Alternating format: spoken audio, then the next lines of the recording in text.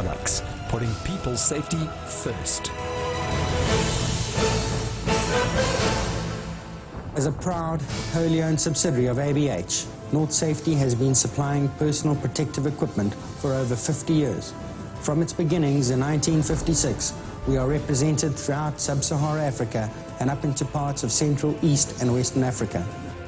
North is a leading supplier of respiratory, hearing, eye, face, head and hand protection, as well as protective clothing, footwear and various specialized safety items. We are the only company in Africa that can supply you with a North branded product from head to toe. We are also a leading distributor for other well-established brands such as DuPont, Uvex, 3M, Bova and Rebel, to name a few. We supply end users, distributors and also specialize in managed on-site stores. North Safety is constantly improving its service and product standards to meet customers' expectations, and international specifications include those of the EN and ANSI. Our ongoing investment in product development ensures that North Safety products will remain one of Africa's leading personal protective suppliers. I invite you to join me in a brief tour of North Safety facilities and offerings. Durban, South Africa is where we begin. In July 2007, the control of North Safety Products Africa was localized to form part of an empowered, diversified industrial holding company known as African Boomerang Holdings. North has an exclusive agency agreement with North Honeywell to represent the North brand in Sub-Saharan Africa. North prides itself with importing high-quality products that comply with international standards to ensure optimal performance. We subscribe to transparency, honesty, and integrity in all our dealings. We embrace entrepreneurship, believe in empowering people, building relationships, and improving lives. Pinetown, as the head office of ABH and North Safety Products, accommodates the National Finance and Admin Departments, the National Central Distribution Centre and Manufacturing Facility, as well as the KwaZulu-Natal Sales Branch. Our manufacturing plant in New Germany boasts a 5,200 square metre facility, which houses various production lines. North Safety pioneered the manufacturing of PVC gloves in the early 1960s. The range of PVC gloves manufactured complies with the SADC specification for chemical resistance.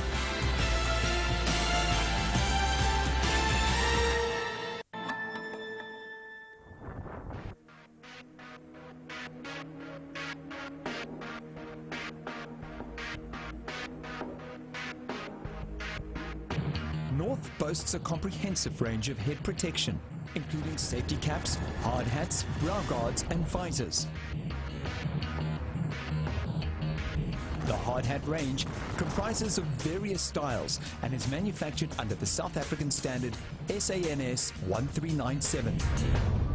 The products can be manufactured to meet various customer requirements, such as high heat, molten splash, electrical insulation, and in a variety of standard or high-vis colors, and a glow-in-the-dark option.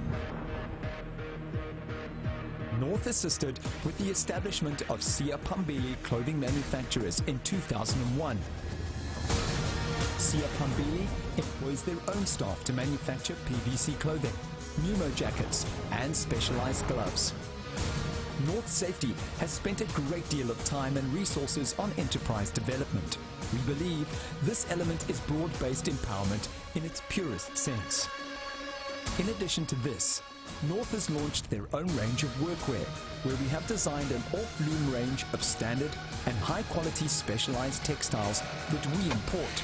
These textiles are independently tested to ensure that they meet their specific requirements. We then have these textiles cut on-site to the SABS or North patterns to ensure that our styles are never compromised. We then deliver these cut garments to our exclusively contracted local CMT factory for construction.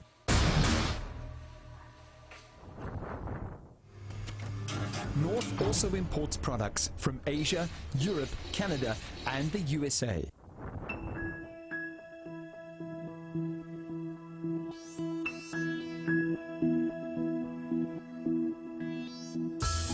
PVC warehouse with its bond and rebate stores receives and distributes daily to the various branches, on-site stores and retail customers throughout sub-Saharan Africa.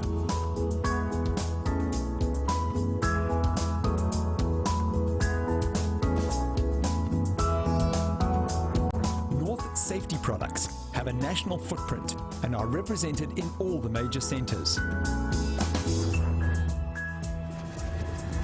All our branches have a comprehensive sales team comprising of a branch manager, internal sales and external sales representatives.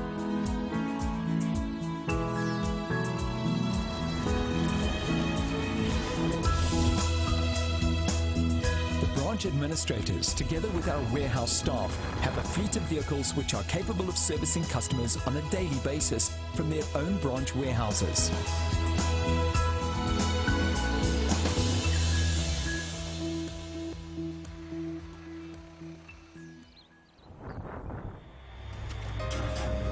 North Johannesburg is located inland.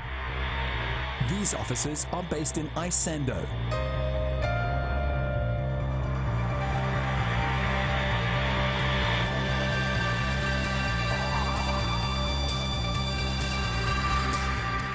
Our 3,200 square meter North Safety Products Johannesburg facility is where our Exports Department, National Sales and Marketing Department, National Commercial Division, as well as one of our many branches is based in Isando.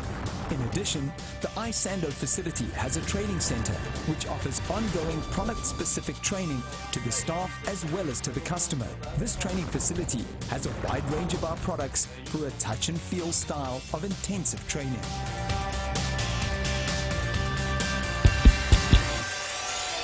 The Exports Department, with its own bond store in Isando, supplies products into countries such as Namibia, Zambia, Zimbabwe, Malawi, Tanzania, Congo, Guinea, Mauritius and Madagascar.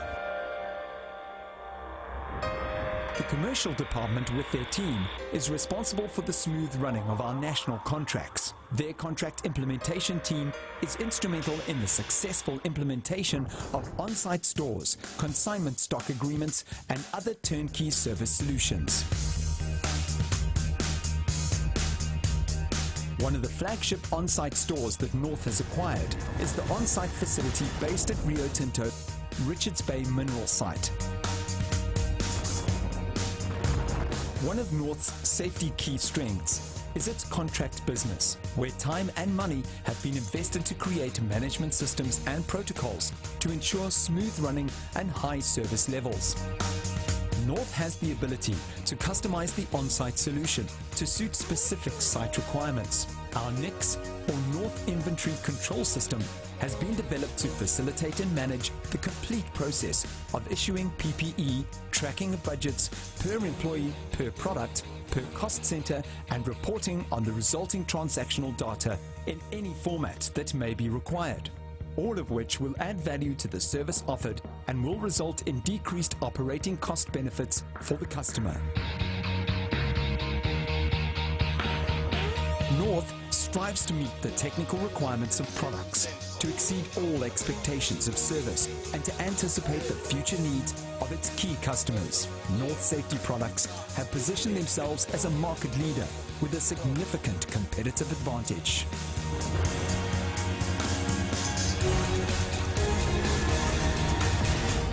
North Safety Products, putting people's safety first.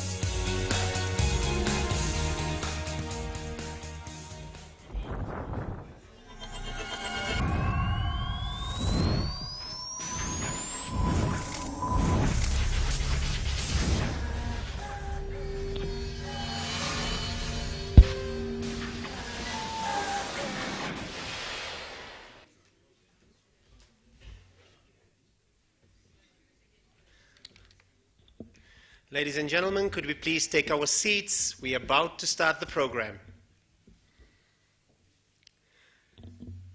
Yesterday was phenomenal. You know, yesterday, I'm sure all of you has picked up some beautiful gems. You learned some phenomenal messages, and there's a lot to take away from yesterday. I learned two things yesterday. Learn, unlearn, relearn. But then UBS came, and said, program, unprogram, reprogram. That was one of the things I learned. What were the things you learned? What inspired you yesterday? But when the DG spoke about life, it touched me. He said, we have challenges. Don't be quiet. Don't stand back. Don't let the world and the disaster strike you. Stand up. And the stand you should take is the stand of humanity. You know, today is a day where we had a leadership conference where we are learning future skills, future technologies. Is today the day, no matter what, we take full responsibility. We stand up as a leader. So as a leader, those were one of the few messages I learned. Is there anyone that learned a message yesterday? Remember today, I told you we're going to have fun. It's interactive. It's engaging. So I want you to interact with me, engage with me, and participate. My name is Abdul Manak. I'm going to be your host, and I'm excited to be here today. I see my phone's going on, so all protocols apply. Let's keep our phones off. Sorry about that. Tell him he's busy. Send a check to ICANN, okay? Yes, and my name is Abdul Manak, and I am, I-am. So what is I am? When we attach I am to anything, we give it power. So when you say I am beautiful, I am awesome, I am grateful, we give it power. Clarity is power. So I want to start by saying thank you. Thank you for coming. You could be anywhere today, but you chose to be with us today. We are excited to have you. I am excited, and David's excited to have you here because we have lined up an informative, an interactive, and inspirational show. Today marks our 22nd ICANN Annual Leadership Dialogue about future skills and future technology. Yesterday, we started unpacking the impact of the fourth industrial revolution in how technology and future skills are shaping the future. What digital skills do we need? What is the technical skills we need? Yesterday, we unpacked lots of discussions with regarding to that. And with regarding to yesterday, I want to ask you, when I greeted you, I said we're going to have fun. Am I right? Who remember we said we're going to have fun? So I want to ask you, when I greeted you now, what did you notice about me? Is there anything you noticed? Anyone noticed anything about me? Yes? Vibrant? Anything else? Energetic? Anything else? You smoked something illegal. I smoked something illegal. What did you notice about my face? What did you say? A smile. When someone smiles, it goes a mile. It inspires me. So as a smile, I'm giving you a chocolate, give a smile. 100 million, one chocolate. I see David picked up his hand, so when you take action and you pick up your hand immediately, I give you a present. Are you excited? I see Daniel's also picking up his hand. When David's picking up his hand here, I'm giving you a chocolate. See, let me tell you, your smile increases your face value. Smiling, ladies, is the best makeup you can wear. Am I right? So, what I want you to do is see the person on the right and the left. I want you to give him the most awesome smile. But before you do the smile, tell them about this smile. Say, you look awesome. You look incredible, and I love your smile. Come on, let's do it, guys.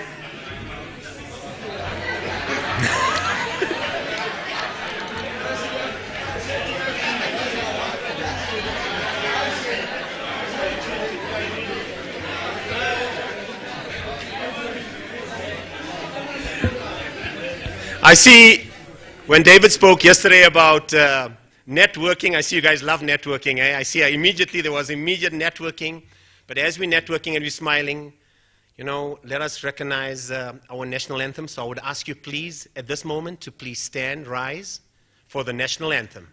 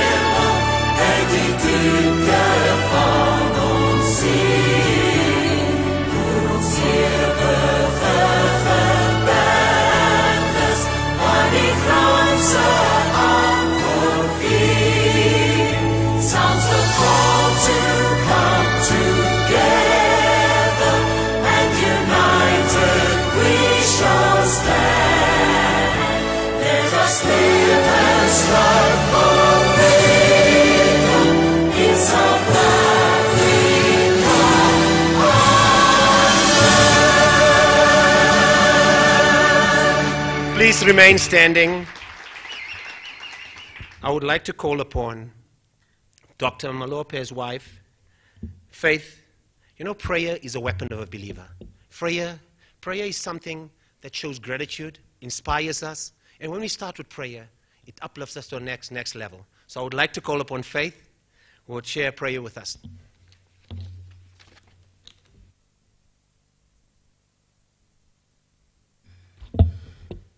Good morning.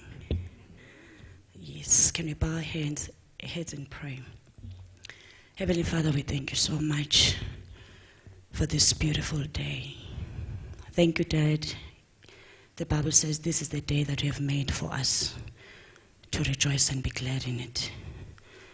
Father, we are so grateful for the gift of life today. It is not by our might and our spirit, but God, it is by your grace that we woke up today. Siyabonga, Nkulunkulu wethu onamandla. We pray that even today you guide us, you lead us in everything, God, that is going to be happening in this place. We pray for your presence. Holy Spirit, you are our helper. You are our guidant. We give you your platform in this place. Whatever Nkulunkulu ongcwele ezofundiswa in this place, Nkulunkulu namandla, open our ears and open our eyes to see, Nkulunkulu ongcwele, and give us the wisdom and all the strategies that are needed ukuthi kuyolungiswa la kumele kulungiswe khona, ukuthi kuyobuildwa la kumele kubuildwe khona. For we know that you are that God who honors a meeting, efuna something that will build, something that will bring a change. You are that God who is pleased with any meeting that is calling for a change. We are praying ke Nkulunkulu namandla that may be the results, Nkulunkulu othandekayo, that will give back glory to you. We pray that you may protect us and our loved ones who are not even with us. Let Nkulunkulu ongcwele kungabikho any distraction as we are here. We pray that, Heavenly Father, no one will receive any call that will distract the program. We pray that, Heavenly Father, you be with us and take care of everything that has to do with us. We pray, Heavenly Father, that you comfort even that one who came here, Nkulunkulu ongcwele, confused, having no direction. We pray that, Heavenly Father, after this meeting, Nkulunkulu othandekayo, you will give a direction to that confused person. We pray that, Heavenly Father, whoever is here, Nkulunkulu ongcwele, crying for a door to be opened, we pray that, Heavenly Father, you can do a miracle. You are that God who sees inhliziyo zethu and who knows our destiny. We pray that, Heavenly Father, today may someone, Nkulunkulu ongcwele, athole lento ekudala ifisa, that if I can meet with somebody doing this or having this, my life will never be the same. We pray that, Heavenly Father, this may be a nil point for some of us for our breakthroughs and our destiny. In Jesus' mighty name, you are our God. who watches over us. As we are seated here, your eyes are moving to and fro because you are God who searches the hearts. Whoever has a willing heart for whatever that you have blessed him or her with, if the heart is willing to be a blessing to somebody else, you are that God who wants to sit down and dwell and eat with that person. We thank you, Heavenly Father, that even today our lives will never be the same. May you be glorified. All the honor and adoration belongs to you. In Jesus' mighty name we have prayed. And everybody say amen. What a beautiful prayer. You know, prayer brings a word to me. Push. P-U-S-H. If ever you channeled, if ever you challenged in life, push. Pray until something happens. Pray until something happens. So keep pushing. Thank you so much, Faith, for that beautiful prayer. Very inspiring and very heartening. I think what a beautiful way to start. Am I right? Before we get started, I would like to express my sincere appreciation to all those who helped make today possible. It is because of you today has happened. Thank you so much to our sponsors, to UBS, who make life better. Thank you so much for participating and always being in the forefront of our sponsors and making this event. So thank you so much, sir. Also for Fortify Africa for coming on board. If you're not evolving, you aren't moving forward. So you're moving forward with us, and we're excited to have you with us. Funzi for also interacting with us, engaging with us, and being part of today. EEC, Skyco for the beautiful screens, as you can see up here. ICANN. You know, thank you so much always with Doctor and his team for always being part of coordinating awesome events like these. You know, Life Destiny. So let's give a round of applause for our awesome sponsors who's made today possible. Thank you so much. At this point, I would also like to welcome all our online guests. You know, Doc says online is on top, but online is right here online. So I love when he says online. So everyone who's live streaming on Facebook, on ICANN, Leadership Institute Africa, thank you for going online. I want you to also go online, interact with our online platforms. Go on the Facebook page, share comments, interact, and engage with us, because social media is a beautiful platform. At this point, I would like to welcome our host. Today is only possible because of his vision. As chairperson of ICANN Leadership, an organization that inspires, empowers, and equips leaders in such a way that they raise leaders and impacting nations to strive forward with integrity. Dr. David Molapo has the ability, and always when I've been with him, he's mesmerized us. He's mesmerized his audience all over the world, all around the country, all over Africa. A person who is a person of God, a teacher, someone who is a mentor to me and always inspired me when he speaks. And I'm sure he's going to inspire you. So let's raise for Dr. David Molapo.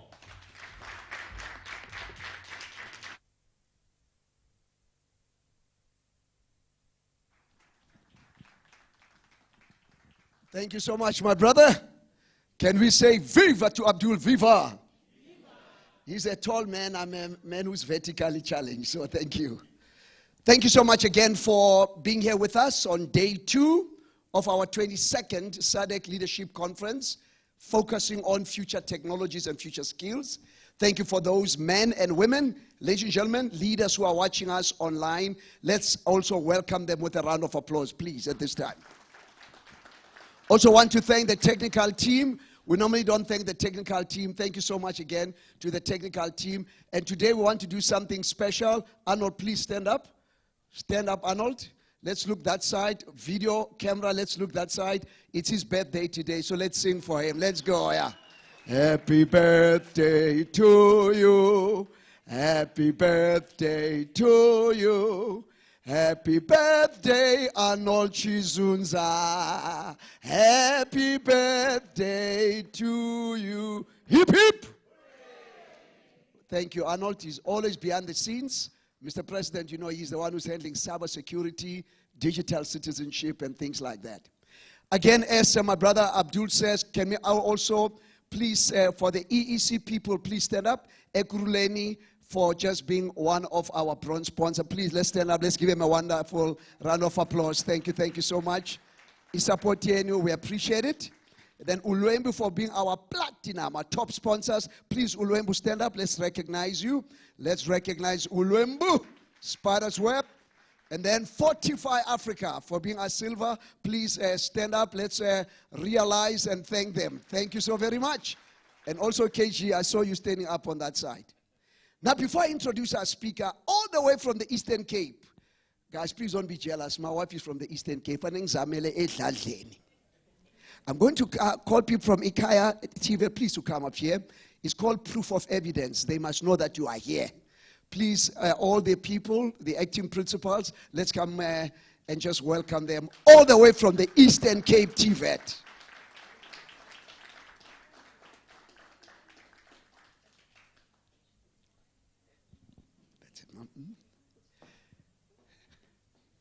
But there's supposed to be 7. Where are the other 3? Obasekon, yeah. Deputy Chair, let me give you this mic here. It's sanitized already. Yeah. Deputy Chair, first of all, introduce yourself. And remember, thousands are watching you online, including your team, Ekaya. They know that you are here. This is live. Okay, thank you. Thank you, Doc. My name is Xoliso Hewu. I'm the Deputy Chairperson of Ikhala TVET College. We're based in Queenstown. We've got a campus in Stakespruit, in Alwal North, Ezibeleni. So those are our campuses. But in terms of my hometown, I'm based in Cape Town, but originally from AU, from the Eastern Cape. I'm not a princess, though. Thank you. Siabonga, again, want to say thank you so much. I mean, driving, flying, whatever you have to do to be with us, and that's great. Because our keynote speaker is going to be Ibosu Ibraetu Babusanele. So thank you so much, and you must tell your daughter to learn to speak Sotho. You know,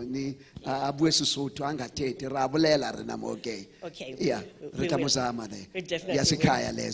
Sure. Thank you. Let's give our runner. Oh, hold on. Acting principal, come on, Yeah. sir.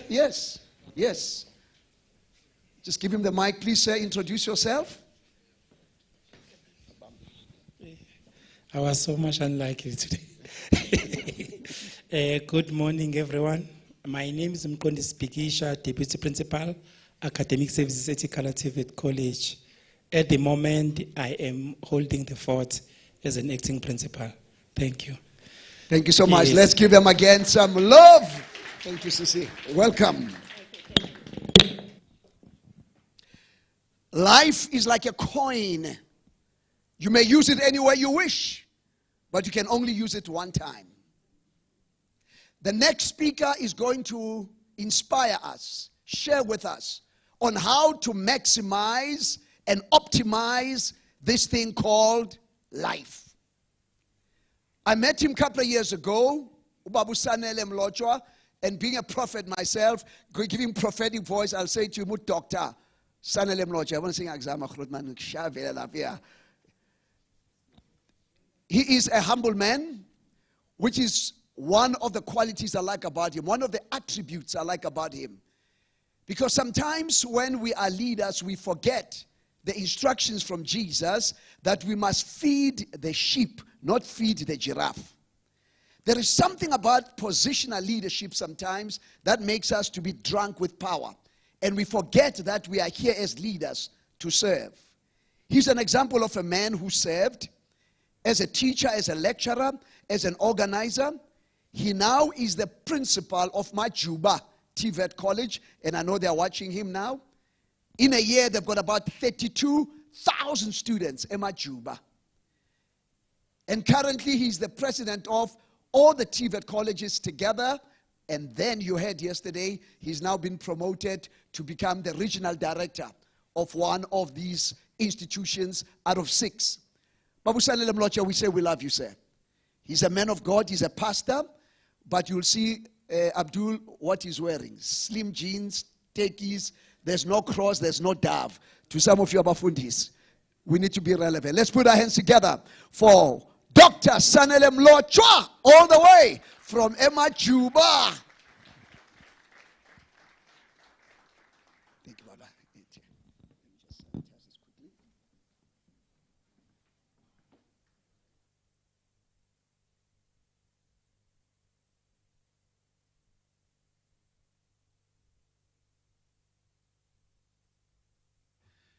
Thank you very much, Doc, Dr. Mlapo, my big brother and my old friend. Let me extend my greetings to SG and all dignitaries. Sis Faith, thank you very much for a very powerful prayer. We started to feel things moving. Thank you very much. Those who can detect those things. The Holy Spirit is with us, and I'm sure it's helping us to make this a success. Let me extend my greetings to the TVET colleges that are here amongst us today, especially the Eguruleni East TVET College were with us even yesterday, as well as the Ikala TVET College from Eastern Cape. Those are my cronies. So as I introduced myself yesterday, a president is always a president. You may choose to put the former or the whatever, but the president is always a president. It's like usbar, nombanga shugan, remains bar, mantlangan says bar. So I'm about to hand over the baton to the new president. As I'm going to be the regional manager, I can't be the president of them. I was the president because I was one of the 50. Now I've been elevated to be one of the 6, just like Daniel. So, because there are 50 TVET colleges and then 50 principals, I was president of all of them at that level. Now I've been told to go and now hold the collected 9, which is a region of KZN. Now I'll be amongst the 6 who's shouldering the entire department.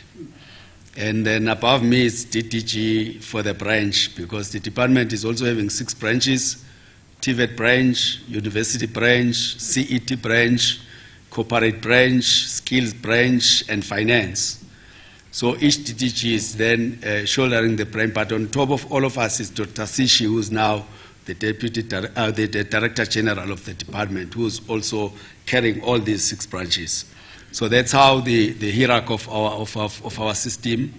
And now I'm part of the 6, and I think it's the most strategic and powerful position, because it's a matter of connecting with my other 5 colleagues in other regions to say this is what we are doing in KZN and what is it that we can do. I think what is important for today's gathering and my talk is that we want to create an ecosystem. Yes, sir. An ecosystem where, when I present the presentation here, you'll have to identify where you can plug in. Because nobody has no role to play here. All of us has roles. It's just sometimes we fight for a particular hole when there are so many other holes we can plug in. Let's plug in from here, come out with something and say, hey, I'll pursue this one. Then let's see how do we assist each other in ensuring, because what we want to do in a skills revolution, there is no one single man that can deliver that. But different people, as I indicated yesterday, that as much as we can teach theory, we can have practice in the workshop, we still need industry for exposure and to learn what is the latest. Doesn't help to continue training people on the technologies that are already out of the system. We must train things on the current things, so that when you can't train the students, the mechanical students on the carburetors when there is no car with a carburetor outside. They go out, they have to look for something else.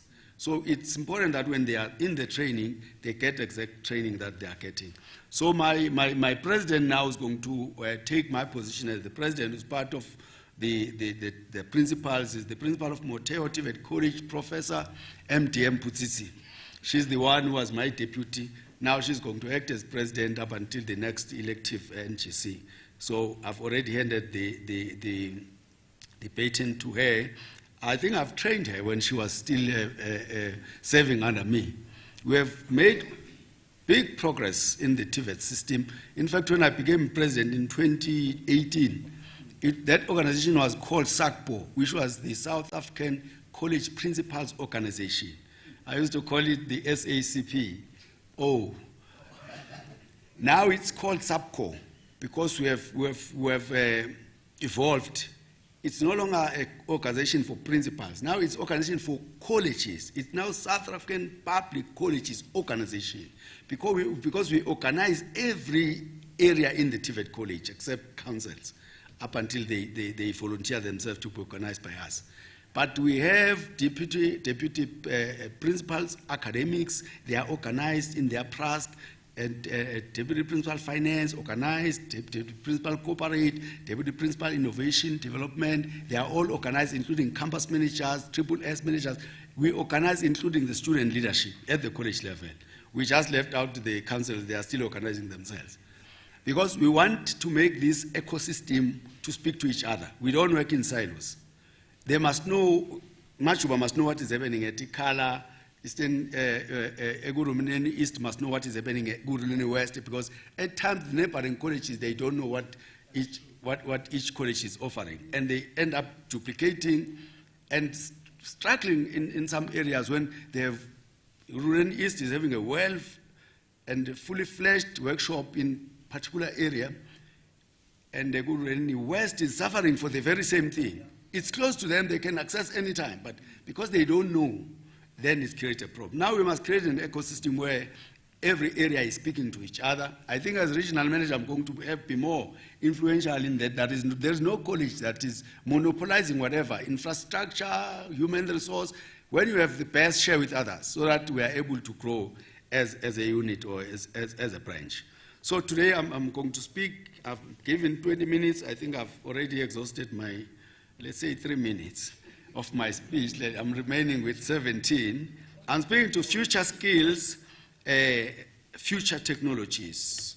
I'll be focusing on the TVET sector, because we are all interested in ensuring that TVET sector is positioned such that it is the sector that is producing the skills that are required for our economy, that is going to help our economy going forward. You can then move to the next slide. There are objectives of this presentation. I'm going to run on it. I'm not going to spend a lot of time. But importance of ICT within South African economy, and ICT skills shortage in South Africa, program offering linked to 4IR at TVET colleges initiatives linked to 4IR, role of TVET college lecturers within COVID-19 pandemic, future technologies that TVET colleges need, and smart cities, township revitalization, ICT, and well skills. The importance of ICT skills within the South African economy. South Africa has one of the largest information and communication technology ICT markets in Africa. It shows technological leadership in the module software field, security software, as well as electronic banking services. As an increasingly important contributor to South Africa's GDP, the country's ICT and electronics sector is both sophisticated and developing. Several international corporate operate subsidiaries from South Africa, including IBM, Unisys, Microsoft, Intel Systems, Application Protocols, Dell, Novell, and Compaq. It is seen as the regional hub and supply base for neighboring countries. That is South Africa. ICT skills shortage in South Africa, the cybersecurity skills gap. 4 million professionals needed worldwide, including South Africa. And every 39 seconds, a cyber attack occurs somewhere in the world. These attacks cost organizations an average of about $13 million, and the cumulative global value at the risk from being destroyed amounts to approximately $5.2 trillion in the period from 2019 to 2023, according to Accenture. And other ICT skills shortages in South Africa. Critical ICT skills required in South Africa as per the Department of Home Affairs Government Gazette 44164 of 18 February 2021, and the ICT project manager, data management managers, and multimedia specialists, ICT systems analysts, data scientists, software developers, program analysts, network analysts, and ICT security specialists. Current ICT DED funded programs or skills curriculum in the TVET colleges. Current TVET colleges offer both the NCV curriculum with information and communication technologies program offering within the NCV program.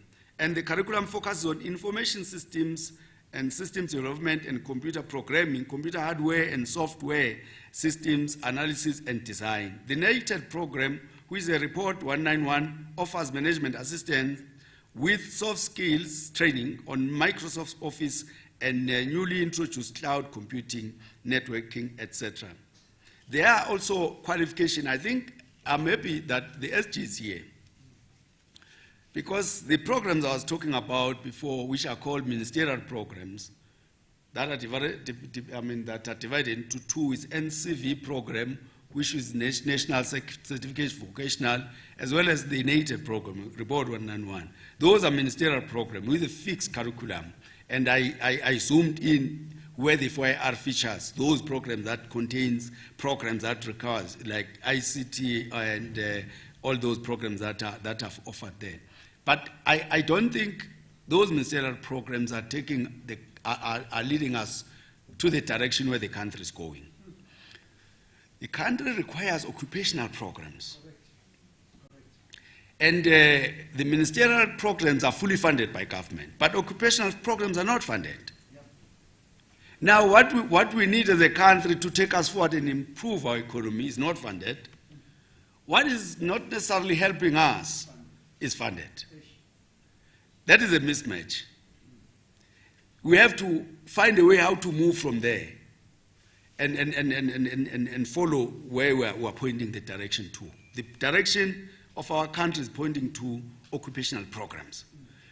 Indeed, the department has started because now we have the so-called COS, which is the Center of Specialization program, which is a dual program where students that are in the college for theory, then they are already partnered with the industry for a particular time. They are then in the industry, then they will produce that's the kind of education we want. That now is now funded, but it's not for all colleges, very few colleges, because it's still a pilot. And then we are saying that need to be extended to other colleges. Unfortunately, the requirement for entering into that particular program, you must have infrastructure in place. And that infrastructure is assessed whether it meets the requirements. And majority of our colleges do not have that infrastructure.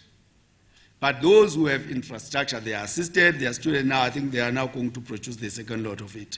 Majuba is one of those centers of specialization, as we are specializing on boiler making. And then few others, I think in the country were only 13 that are centers of specialization. Guruleni East is also a center of specialization.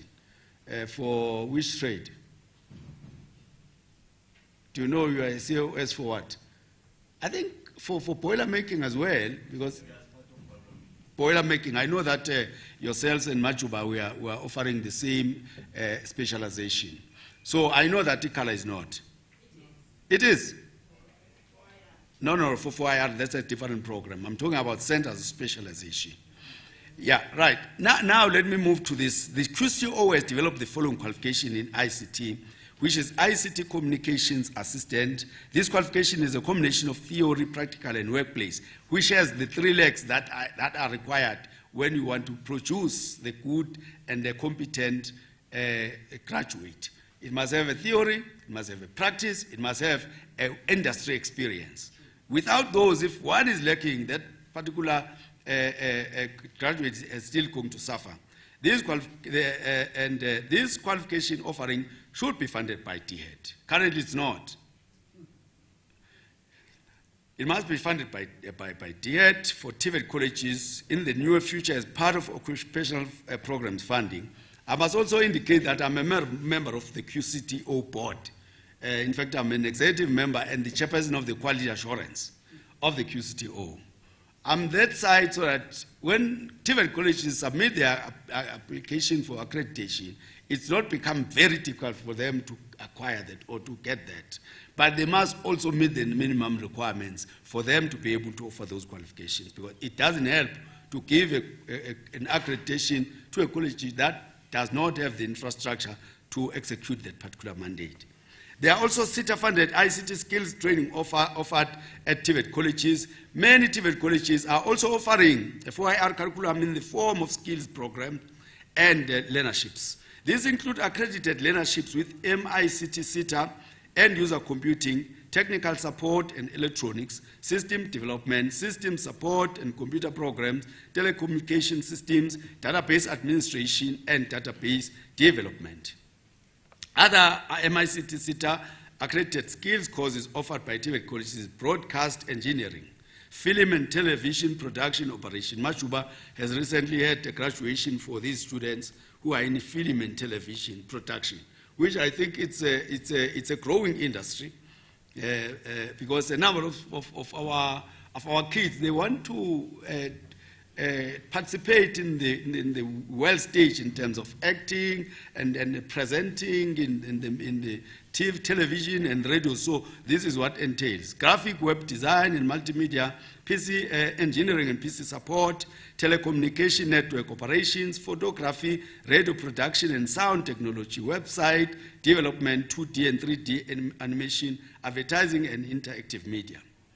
So I think this platform also helps just to display what is there, what TVET colleges are doing.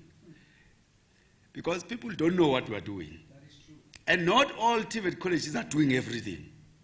So these are the things that are there in the TVET colleges. Now, I think this gathering is going to be able then to zoom into which colleges are doing what. I may not give answers here, but as I'm going to share my contacts, I'll be able to respond to yourselves, to say, if this is your area of specialization and you want to plug into these particular colleges that are doing this kind of programs, I think I will be able to do that. And Doc, I think next year, I have a responsibility to bring about 10 TVET colleges to be this platform. We are not going to get a big chunk of them at the same time. Maybe today 2 are here, but I think we need to add another 8. And you two must remain permanent members of this. Because that's where you can link to partnerships. You can get people to work with. Don't close yourself in your corner and don't expose yourself. This is a very good platform. In fact, for everything. Even if you go away with one partner here, that will say, I'll follow you, I'll come there, wherever you are. This is what we'll do together. And this must not be a talk shop, but must be an action-oriented platform. Other short skills courses offered at TVET colleges, ICDL and mobile applications, Cisco training by becoming Cisco Network Academy or an Oracle Microsoft certification. Colleges accredited as Microsoft training centers. Let's move. Future skills, future technologies that TVET colleges can offer: 3D printing, drone piloting, data scientists, software development, cloud computing, cybersecurity, digital skills, robotics, and coding. Those are the, oh, now I'm running before you. Then funding future skills, future technologies that TVET colleges can offer. It is clear that the future skills indicated as future technologies is aligned to the National Development Plan and closely linked to the National Skills Development Plan and the HRD strategy of the country. One of the challenges of the program offering is funding. That's the main thing. You may want to offer something. If it's not funded, you have a problem. Yep. Because there must be funding first, create an environment, recruit students. Well, you don't recruit students when you don't have funding. But the other part is, when you have funding, you must have partners who are going to take you that route. For example, you want to offer cybersecurity. You can't do that on your own. You have to get people with knowledge, with certificates, who are qualified to do so. But if you are not moving, nobody is going to move for you. You have to do something. And TVET colleges must therefore partner with industry and other stakeholders, private sector, to possibly fund or co-fund some of the programs. That's what I was talking about yesterday. That's why my research particularly, and it's going to be provoking. And I intentionally chose that particular topic. And anyway, I'm studying through the University of Free State to say I want to establish a strategy to enrich the role of stakeholders in the management of curriculum delivery in the TVET colleges. Because people are standing on the sidelines shouting this, they are not doing anything and they are producing wrong skills, but they are not coming to the party to say this is what we want, this is how we should do it. And they must also indicate what compensation they want. Because government have tried a lot. Government is paying stipends, offering them free labor. They are encouraging them to come to the party. They are not coming to the party. Now they must tell us what is it, what more do they want? I know that at the end they complain that we are not producing the skills we want. We are saying, come in, tell us what skills you want.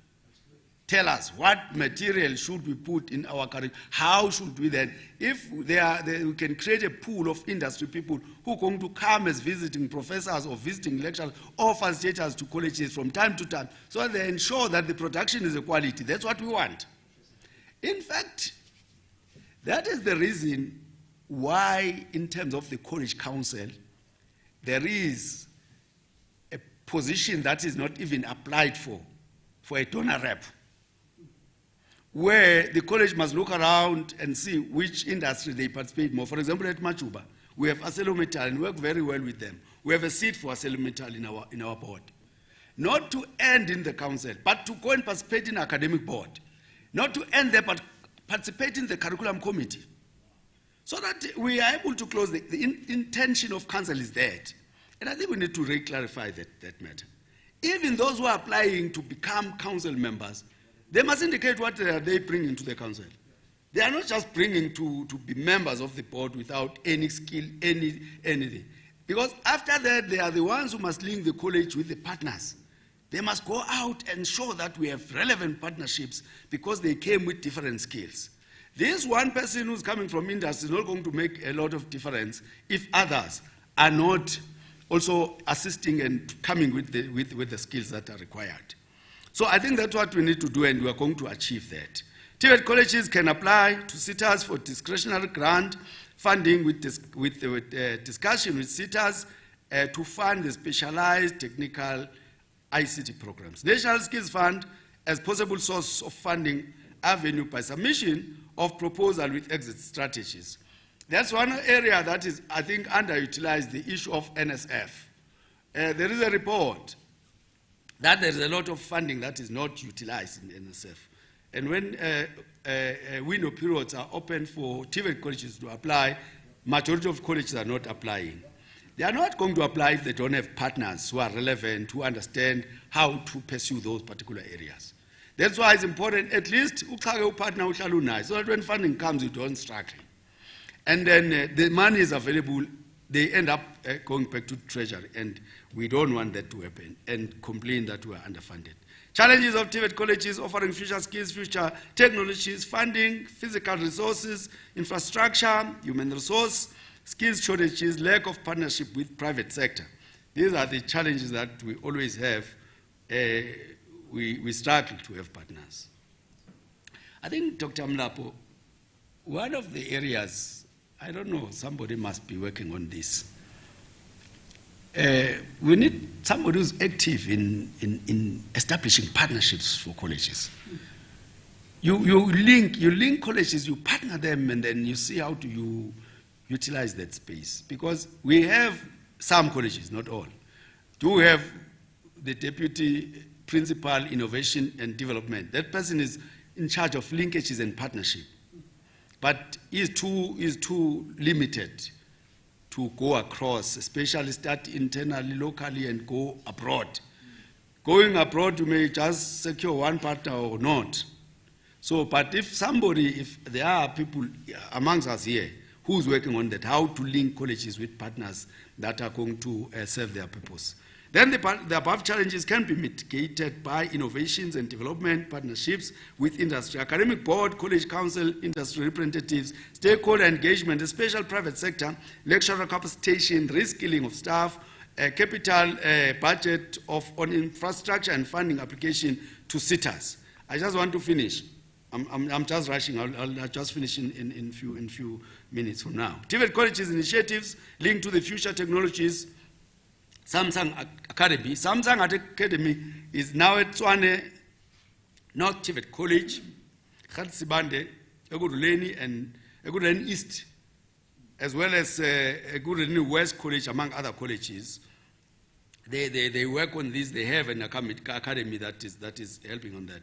There is also a recently a young child of SAPCO, which is a partnership with Huawei, Chinese telecom giant Huawei and South African college principals or South African public colleges organization have partnered to cultivate ICT talent in technical and vocational education and training colleges.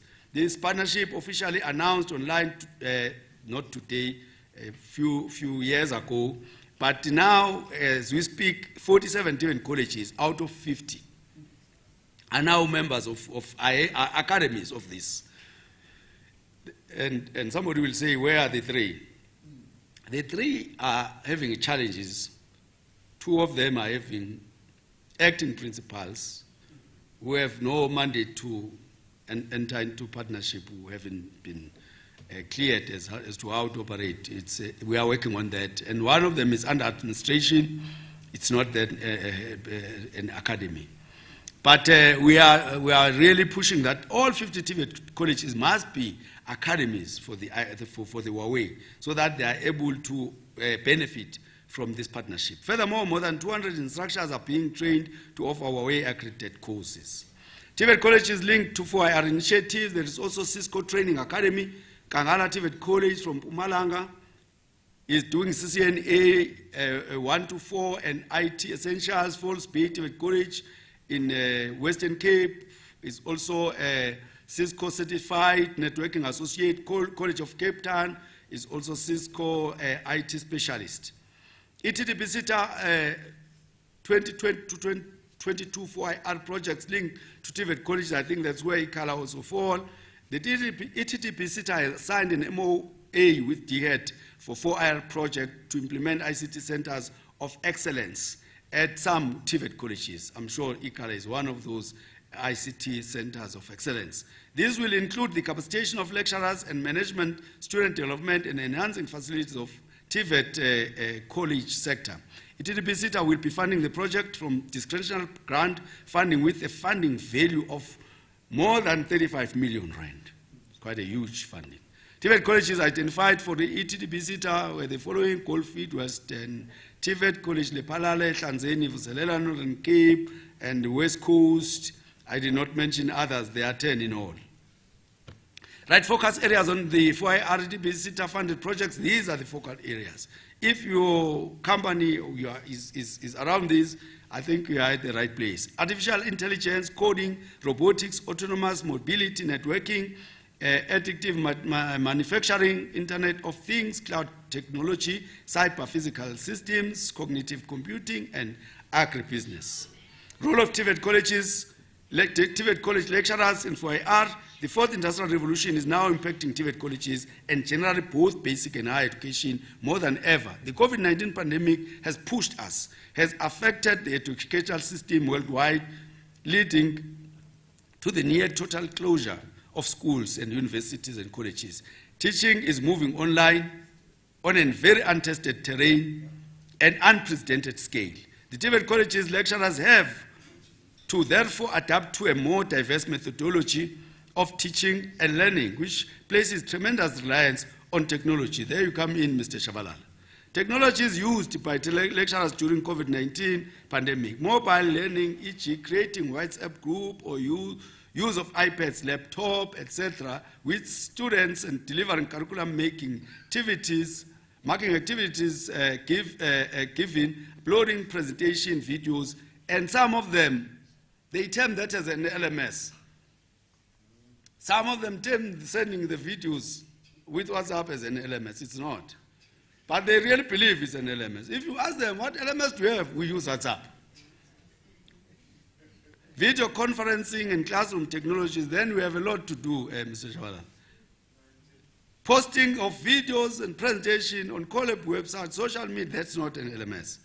But the use of WebEx, Skype, Zoom, Microsoft, we are all now used to that, but that is not an LMS. Negotiating with telecommunication companies for reasonable rates on data, etc. I think we are on that one as DHET. We're engaging with these big MNOs to provide the zero-rated data for all the teaching and learning material. Colleges have developed portals, the LMS, to facilitate blended learning. Some colleges do have, as much as we do have our LMS, although it's still under review. We'll see how far it takes us. We launched it last year. We are going to give it another year.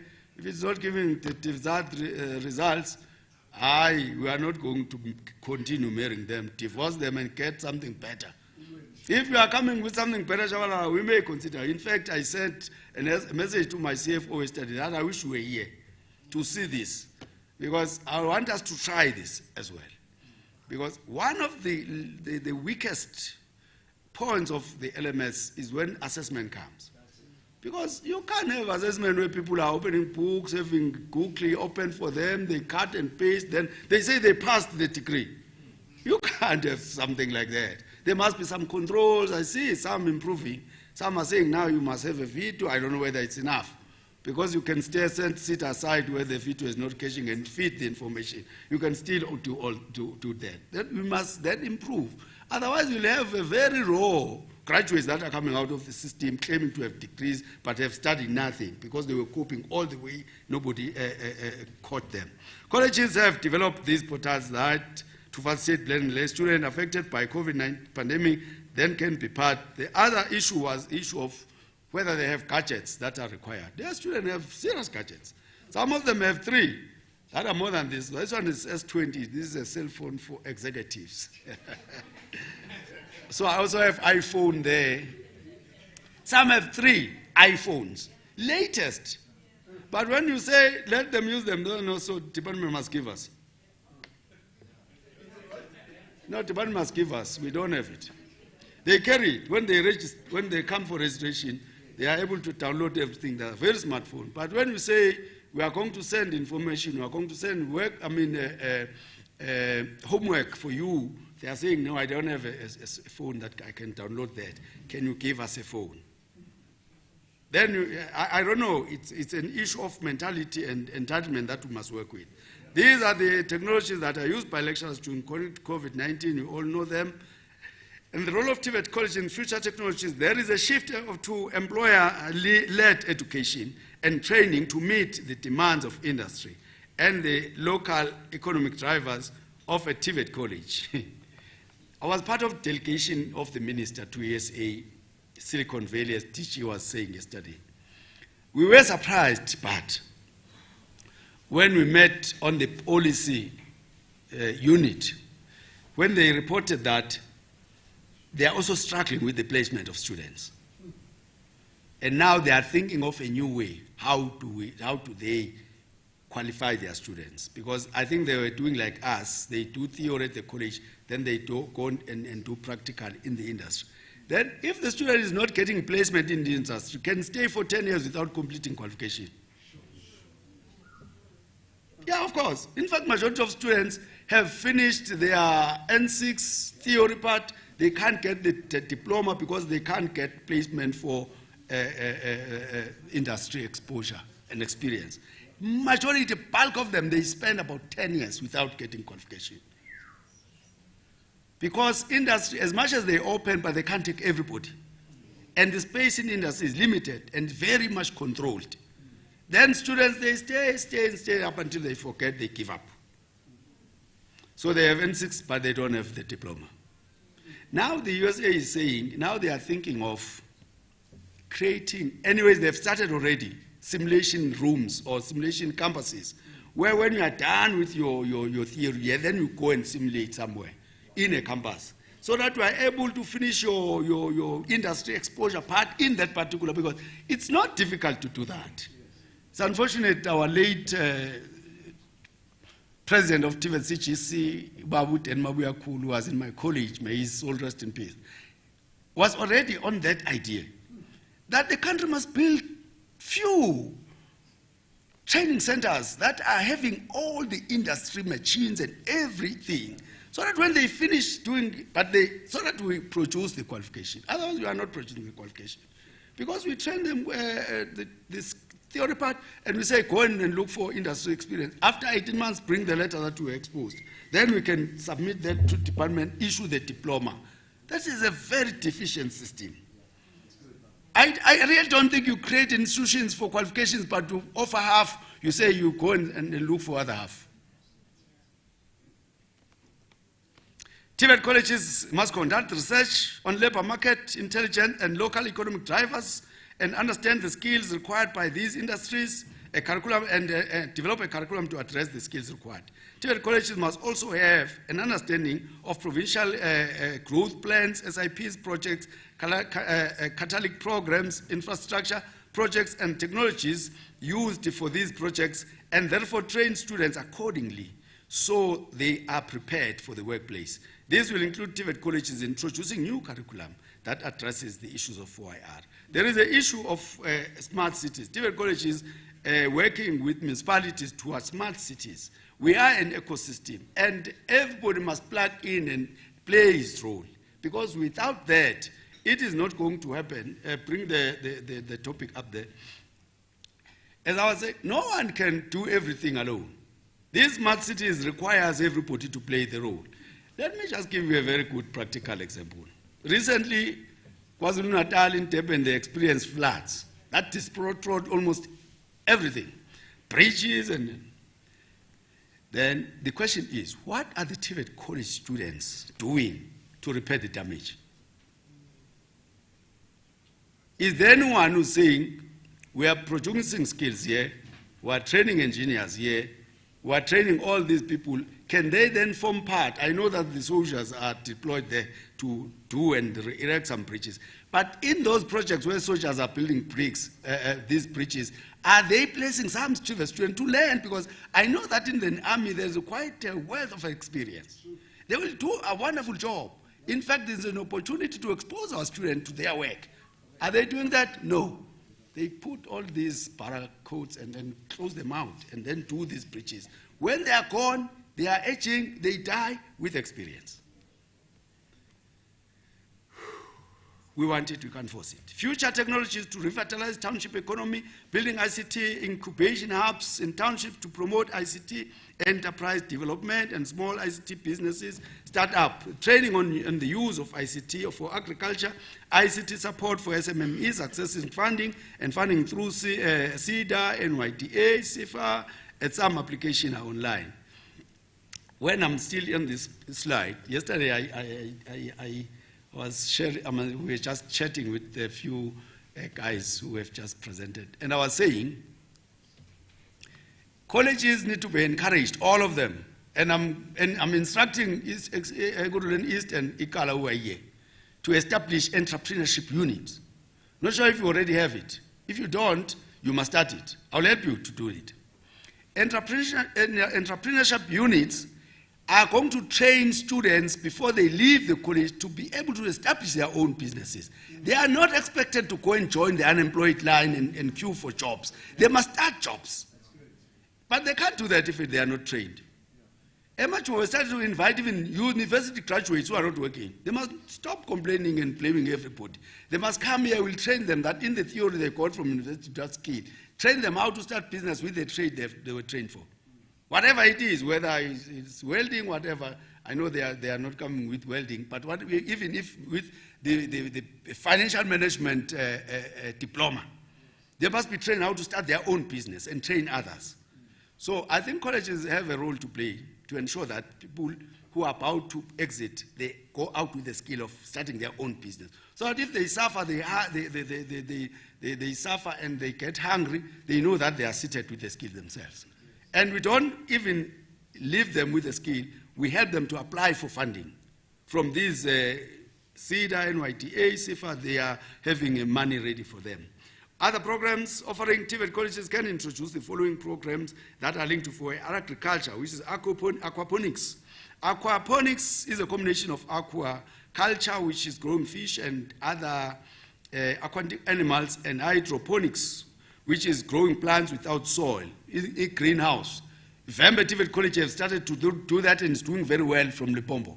And other colleges must take a cue from there because it's possible and it's doable. It is not dependent on seasonal changes. Use of drone technology in agriculture, spray and protection, fertilizing and sowing, farm surveillance, and these are other the examples of those drones that are there. There are programs or skills that are linked to the world skills. There is this big competition that South Africa is very proud to be part of. And every college must participate in the World Skills competition. Anyway, I think it should be mandatory. You know, if you are producing skills and you are afraid to compete with your equals, then you are producing nothing. You must be bold to say, we are producing these skills and we can compete with anybody in the world. Okay, get defeated, it's okay, it's normal. But you must not be afraid to say, hey, no, I'm scared. Then what are we teaching then? Why should students remain in the college where they are scared to participate in a competition? Even in your career yourself as a lecturer, hey, I'm afraid in my own area, I can't compete with others. When there's a competition, I'm run away. No, you are not you are a bogus lecturer, fake lecturer. Yeah, I'm putting it very bluntly. It's like if I'm a principal. I'm a principal of a college, but when the competition for principals is coming, I'm saying, no, I'm afraid. That college does not have a principal. I'm still an acting regional manager, but if the competition comes next week, I'll go there and compete with them and show them how to be a good regional manager. So these are the things that are done in the World Skills competition, where we invite all colleges to participate. 3D digital game, art, cloud computing, information network and cabling, CNC milling and turning, IT network systems and administration, mobile robotics, mechanical engineering, CAD, mechatronics. And these are the exit strategies for students studying 4IR-related programs, internship programs, full-time employment, business startups, as I was saying, cooperative startup and artisanal training, future skills, future technologies towards building a better tomorrow, South African economic reconstruction and recovery. That's where our students should be participating, because that is the trajectory the country is facing. So thank you very much. These are my contact details. I want to apologize to those I promised cards yesterday. I found that I did not bring any cards. So I'm sorry for that. But anyway, I'm in transition. As I was saying, my card must reflect that I'll be a regional manager. So please take my details. These are all my details there.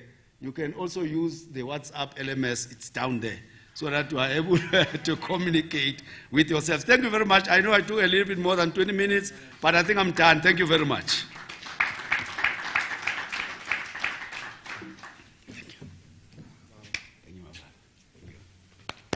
Thank you. For executives. Please repeat after me. Repeat after me, please. This is not a learning management system. Let's give a round of applause to President Sanele Mlotshwa. You are still on schedule, because I was supposed to come and interview you. But can we all agree, colleagues, that he has done everything? Is that right? I've got some messages here, Baba. Can we, with your permission, distribute your presentation? Okay. So, guys, if we can just pack it, then we'll be able to distribute. Let me be honest with you. I've been in this industry for a long time. Today, Baba Mlotshwa, you have taught me and exposed me some new things. Remember, I'm one of the people who will admit I'm still a student. And as a leader, you must never come to a point, Dr. Ned, where we know everything. But again, if the South Africans are slow, and I know that I'm getting into dangerous territory, SG, if South Africans are slow, we've got 28 countries that are struggling with this. I just came with that young man, Dr. Arnold Chizunza from Kenya. They are now getting into the TVET space. Is that right? And Babu Sanele, if they don't appoint you as regional manager, Tina, we're business people. We're not government. Every voice brings you in. Come on, you can do that. Every voice brings in. Voice in voice. So if you don't appreciate this guy, Baba, this kind of information is key. The information is loaded. Again, thank you, thank you, thank you. Let's give him a wonderful round of applause. Now, while we are meditating and digesting what he said, let me call on stage my friend. Come up here, my brother. He's my white EE partner. You're not black EE. Why can't it be white EE partner? It can't just be black EE. Or PE, so it's YEE. I am PDI, previously disadvantaged individual, PDI, and he's a CDI, currently disadvantaged individual. Okay. Tony, ladies and gentlemen, let's put our hands together. International speaker, sales and marketing director, guru, coach. You'll hear him live all the way from USA, South Africa, Kasi, whatever, Anthony Morris.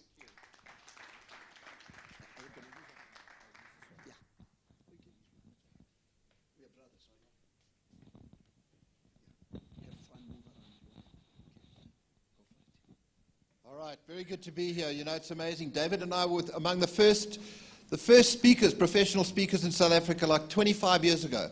And then I went walkabout in Canada and the United States. I didn't tell him I was leaving. As God is my witness, about, I don't know, 4 months ago, on my LinkedIn, he pops up. I don't go on LinkedIn a lot. A lot of people spend time there looking for what, I don't know what. And he comes up, he says, brother, you broke up with me and didn't tell me why. Where have you been? That's the way it happened. And we hooked up again, discovered we've got a lot of the same interests. So, okay. So if you take your phone and you scan my business card, you see that QR code? Scan that business card. It's right over there. You just scan it. It says profile me. You click it, and then I'll appear as an app on your phone. Do that now. I promise you it'll work. Just scan me, and then you've got me, and we can talk. So the theme of my presentation is, does your digital present have a customer future? But okay.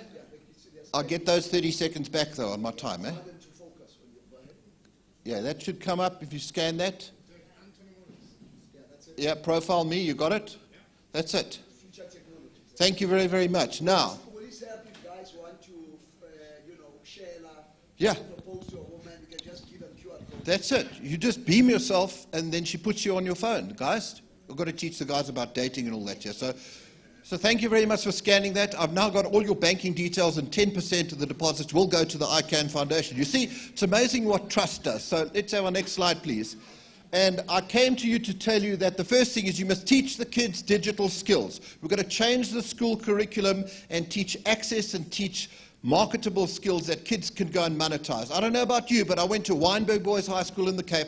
Lovely school. I was head boy. They taught us history, geography, science, mathematics. I still have nightmares at night about the periodic table. I don't know why I had to learn about the periodic table. And Shaka Zulu and the 3 guys who came on the ships, Jan van Riebeck, I don't know where it's relevant in my life. I still don't understand x cubed minus y squared over q1 minus q2, and I don't know what it's got to do with anything. I'm useless at mathematics. I've got 2 accountants, the one to check on the other. If you don't know how to pay off your visa with your MasterCard, see me outside, I'll show you. I'll teach you finance. So, listen, I'm going slowly now. I took Valium this morning. I hope you had Red Bull. I'll kind of meet you halfway. But it's so good to be back in Africa. You know, I sat there in Scottsdale, Arizona in my beautiful house, 2016 November. I had a picture of Table Mountain on my MacBook, and I was talking to my South African buddies on Facebook, and I was ordering boerewors and biltong from a guy who sells it in San Diego. So God is my witness. I put my pen down and I said, I'm going home. There's something about this continent that gets in your blood. I don't know what it is. I came back to try and identify that. Now, the South Africa I came back to is not the same South Africa I left 12 years earlier, but we won't talk politics here. But I'm here to tell you that the most important thing for your kids is what are you doing between 8 p.m. and midnight, Monday to Thursday? I just gave you 16 hours a week back. What are you doing between 8 p.m. and midnight, Monday to Thursday? Because all the information, all the skills, all the perspectives, all the TED Talks in the world are actually out there and available. That's why I was talking, you know, David called me about 3 weeks ago. He said, I need you to come to Davidson. I was like, I'm white, I'm going to Davidson. Do I need to bring a bodyguard? That's your perception that they gave us, the poison of apartheid. So he says, no, man, I need a Jew. I've got a Muslim and a Christian. I need a Jew. We're going to have a fight about who knows more about money and business. I said, I'm coming. And we went there, and I got the spirit, and I want to go back and fill that room again. But it's unbelievable going there. And I looked at all these people, and I thought to myself, there's so much work still to be done. There's so much work to be done here. There's so much work to be done everywhere. But what we've got to get in our heads is that the future generation have got to be given the equipment. I was saying to those guys out there, if you're out poozing on a Friday night, your kid's lunchbox is empty in the week, there's a problem with that, right? We've got more cell phones lying in drawers in South Africa that could educate kids with Wi-Fi in Zambia. We've got to stop looking at ourselves as countries and look at ourselves as the next great superpower in the world, because Africa's just coming into its own, let me tell you. I look at the rest of the world, I wouldn't want to live anywhere except in Africa. Because some of the rules that we get, you know, the rules that we got from our parents even. I looked at my dad, he kept the contacts stuck on the back of his phone. I said, Dad, why do you keep the contacts on the back of your phone? You could put them inside your phone. He says, yeah, but what happens if the battery's flat and I can't reach them? I said, then you couldn't make a call anyway. I looked at this guy like he had 2 heads, right? The rules our parents gave us. You know, some people still put the toilet paper on the right way, like your butt knows the difference. Seriously. Some people have to make the bed every single day. Have you seen this? like the bed checkers are coming by. My mother had special plates. I was not allowed to eat off them. Those are for you, just junk, you're the family. We keep in the plates, you never know. Strangers might come by. When she moved into a retirement home, she said, I can't buy that unit because the cabinet that won't hold my cabinet for the plates. No one's eaten off these plates. I said, when you die, don't leave them to me because I'll smash them and have a Greek party. Seriously. My mom gave me some funny rules, you know. When you're going out, you must wear clean underwear. You must wear clean underwear. Eventually I said, why? She said, you might get in an accident. I said, if I'm in an accident, will the underwear be clean for very long? I spent 40 years in therapy looking for a paramedic that is assigned by the body that say we couldn't take this one because it crapped itself. Stop teaching your kid the wrong kind of rules. Give them digital access, I beg you people. We've got all of the resources in Africa. It's just a bit of resourcefulness that we lack at the end of the day. So next thing, let's move on to our next slide. Unwritten ground rules. Your real constitution of your country is what the people actually subconsciously believe about the country. You might have a constitution. The constitution might be out of date, but it's the unwritten ground rules at the end of the day. Let's start dragging people in from the fringes of human dignity all through Africa. Let's look at resourcefulness because we've got everything that we need, but we've got to break the shackles of economic slavery with fossil fuels and a few other things when we are exporting our wealth and we are importing diesel and things from overseas. It's a magnificent opportunity. I believe that Africa can become the next great superpower by becoming a net exporter of green energies, whether it's biogas, whether it's biodiesel. Do you know that the World Airlines got together recently and decided that it's not coming back? You agree it's not coming back, right? We sit here and say, do you really need to go to Cape Town? Shouldn't we just Zoom for that meeting? They've decided to cut costs, and the fuel is the area that they're cutting costs. Green aviation fuel, we can become a net exporter of that in Africa. It's gold and it's an opportunity because the whole world economy is based on a simple principle. Make sure that you don't lose before you try and win. One person's garbage is another person's gold, and the whole world goes round and round on that principle. We've got enough food in this continent. We're just not distributing it and growing it effectively enough. And so as a result of that, we still have a tremendous, tragic amount of impoverishment in this place where mankind was born at the end of the day. We've got to start doing social engineering. What is social engineering? If I was running the police force in this country, I would have what's called an honesty challenge. I'd get all the policemen starting at the top and saying, in 12 months' time, you've got 12 months. In 12 months, you're all going to take an honesty challenge. Those of you that don't pass the honesty challenge or refuse to take the honesty challenge, it's not called a lie detector, it's called an honesty challenge. You're invited to not become policemen because we reckon you should be an honest person if you're a policeman. If I was running this country, I would make sure if you're going to drive a truck that you get drug tested every single week. You don't have to drive a truck, but if you want to, you will be drug tested every single week. Little things like this. The country of Austria has no shortage of organs. You know why? Because when you get your driver's license in Austria, automatically the box that says organ donor is checked. If you want to uncheck it, that's fine. Guess who never has a shortage of organs? In Australia, if you're a citizen, you will go and vote. Why? Because you're a citizen and it's a privilege to be a citizen, and therefore you will go and vote. On voting day, if you don't have a sick note, you will go into the booth and you will say, I vote for none of you, I don't like any of you, but if you don't vote, they will suspend your driver's license. Your kids, you are not your kid's friend. Let's get that out of it, okay? The kids think that we're their friends somehow, because we invented this rule that we're not allowed to hit people. I know you guys in this room, you're hitting your kids on the quiet. You're not allowed to strike a kid anymore. You look at how these kids treat their teachers in school. There's something somehow wrong with that principle. And we've got to stamp out corruption and a few other things I won't even get into. This is the beginning of my opening statement now. First thing, you can't get anything right, men, if you do not understand women. Let's get that straight, because that's where the real power comes from, you know? In society, you might not think so. The real power comes from the woman. Do you know why? Because they have a womb. The last time I looked, you don't have a womb. And because they have a womb, they have a sense of empathy and compassion and a connectedness to the world that we can learn from. But unfortunately for guys, because we're driven by a different kind of thinking, we're not going to talk about that. Guys are very simple, okay? And guys go out there, you'd swear with 6.5 billion people in the world, that you guys would date and date and date and date and date until you find someone who likes the same movies, goes to bed at the same time, enjoys doing the same things on the weekend. Is that what we do? No. We go on a global search to find the one person who is most unlike us. And we look at that person and say, there's someone I can irritate for the rest of my life, and we marry them. It's true. I would never have thought that I would be engaged to a Zambian at my age of 57. It wasn't on my roadmap. It wasn't. You know what I've learned from my bride-to-be about ancestry and the forefathers and some things that Zambians seem to have that I lack as a white South African? It's a miracle that actually that you get put together. Because there's always a plan. We walk around with our ego thinking that we're running everything. I'm the most important person in the world because I'm an executive, I'm management, I'm a leader. Squeezing, squeezing, squeezing. And you know something? You've got to become a go-giver instead of a go-getter. There's nothing wrong with being poor. It's just that you don't have any money. It's just that we don't have any money. There are upliftment opportunities all through society, be able to uplift people and give them jobs. Good food isn't just for rich people. Good food is for all people, but when you're poor, there's a whole lot of shame associated with food. We've got to break these shackles, and we've got to help people and uplift people and make sure that we look at the future, because the past doesn't equal the future. A lot of people walking around believe in the past, you know? And the white people talk about their bloody ANC, corruption, ANC, you know, and the other people talk about apartheid. It's all apartheid's fault. We're still trying to break our shackles of the past over here. It's got nothing to do with anything, because when the young men no longer dream dreams and the old men have lost their vision, the people perish. Everything in this room happens in the future. Commitment creates identity. You take a messed up soccer team, a messed up kid, a messed up business person, and you create a different picture of the future, you would be amazed how that person gets turned around. And as leaders, we've got to paint that picture for our people. We've got to be the greatest salespeople in the world. We've got to know how to stand up in Parliament, convince people and persuade people off their feet at the end of the day. Because there are so few of us, there should be 10,000 of us at this conference at the end of the day. It's so slim at the top in Africa that we have a tremendous moral responsibility to make these changes. We've got to change our schools. I loved what I heard about the school system. I knew why David invited me here.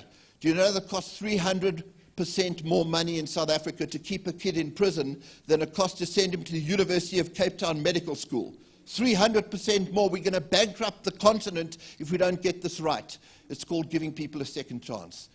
People make mistakes. We take people with genius-level IQs and we put them into prison with people who've chopped up their husbands, and we don't need to necessarily do that. One of the greatest speakers' experiences ever, the $1 Million Round Table in New Orleans, I sat next to Frank Abagnale. If you haven't seen the movie, catch me if you can. Cleverest fraudster in the history of the world. What this guy got up to. DiCaprio played him in a movie, and they took him out of prison. The Swedish put him in prison, the French put him in prison, the Americans got it. And they said, we'd like to hire you. And he worked for the FBI for 5 years, and he now runs a $1 billion corporation teaching white-collar crime, teaching fraud, teaching currency protection and everything else. That's taking a resource that you thought was a waste and turning it into something at the end of the day. We have to overcome from the past. So I just chose this to close out my presentation looking at Zambia, because I feel some kind of obligation to do this, okay? Because you must learn where your loyalties are, guys. You can be right or you can be happy, but you can't be both. I learned that pretty quickly. So there's an opportunity in Zambia. If we look at the next slide, President Hichilema, clever guy, is a businessman. He's a businessman. What a miracle they've got. His first appointee was not a career politician. His first appointee is Jito Kayumba, and he's a tech and he's a venture capitalist.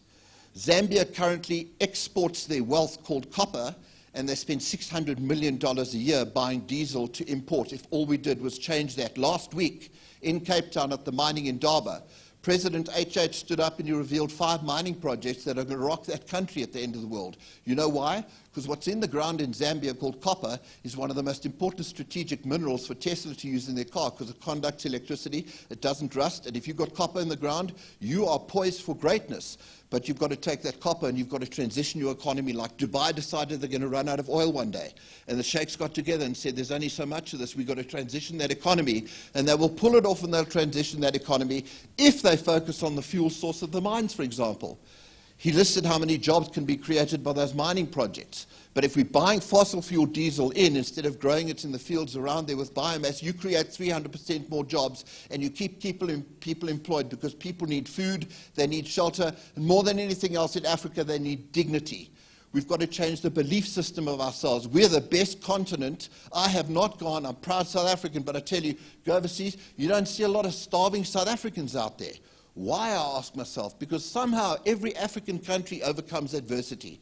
There's something spiritually different about this continent. I don't get that feeling overseas. I'm not knocking the United States. Okay, problem is it's filled with Americans. If we could just put other people there, it'd be a wonderful country. I'm not knocking other places. Australia's great. I've been there, you know. Really great people. But at the end of the day, we are the nation that needs to go, and we need to change. You know that David Malapo went into Starbucks. True story. He forgets it. And he went into Starbucks and he was with the Dalai Lama, because David likes to hang out with really important people. So him and the Dalai Lama are standing in Starbucks in Miami there, and the Dalai Lama orders a latte. So the guy says, latte, no problem, soy milk, and he does the latte. He says to the Dalai Lama gives $100. And the guy says, thank you, puts it in the till, and he says, next. Which comes from within. I think that's a funny joke. So you look at Zambia, you know something that you can grow vetiver grass and you mix it with cactus juice, you put it in the pyrolyzer, and you end up with bio-coal, which is not coming from the ground. We're doing it in South Africa right now, growing coal actually above the ground. You can turn feces into biogas. You take the cow's poop and you put it in the right tank and you get methane gas as a result of that. You can take garbage, the garbage that we throw away right now, you can repurpose and remanufacture into low-cost housing bricks. You see, we throw away a lot of things that we actually need. You can grow biomass and you can turn it into green diesel and you can sell it to the world as green aviation fuel. The next one. That's top left. That is bio-coal being grown right now that can replace the fossil fuels that are paralyzing the nation. There it is being shipped to a client in Cape Town. You see that stuff that we throw away called bagasse? That is the waste product of sugar. Right now they burn that in Zambia. You can turn that into molasses, you can turn it into rum, you can turn it into ethanol, you can turn it into paper. It's incredible. It's just the view that you have on the world. One of the challenges we have, and that's why I want to encourage you to think digital, that's why we gathered as a group over here, is to take the tools to help to change people's thinking. If you can change people's thinking and what people are focusing on, you would be amazed at what we will do with this continent. The world is looking for leadership. It's our time as a continent to stand up and be counted. It's been my privilege to spend time with you. I hope that we'll see you again at this conference next year and other conferences. God bless you for inviting me, Brother David. Come on, you can do better than that for Brother Tony. You can sit here in a minute. Now you ask one young man, where's the young man, the camera guy, what is the secret to your success? This is my secret. He's a Muslim, he's a Jew, I'm a Christian. The Muslim guys, they go to God on Friday, clean up money and knowledge. Saturday, the Jewish boys do that. They put their yarmulkes, do. Sunday, everything is cleaned up in a akona nix. See, that's a problem, mate. We wait till Sunday. So while I like the Muslim guys, Friday I get rich. And then Saturday, this is what's happening to me. So that's why, SG, I'm learning all the time. Because I hang around people who are doing stuff. So in Davidton, Mr. President, Babu Sanel, we are going to invite, God willing through you, all 50 TVET colleges, particularly in the area of innovation and technology. In the area of what? We don't want to talk about it. We're going to demonstrate that. We're going to pack, it's about a 5,000-seater, about 2,000 or 3,000 people live. People like Tony will be there. This is what's happening. And please pray for the white guys. Craig, you're married to a white woman, is that right? Yeah, but you know, once you go black, you won't go back. You know how it is. So the brother is stuck. Brother Freddie, you heard me. I know you know French, but you heard that one. So brother is committed to a Zambian guy. No wonder the Africa is calling him. But on a serious note, Anthony Morris is making a lot of money and is giving a lot of money to community. This is my brother. And did you enjoy the presentation today? For Ape, come on in, my brother.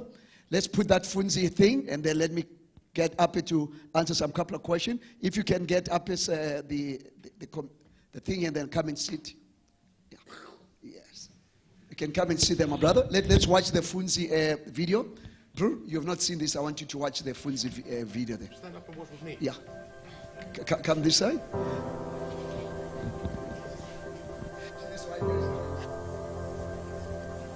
Networking.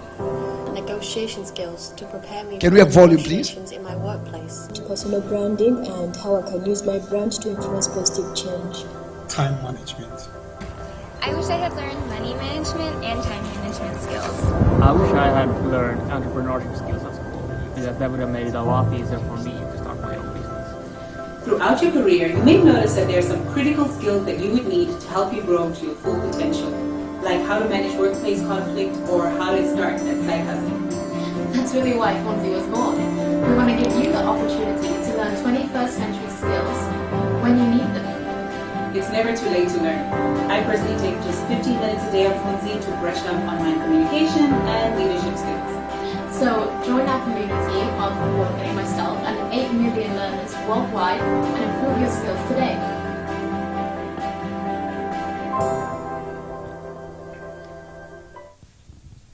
Before we go straight to the questions, today it's business day.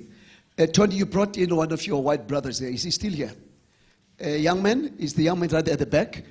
Rian specializes in digital skills, digital marketing skills. Later on, he might say something when Ami's there. Please stand up, Rian. Let's people see you. Let's give Rian a wonderful round of welcome there. Ape, we got some questions from, where's my, oh, there's my phone. The guys liked the presentation yesterday, so we now need to close some deals. Okay, how do people get Funzi? They like your speaking, whatever, but remember, I'm a businessman. You cannot fly all the way from Finland and tonight you're going back. I mean, the whole 48 hours, giving us of your time, of your money. Let's talk about business. How can people get involved with Funzi? I know Excel is here. Please also welcome them. Go for it. Yep, so, hi, thank you. And also, I'm very thankful for the feedback I have received and also the information that you have given me. It's always, like, you know, building something is always a collaboration. It's partnership, as President Sanele said, it's partnership. Yes, and I invest so that you can invest your time into creating a better future for all of us. How you can use Funzi is, we have a so-called freemium model. Freemium model is something that's digital and blah, blah, blah. It's kind of, you know, the drug dealers use it. It's like you give stuff for free at the beginning and then people get their habit and then they grow into that. That's kind of how digital people talk about it. So you can go to funzi.mobi. It is available there. It has been used by millions and millions of people. People love it. It's scientifically validated. You know, the teachers love it. It works in colleges. It works in comprehensive education. It works in universities. It works everywhere. The reason why it works is that we've made it really simple. We have taken everything away from the process that requires you to focus on something else than learning. So you go to funzi.mobi as an individual user. But if you're a guy who runs an organization or you have an educational institution, then you contact either me or Phil Webb, here Excelink, one of our partners, or also Dr. D gets his 10% from both. 10% if you send Dr. D an email and then he forwards it to me, right? Not mine, 10%, my brother. Yeah. That's what tithe is all about. 10%. Yeah. So, but now I'm going to buy car salesman accent. Now, typically when you go into a bookstore and you buy a book costs what, 500 Rand? How much is a book? Yeah. You buy a digital book by Pearson, the world's leading educator, right? It's about 550, 600 Rand. What we at Funzi have done is we've used our globally unique position to license the contents from Pearson and then, with magic, created an opportunity to give your learners, in case of higher education, or your workers, to access the whole library of all those books that teach you those skills for 1 year for the price of one book. Let's be slow because some people ran away from the maths class, okay? So, did you attend, doctor? Yeah. Oh, I'm a teacher. I'm a maths and science teacher. So let me be clear. People are waiting for that number. And I know Excel is here. What number is that we're looking at? In rands now. Remember we're in South Africa? Yeah. In Rand, it's a 55,000 million. No. There's two here. The typical price for partners is 750 Rand a year.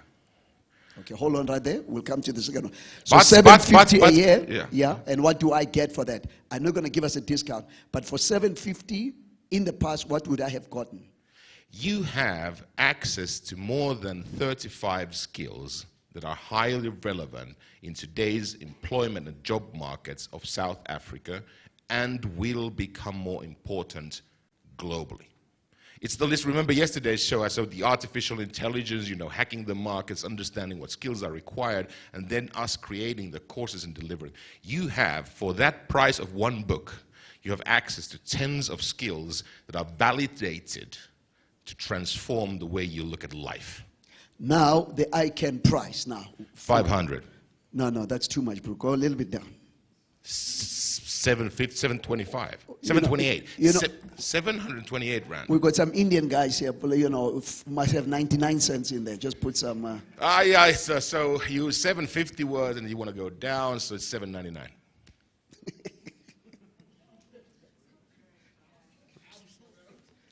Can we make it $4.99? I'm come from the north. I'm in the south now. So what goes up must come down. It's like I'm confused. Okay, $5.99. $5.99. Okay, $4.99. That's it. $4.99 flat today. So let's say it's a college, a Kuruleni college or a Kaya. So you're saying per learner. Yeah. But what about if then it's per college? Can a college do a good deal at what you and I are doing for National University of Lesotho? Yes. Talk to me about that. Let's talk about bulk. How can we work it out with corporates? Remember the corporates here? Yeah. TVET colleges. Yeah. Individuals. Talk to me about the 3 different prices, and then we're going to allow people to ask questions, then we're done. But this is the pricing goes, if you have a college with a certain number of students, that's where we go. You tell us what is the number of students. For example, in Nigeria, in Lagos State, we are running for comprehensive schools. It's only 12 schools. In September, it's going to be 50 schools, and then the private schools are 18,000 in Lagos State, right? 18,000 schools.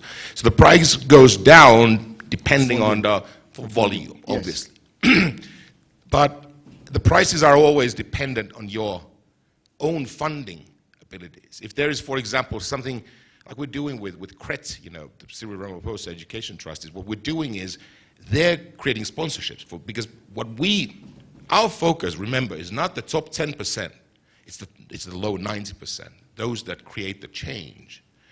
If they are in financial difficulties, we together can find sponsorships, go to CETA or whoever.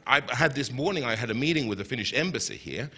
We are part of the Finnish education export thing, so there's also European Union funding things. But first we got to get signatures for the first basic deals. Yes. And then take it from there. Exactly. Babu Sanele, that's where you come in now. He came in because he got the check. Yeah, but I'm just saying before you even exit, Baba, for all the 50 colleges, we just get a letter, just like we've done with Huawei. Here's a letter for 1 million people. Obviously, we'll phase it out. Then from there, X amount, let's say it's 400 rands per student for the whole year. They've got access for the whole year. Then we come to Funzi to say, Funzi, our partnership, ICANN, Excel, and you guys, what can we do? The European Union, they've got money right now, but that one only needs agreements and then NDA, that is done. But the problem you said yesterday, sometimes our government takes a long time. So that's one model. The other model, still answer me now. Let's say I've got 1,000 students in a particular TVET. How can we partner with them, giving them a good price so that they have access to that material? Well, I'm repeating myself, I know. It's good. You know what Jesus Christ said? Again, I say unto you. So this is in the Bible, you know. Yes, that just again, I say unto you. Yes. So that we are all 1,000 students, simplifying the math, 500 is 50,000 rand. Is it? And for no, that it's 500,000. So the 500,000. Checking whether he knows his math. No, I do. For 500,000 for the whole year, we've got this content. Yes. You can go there in and out as long as you want. Get assessment, integration into their own learner management system so that it's integrated into what they deliver. Reporting is included, all those things. And also, most importantly, remember the teacher, the educator. What we do is we teach the educators, the teachers in those colleges, to use this system to enhance their own teaching in the classroom, because learning is a social thing. And these things are included in that price, plus continuous development, and works on all mobile devices, even on the small screen Nokias, doesn't require 3G, nothing, works even on the 2G. So these shedding kind of things that you have because of the ESCOM, excuse me, this kind of load shedding has been looked upon. It works beautifully. Well, I'm done. So to Andre, after your presentation, I would like you and Ape to meet. Remember, I'm a man of action. I'm not asking, I'm telling you guys, you got to meet. Babu Shabalal, let's see how we can incorporate some of these things, because we already have the students there, okay?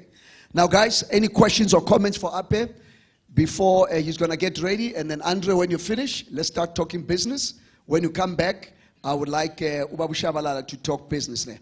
Okay, any questions or comments? I'm going to going. Okay, that's one. Going. Okay, one question or comment, ma'am. Smooth, thank you for serving us. Please introduce yourself or where you're from, and then let's get busy. Good morning, everybody. It's Kani Ngambi.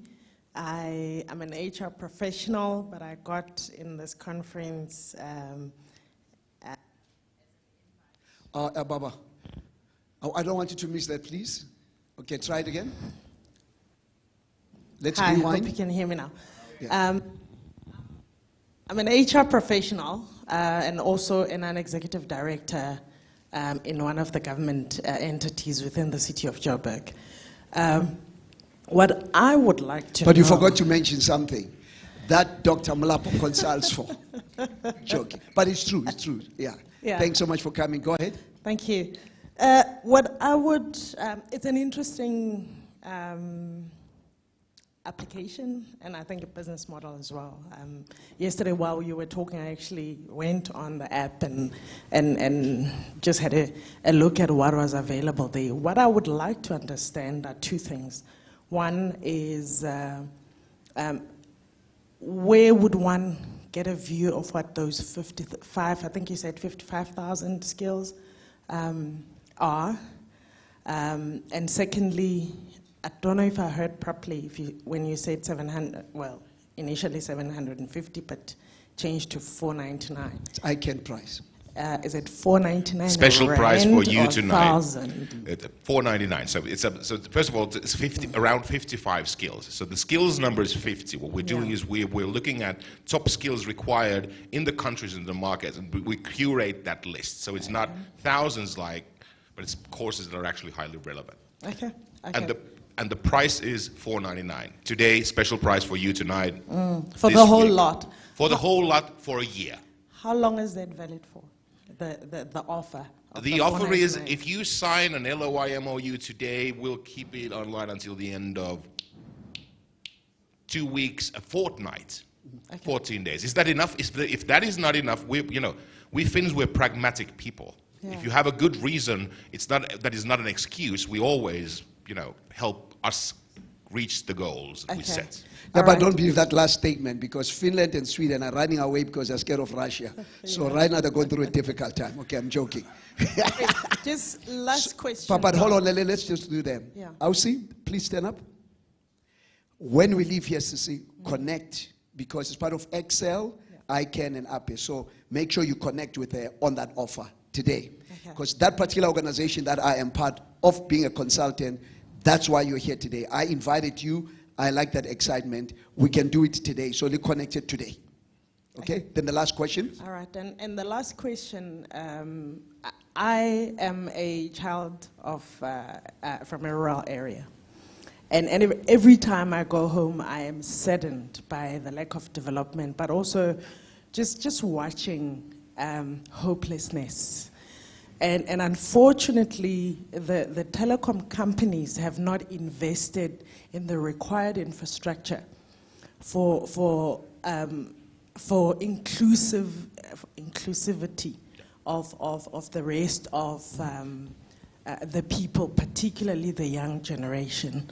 Now, if this, if access were to be provided in that type of scenario, I was just wondering if in this room, Doc, there are people who actually consider, even on a pro bono basis, because I really just believe we've got to take people with us. Let me answer that because of time. Auslisigo, please stand up. Yeah. Auslisigo through Ulwembu, they are already doing that. Example, yesterday, Her Royal Highness was there. They already connected with the Royal Highness. So for the Funzi part, connect with my sister. For the connectivity, remember Ulwembu, we're going to be talking about that. Wi-Fi, then I'll give Ape the last words to say, but make sure you also connect, on those things, on what is the pro bono thing. Remember Tswane? They did the whole Tswane Wi-Fi and other places that they sometimes downplay the good news they are doing. So that part is done. Auslisigo, connect, then my sister connect. Ape, last word, my brother. Because we are running, I've got other people to connect with, yes. Regarding connectivity, Funzi works in a 2G environment. very important. It doesn't require 3G. 2G is the basic GSM telephony. So Funzi works wherever you have access to the basic mobile internet. We have designed the service in such a way that actually works. Nakivala refugee settlement, one of our projects, there was nothing. There was only a small, on a Nokia phone, small 1 bit. Funzi works.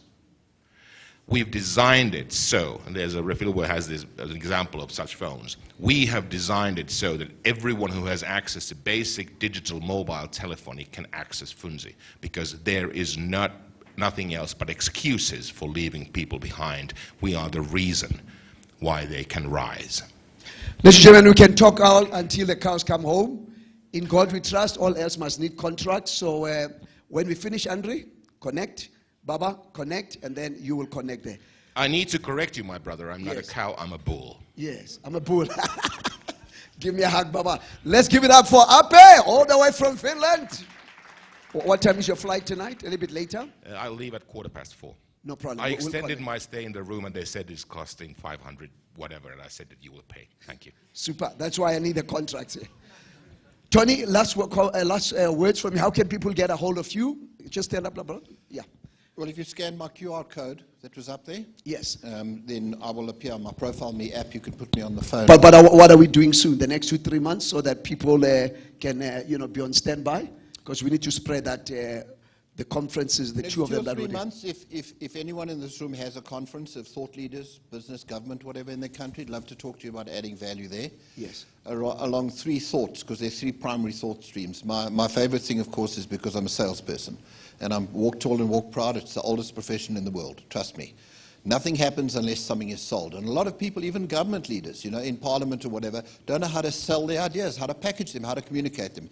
That's what I specialize in teaching, because in business, something's got to be bought and something's got to be sold. You can make it all, but if you can't sell it, that's the one thing. The other thing is what I call social engineering / philanthropy, because I discovered, and David was one of the early teachers of that. The first time I saw him speak, he said, you have to put money in the ICANN Foundation. Here's our number. I thought the best way to help the poor is, first of all, to make sure you're not one of them.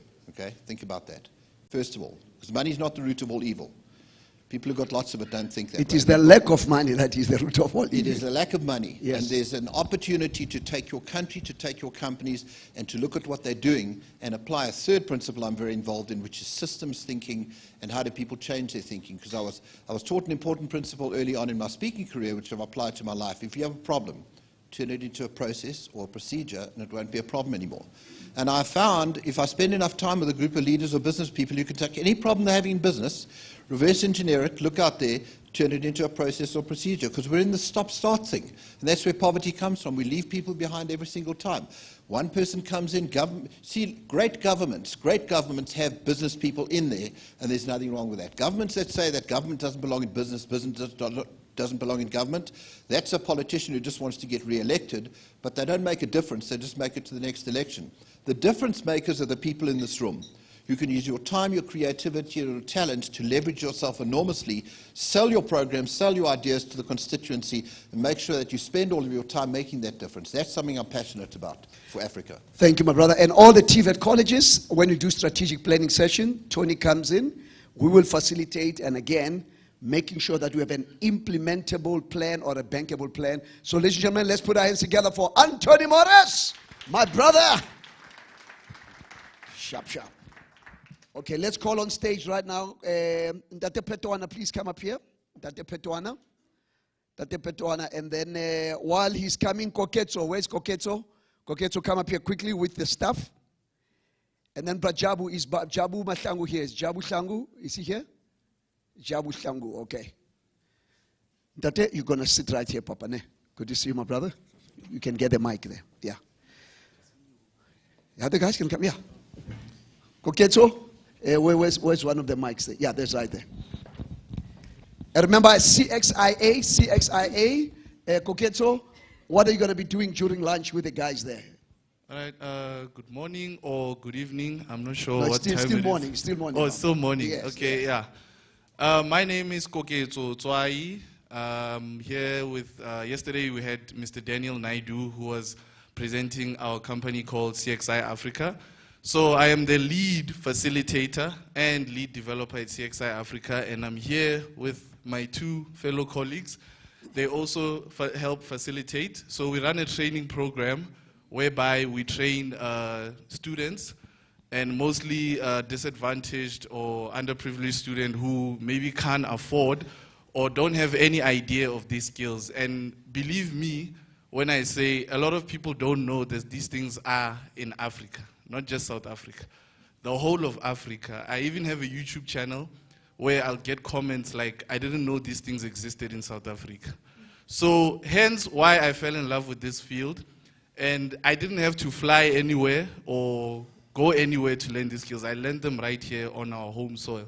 So I want to, my vision is to give the same opportunities that I had to other people or other learners so that they can use these skills. Because in 2030, this industry is going to be a $1 trillion industry. So why not Africa be part of that same movement? Like Dr. Dave likes saying that we're going to be soon in 5IR, 6IR. So instead of us always being one industrial revolution behind, this is part of the window for us as Africans to knock inside that door of future technologies.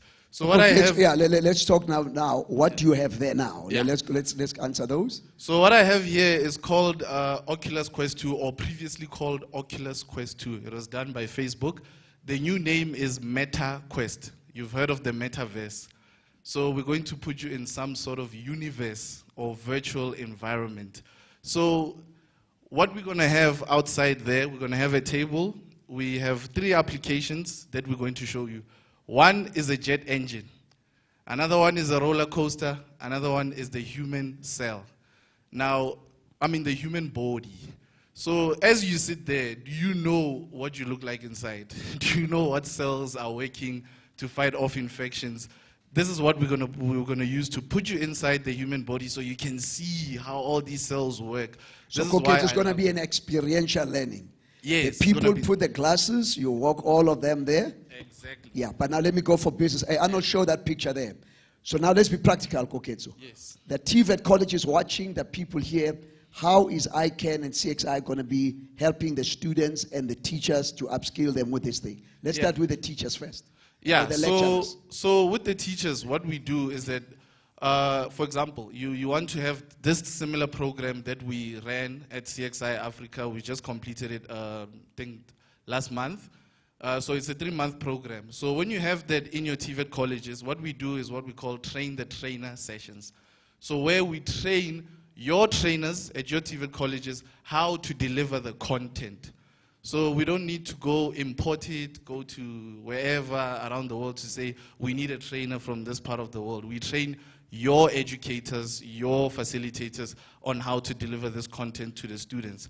And then if they go through the program, 3 months later, they get a certificate of competency on how to develop XR. It's called XR, by the way, which stands for extended reality. It encompasses virtual reality, mixed reality, and augmented reality. And by the way, everybody here has a mobile device, and I bet you none of you know that you've been using augmented reality for a long time now. So when you see Snapchat, your filters that you put, that's augmented reality. So all those things, they were built by somebody, developed by somebody. We teach those skills as well. It's not just that skill only. There's other skills that you're going to see when you get outside. Okay, so sharp. Again, why I like these young guys? Because it's experiential. And President Sanele, these are equipment of the future. Okay? And again, we cannot give this to students unless the educator is exposed to this. Because again, you give the student, then the educator don't have a clue. So we normally want to start with the educators as part of train the trainer. But an educator can be an unemployed graduate who's sitting doing nothing. And I like your model where we can now begin to create jobs. Again, not talk, but serious stuff. So guys, thank you so much. During lunch, after lunch, please get these goggles. Faith and I were privileged, was it before COVID? We were able to see this in California, and we also went to Singapore, and also Singapore, good stuff. We've introduced cybersecurity at TVET colleges. Now we're introducing with CXIR. That's why you see our picture there. Daniel is gone. He's no longer there. Yeah, I know he's gone. But he's going to be gone, yeah. Yeah. So thanks so much, guys. Let me get in front of everyone just to say thank you so much for your vision. I know you work with university, but it's so encouraging to see guys. Now, to Mahula Legacy, we also need to see women. The 30 students that you've just finished the 3-month program, how many were women, were young ladies? The women, we have one over there. She's sitting there. Buitumelo. I think Daniel introduced her yesterday. But she's there. If she can just stand up for a few seconds so everybody can see. So how many ladies were in that program where we have the 30 students for 3 months? About 8. Yeah. So we need to do more to market, to the ladies, because I see a lot of young guys, they like this stuff, but we also need to be clear that people with disability, women must also be involved. Ladies and gentlemen, the CXI A team, give them a wonderful round of applause. Thank you, everybody. Thank you. We were so impressed with you guys. That keep up the good work. Which brings us to Dr. Petwana. Doc. Congratulations are in order for accomplishing your PhD degree. As you notice here, what we do stuff, but we also encourage academic stuff. Yes. So tell the people, where are you from originally? Okay. Good morning, ladies and gentlemen, and all protocol observed. First of all, I just want to introduce my seniors. I'm together with my seniors from Ekurhuleni South District, and they have joined me just to support me this morning. We are having Mrs. Mutaung. Please stand up, ma'am. Let's give it a shout for Mr. Taung to support a brother. He's our Chief Education Specialist. We are having Bennett Maluleka. He's my immediate supervisor. Let's give him that Maluleka. And it's good for them, but you still want, where are you from? Because there's a reason. Because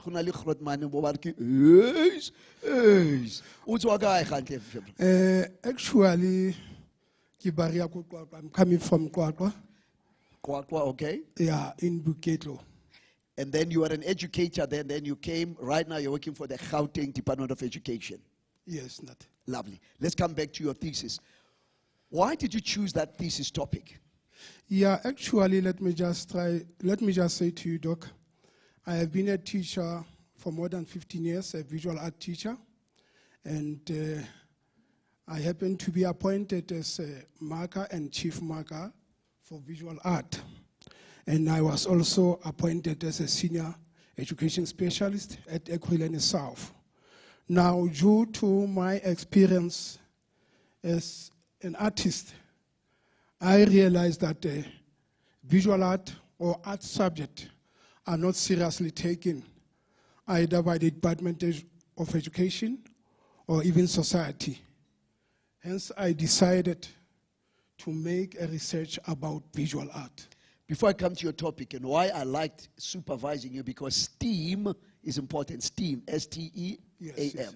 Science, technology, engineering, arts, and then mathematics, because we have neglected that arts thing. So what was the topic of your research? Yeah, my topic was about visual art assessment strategies to support learners. To support learners. Yeah. And just share some things. What did you find? Why was it necessary to go into that area?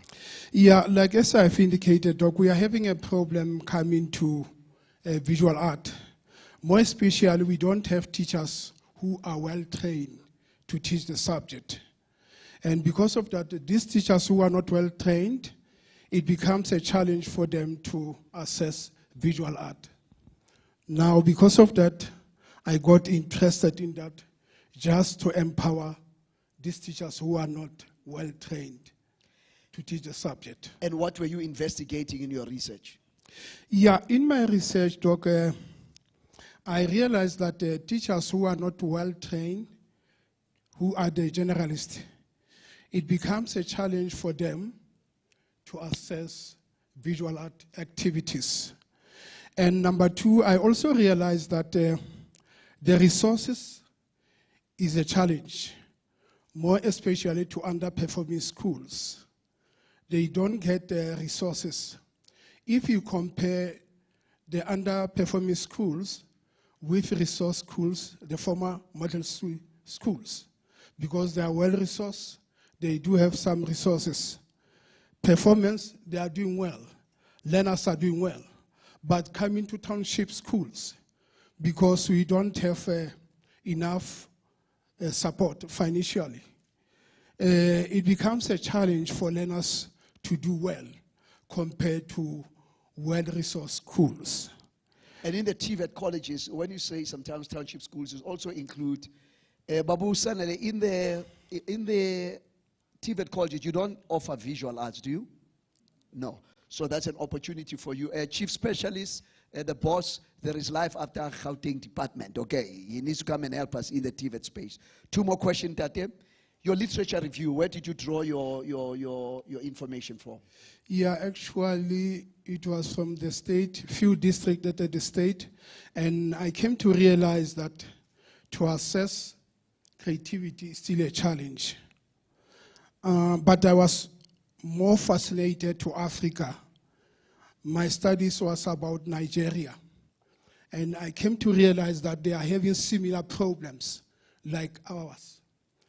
They don't have well-trained teachers, and number two, they are lacking resources. That is the main challenge. And those teachers who are not well-trained, it becomes difficult for them to perform compared to other schools. And after using the case study in Nigeria, the question is, so your research, your findings, how will they add to the body of knowledge out there? Yeah, actually, I'm trying to live the standard of visual art. Let me just say something, Doc. I was so surprised as I was conducting my research that in Soweto, such a respected township in Africa, in South Africa, the whole world, we've got only one school that is doing visual art out of 60 schools, high schools in Soweto. That is PJ Simelane. The rest, they are not doing visual art. And because of that, I think there is a lot to be done to promote the subject, because art is about preserving our history, our culture. Now, you can just imagine, out of 60 high schools, only one school is doing visual art. So that is why maybe through metaverse and things like that, we can now use the technology so that even if they don't offer it, go university or in the townships, but the NGOs, the churches, can now be able to give access to visual arts, because it's important to maintain our heritage and also to appreciate the arts. I should think so, Doc, because like I said, I've indicated, visual art is about preserving one's culture, one's traditions. And apart from students, we need to establish centers around the townships whereby we train people who are not working, unemployed people, so that they can be able to generate income for themselves. Final word is nothing to do with your research now. People are watching you, and to the people here, what would you say to them about visual arts? Yeah, I can say that Doc, visual art is alive, and we need to support it. I just want to make an appeal to TVET colleges. We are available to assist you. We are available just to contribute to those learners who cannot make it in technology. Visual art is available. And I also want to make an appeal to business people. We are having a problem. Most schools, they are phasing out the subject because of lack of funding. Principals are saying that it's hard to maintain this practical subject because they need more money. Then I want to make an appeal to business people. Please support us. And I want to make an appeal to education. Please support us. We want to promote the subject. But with your help, with our assistance, we are going to win our battle. Ladies and gentlemen, this is Dr. Petwan. As you can say, he is passionate about visual arts, and we are now taking it to TVET colleges. Thank you so much, and again, congratulations, Doc. Let's give him a wonderful round of applause. Andre. Now, before we transition, let's have some fun, F-U-N. Fun. We're going to call a brother here. And then we're going to be using our cell phones. Please tell your cell phones on. We're going to be doing some wonderful activities here. Let me just sanitize this.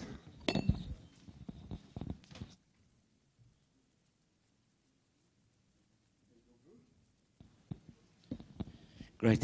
Thanks, David. Hello, everyone. Introduce yourself, my brother. Yes, I'm about to. Thank you. To the honourable guests, a very warm welcome. Pleased to be, I've met you all, but again, just warm greetings to all the distinguished guests.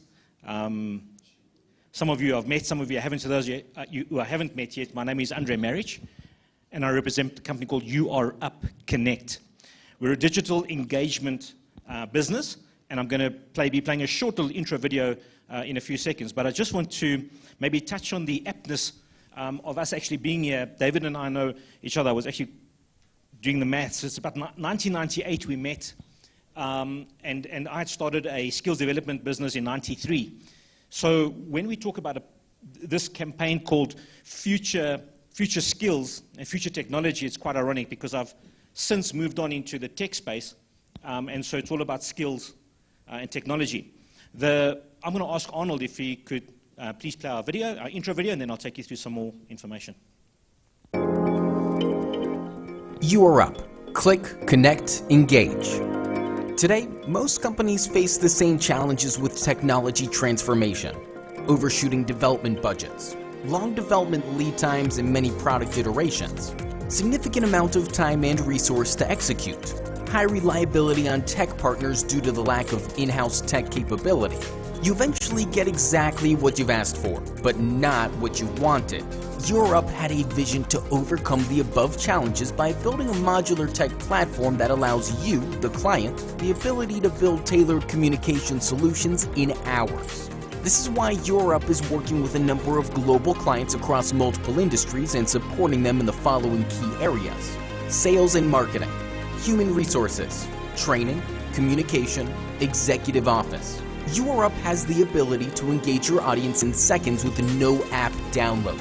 With Europe, you can take complex content, package it into bite-sized chunks, accessible anywhere, anytime, make it fun and engaging whilst building business intelligence. Solving a business communication has never been simpler with Europe.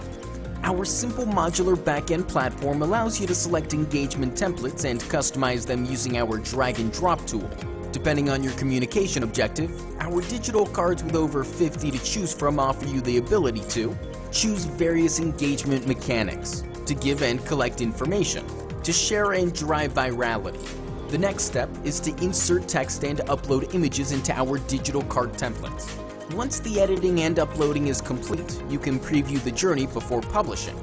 Once published, Europe will generate a unique link, which you can deploy across both traditional offline and online channels. Now we are tracking data in real time via our platform dashboard reporting tool. This data can also pull data directly into your choice of analytics tools via our API. Based on the data points captured, you have the ability to pivot and perfect the digital engagement in real time to ensure your objectives are met. In this instance, we decided to create more FaceTime on a live journey and replace the poster gate with a video gate. Within minutes, we were able to see the positive impact of the change in real time. Europe replaces fringe software, breaking down data silos and spreadsheets, and creating a more integrated ecosystem to track and capture analytics across every communication.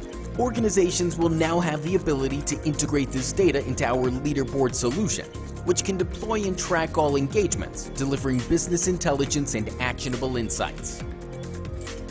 Simple, modular, no tech experience required. Europe. Click, connect, engage.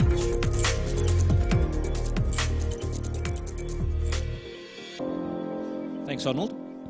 So that was just a very quick introduction. We don't have a lot of time, so we want to get to where the money's at. So I hope your cell phones are on, and I hope your cell phones are very warm, and I hope your fingers are really warm, because in a few minutes I'm going to ask you to do something, and we're going to see how you can actually see how this tech can actually be used. Now, we're obviously talking a lot about learning, and there's been so much talk about technology, but I wanted to spend just a few minutes talking about the learner, because so much emphasis gets placed on systems, on tech. I'm from a tech company. My background is engineering, so it might sound strange that I'm talking about humans, but really that's what we're talking about. We're talking about our future, and the whole world has changed. You know, we have a trust economy. Who would have thought that there would be a time when you'd actually just climb into a stranger's car when your parents told you never to do that? Who thought you'd book a bedroom and go sleep in a stranger's home? But that's what technology is offering us to do with the likes of Uber and B&B, Airbnb, and so on. So the technology landscape's changing, but the social landscape's changing equally. We're on the brink of a potential world war. We're facing, you know, the young people today are facing challenges which we never faced as a young person. You know, back in the day, I almost want to say it was the good old days when we only had to worry about people having hungry stomachs when they were trying to learn. But now it's that plus a whole lot more. And so we're very, very keen on focusing around the wellness and using technology to look at the well-being and the wellness of our learners. Because we can throw as much tech at a problem as we want, but it's still just tech. We have to use tech as an enabler. And that's really what I'd like to just talk through and show you. So, great. So, and I'm not going to go through this. She's not death by PowerPoint. This is just a few. Yeah, you'll get it. The key element I want to show you is that we play well with everybody. So it's an agnostic tool. It works with anything. So whether you've got an LMS, ERP, whether you've got your own app, we work with some of the largest organizations in the world, where we're working with banking, where we're working with FMCG, the top advisory companies. So internationally accredited, approved in terms of data protection, in terms of all best practices, etc. And we work well. So no matter what business you're in, we're able to assist you and work well with what you're doing. Our systems look internally, so to your internal learning processes and your internal humans, but also externally to your customers and your clients, because everybody's learning. And it's all about collaboration. We wouldn't have achieved this if it wasn't for our mindset to collaborate. We achieved this with partners, and I'm hoping that from today, and that's really what we've always been doing, it's about finding partners. We've got the tech, we've got the platform. But is there anybody in the room today that can say, I want it, and I can use it in my business? Because that's really what today for us and the last 2 days have been about collaborating and building partnerships. I'm not going to touch on any of these, but you'll get an idea quickly of where the touch points are, how the platform is used in businesses, everything from onboarding, recruiting, training, marketing, etc. We've got products that I'm going to show you, and you're actually going to use them now. You're going to see these products in action. So I'm not going to spend too much time on them. I'm going to engage you on and I use the word engage intentionally. It's an engagement on a journey. And then you're going to see whatever you do is going to start filling up action boards and dashboards, and you'll realize that we're in a world where we can have digital dialogue. So we've got learners, and we've got, you know, the principle of, I've just heard about principles of different colleges, and we've got, we've got the man himself here today that we want to talk across so many different colleges. We don't just want to personalize. We don't just want to say, Dear John, dear Peter, we want to individualize. There's a difference between personalizing something and individualizing something. And technology allows us to individualize, meaning we can engage with every single learner and speak to them on the device they like speaking, at the time, the language, the mode, and we can engage with them uniquely. In other words, we're able to ask them difficult questions and listen and reply. The problem with AI, the small problem with artificial intelligence, is the fact that it's still artificial. And we're getting there, and it's the best we've got for now. And we can apply that as best we can to try and address some of these things. Time doesn't permit me to go into all of the technology that we use, but I just want to say this. It has to be an immersive experience. Young people use their phone. So do we, of course. I like to classify myself as not too far from that category, but nevertheless, young people use it and they want an immersive experience. You know, so it's not just about sending somebody a WhatsApp they want to dive in. And so you have to understand Web 3.0, you have to understand the metaverse, you have to understand blockchain so that you're able to now, well, you don't have to understand, we've done all of that for you. But you have to embrace that to be able to offer somebody an immersive experience. Again, I want to just show you how that's how we're going to start doing that in a moment. young people are faced with some tremendous challenges, things we weren't exposed to, and they're not exposed to one or two or three. They're getting them by the bucket loads because we live in a real world, and young people have to bear this and still study. And this is the challenge that we want to try and address.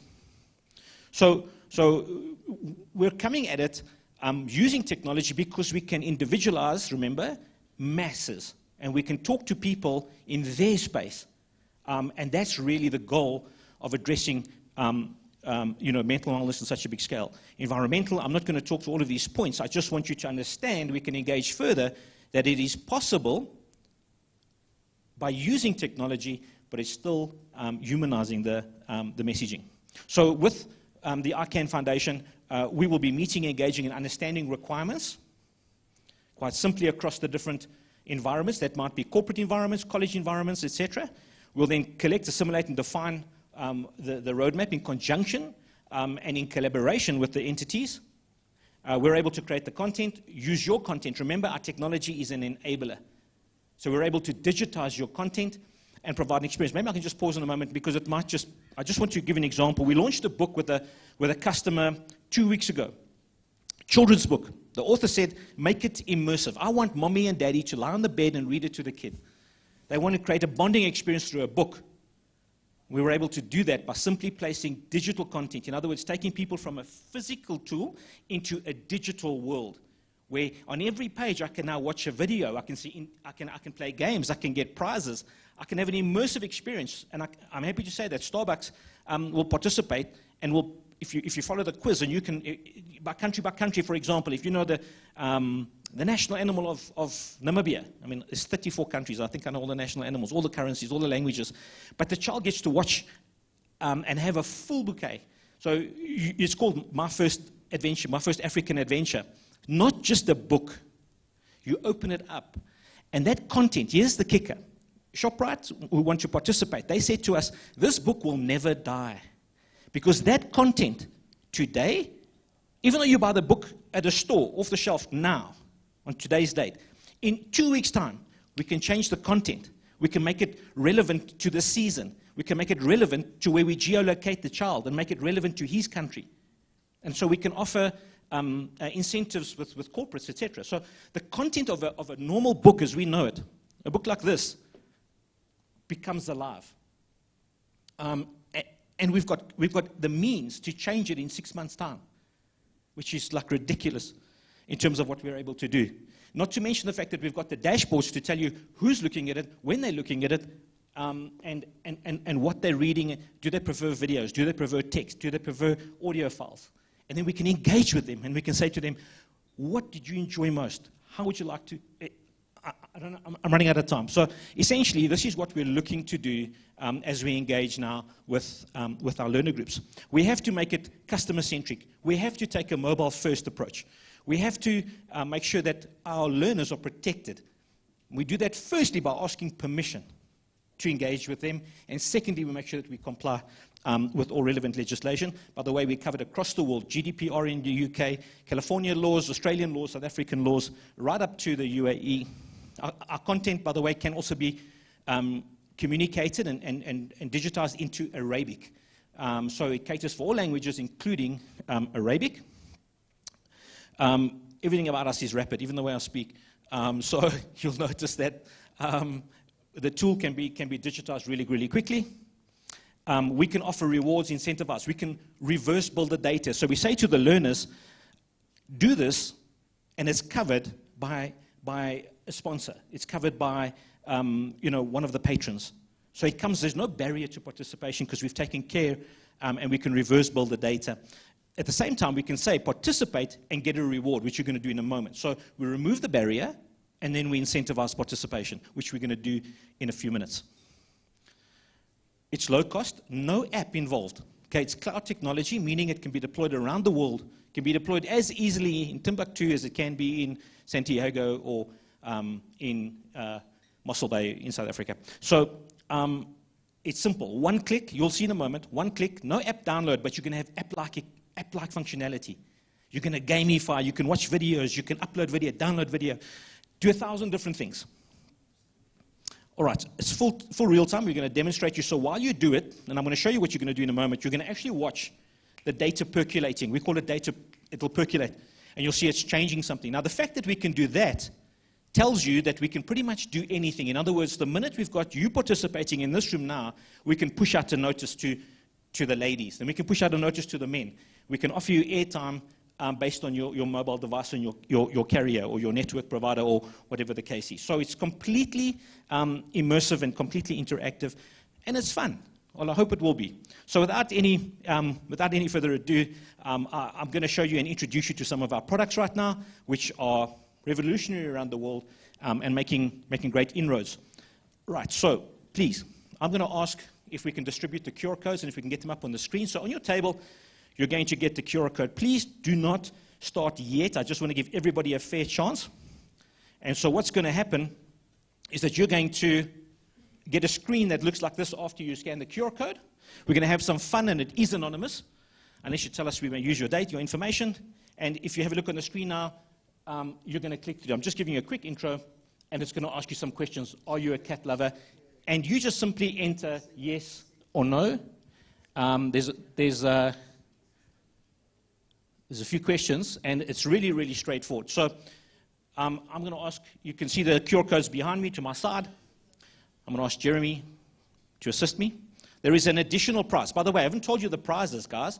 Just while you're doing that, you're going to be playing for John Maxwell's 360 leadership book, sponsored by the ICANN Foundation, and also you have to make sure that you want to win Leadership in the 4IR by Dr. David Malapo, and accompanying that is a little bit of cash just to sweeten the pot, 100 Rand as a page marker just to keep your place while you're reading. So it's only going to have 2 winners, right? So please, scan and play. There is a time limit on this, so I'm going to ask you if you wouldn't mind getting cracking.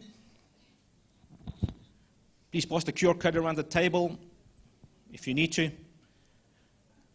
We want the brightest, we want the fastest, we want the best in the room. To our online participants as well, you'll see that you'll be able to also engage on that.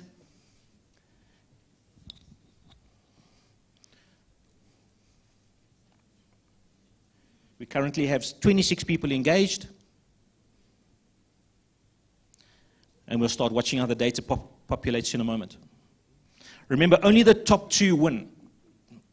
So you have 3 attempts. You can play again and again and again. Make sure you get the best score in.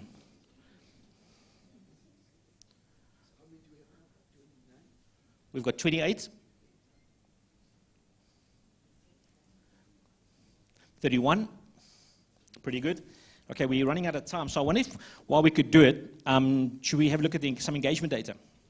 So when it launches the campaign, we'll get an idea, and it'll populate and percolate. We'll come back to that, Jeremy. Could we go back to the dashboard? Sorry, hold on. So here you'll see, we can already tell you that we've had 35 visitors, we've had 28 users. The average face time per person is 1 minute 47. Now that immediately gives me commercial value because I can go to a sponsor and not use the extrapolation. I can say I've got 35 or 1,000 people and there's 1 minute eyeball time and we're able to then commercialize that value. We can scroll down a little bit, Jeremy, please. And I can tell you the day of the week. Obviously everything's today. It's all during office hours. We go down, but we can give you that behavioral information. And we can begin to tell you that we've had 2 users that have dropped off on the first screen. This is probably the only technology that can tell you drop off per screen. In other words, we can tell you where you're losing your market. You can pause the campaign, clone it, change that page, more compelling content, and push it out again, and you're able to refine your communication strategy and your engagement strategy. Could we look at devices?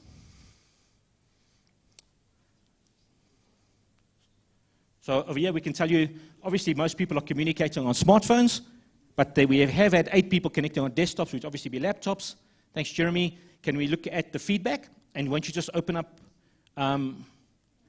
obviously because of POPI Act, we've had to protect some of the data, but won't you just open up and just show how easy it is to filter? Yeah, if you click on the gray one. Yeah. So So already we can begin to see how many left-handed, right-handed people are. If you put your mobile number in, we would have picked it up, etc. So this is the background information. Could we go back to the main dashboard before we announce our prizes? We'll look at the leaderboard in a moment. Or maybe we have a quick sneak peek at the leaderboard just to see. Okay. All right, so here we go. We can actually begin to see now. Sibu Siso. Is that us, Sibu? Ah! The judges have said family and employees, family and friends are not eligible. No, we'll see. All right, so here we can begin to see who's doing what. So we're going to close the competition in a minute. Can we just look at the big dashboard, please? Just the BI dashboard. All right, so what we're able to tell you already is that 4 people feel that Dr. David Malapo should be the next American president. Remember us. Remember us when you get to the top. There are 9 cat lovers that have got Android devices and are right-handed. There are 21 males that are in a happy relationship. There are 14 that feel, 14% of the room feels that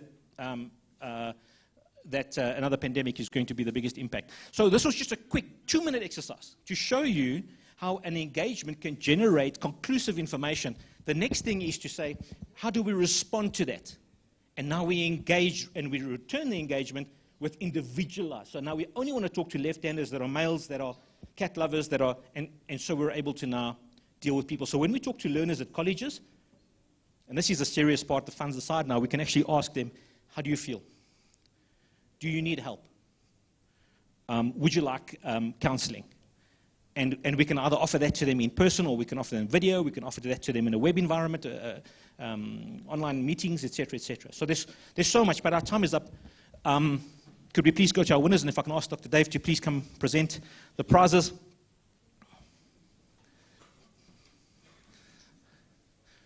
But are we going to allow this? It's Arnold's. That's fine. It's his birthday. Could we have Viv? I can't see the other name. Could we call a Viv up to this? Yeah, who's Viv? Viv. Oh, there you go. Great. Viv. Well done. Well done. Which one do you want? This one? Oh,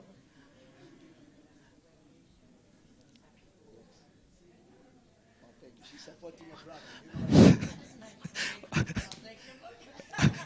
Arnold, it's your birthday, and you definitely got a birthday present coming, but we can't give you the prize. Staff and family and friends are excluded. But if we can get Ria Batswe up, please. Well done. Well done. Congratulations.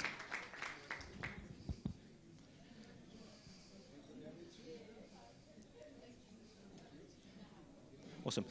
Thank you, David. Now, did you enjoy that, yeah? Now, let's be practical. Mr. President, we actually one of the schools that you and I still dealing with other things, but practical, we are launching, and of course, Ekurhuleni is one of them. This is Mental Awareness Month. That's right. And number 2, we are also launching the binge drinking hashtag. Just tell the people exactly what we're going to be doing, what we are doing with the TVET colleges now. Right, so we've identified 3 colleges which we're going to be visiting, engaging with, making sure all the stakeholders contribute towards the campaign and the program.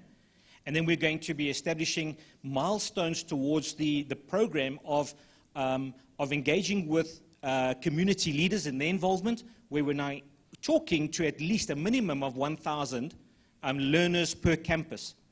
And they will be exposed to rich engagements to first make them aware, to educate, and then to get feedback and response. It's not a once-off thing, this. You don't stop a binge drinking, I want to almost say epidemic, in one attempt. There's an ongoing digital engagement process.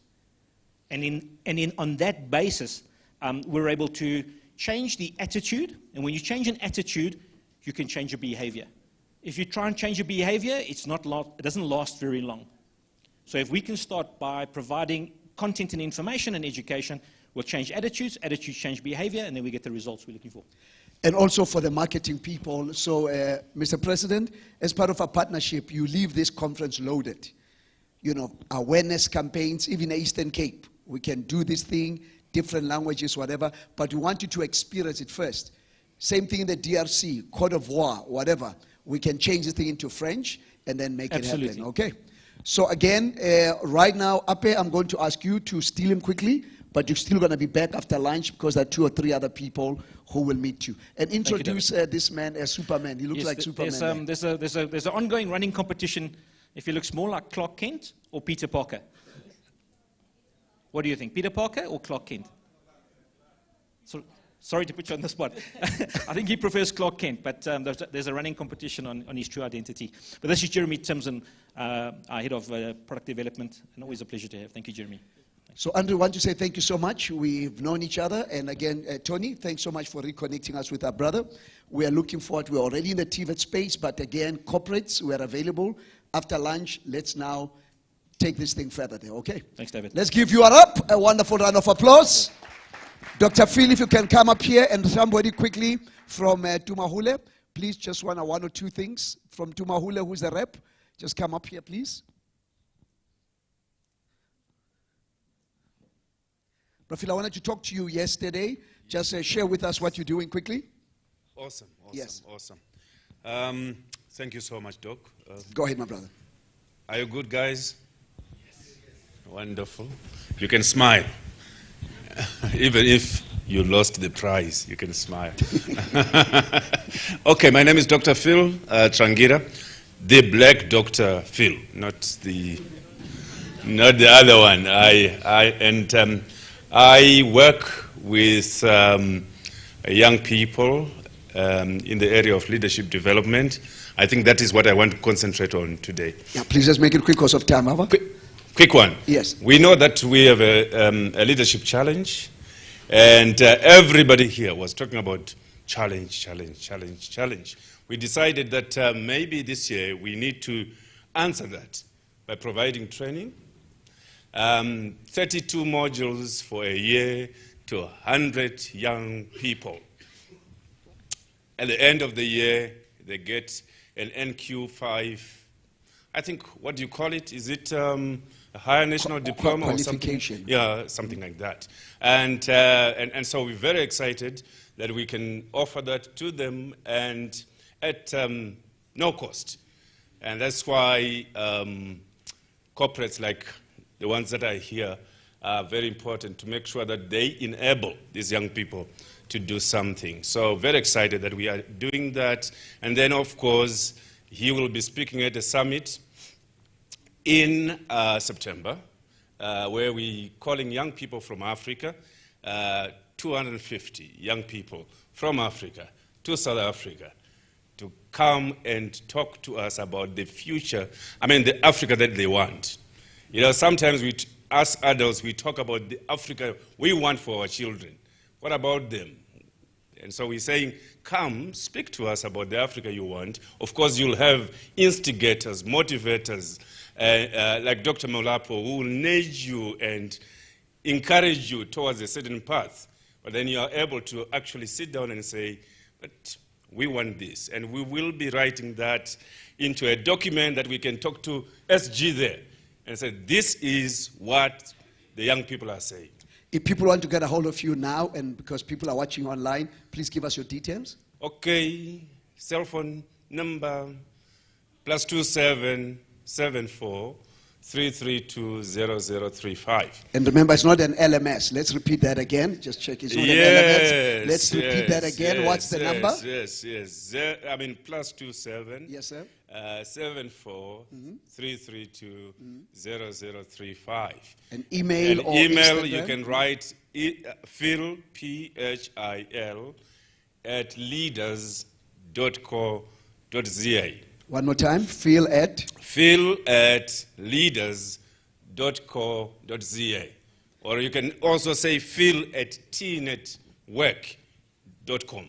And for those people that are here, please, during lunch, don't run. Yes, Let the please. people connect with you there. Yes, please. Yeah. Let's do that. My Thank brother, you so much. this is Dr. Phil. I'm proud of that. So let's support our brothers, particularly for the continent.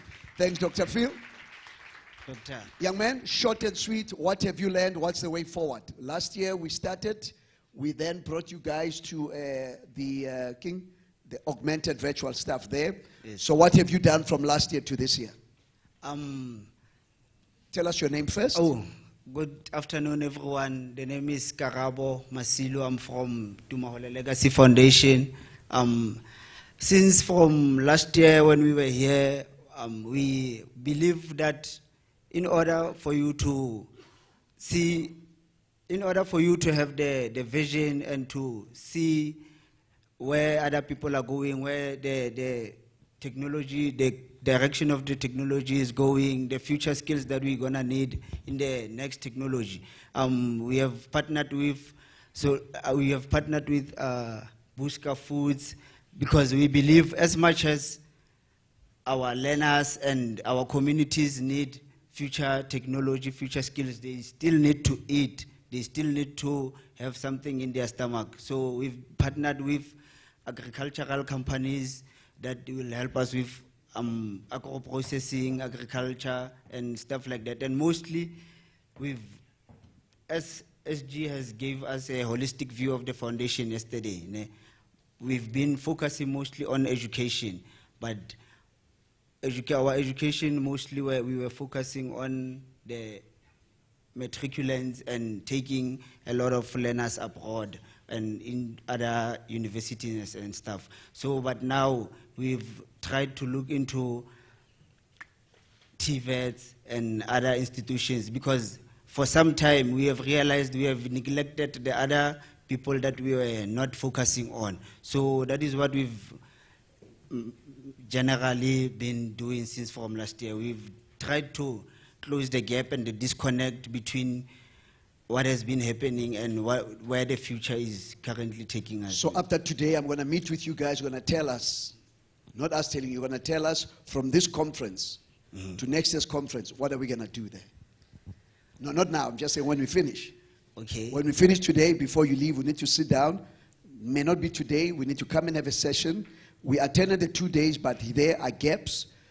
President Sanele said, partnership. That Mlapo connect us with this, then you continue to do this with ICANN. What can we do so that we can keep the momentum going? Okay? All right, Doctor. Okay? No, so I hope you're taking some notes. Yes, sir. Because Tumahule Legacy, it's all about leaving a legacy. Living a legacy. And not a vacancy. Building the community. And yes. Sharp, sharp.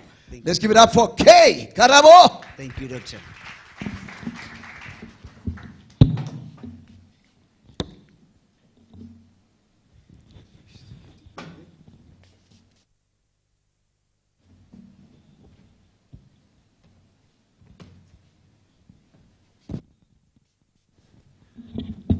Thank you, Doctor. You know, Anthony spoke about change. Change comes from within. We need to break the shackles. And he spoke about the past does not equal the future. We have to move from being a giver to a getter. But let me just ask you, is change easy? Change is not easy. Our next guest is all about change. It's all about how change and how we can change our concept and our ideas of change. My next guest is Amy. We're going to have a panel discussion. She has a BA in media, an MSc in strategic management, a doctorate in business admin. In the past 5 years, she has been teaching at digital marketing and innovation management at Vega, also a brand management coach. So what we're going to do, I'm just going to get Amy here. Amy, I love doing activities, so can we stand here in front? And I want you to understand and I want you to play with change, and so that we can get into the topic of digital change and the impact of change. I want you to put your hands like this. All of us put our hands. Amy, can you put your hands like that? I want you to close your hands, and when you close your hands, I want you to tell me which thumb is on top. So let's close our hands. Which thumb is on top? Is right or left? Right is the right one. Amy, how many have right thumb? Let me see your hands. Awesome. Let's do it again. Hands open, close your hands. Which thumb is it? Right. When you do things over and over again, the same thing over and over again, you will keep doing the same thing over and over again. Change is not easy. Change is difficult. Yeah. Let us try changing. How many of you want to change today? We've learned so much today. I'm going to help you, show you how important change is. I want you to open your hands again. And now slowly, because change is difficult. Am I right, Amy? That's very true. true. I want you to close your hands, but do it differently. Left over right or right over left, the opposite direction. Is that easy? No, it's Now not that easy. is change. That is what change is about. It's not going to be easy. But if you do it again, you can see you do it slowly, it can become easy. Yeah. Every day, a journey of 1,000 miles starts with one step. Yeah. What is the step you're going to take today? If you take that step, your life will change. Your relationship will change. Your impact on future digital skills will change. We're going to talk now about how digital impact can have an influence in the lives of your lives and how it can impact you. My guest Amy is going to share some insights. Yeah, it's fine.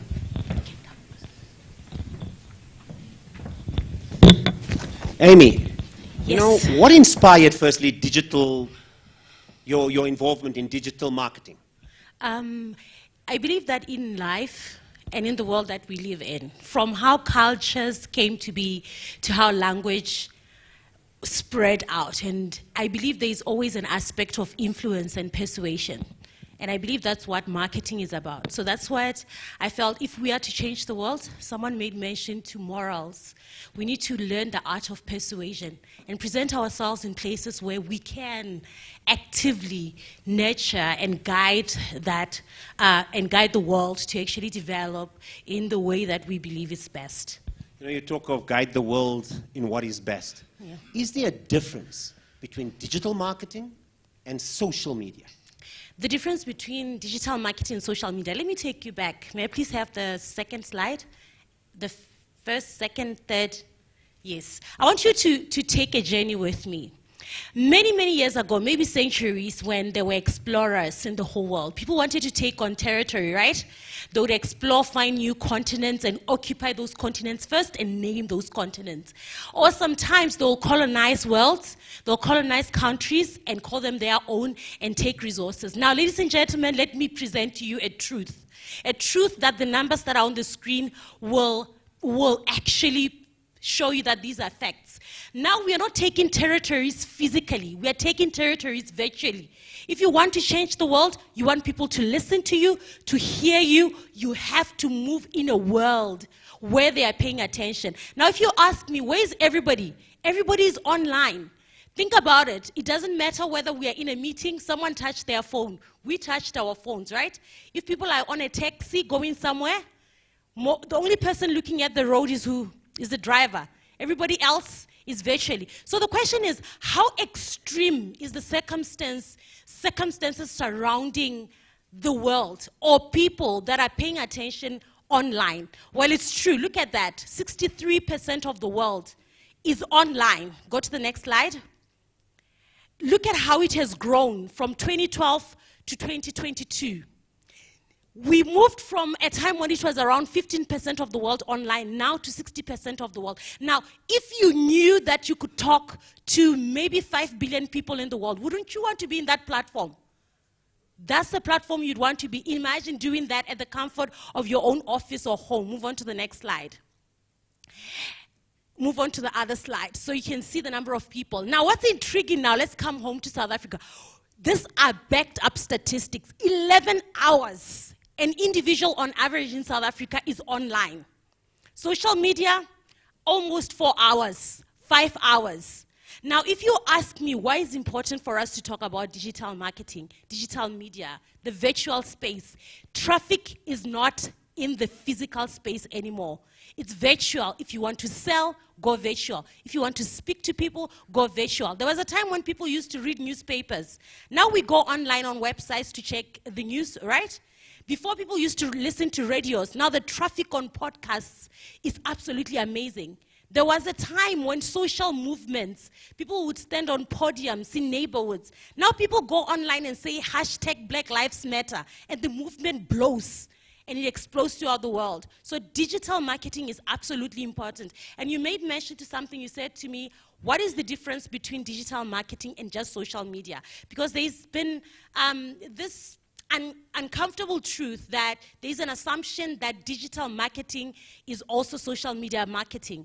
But the truth of the matter is social media marketing is just a small component inside digital marketing.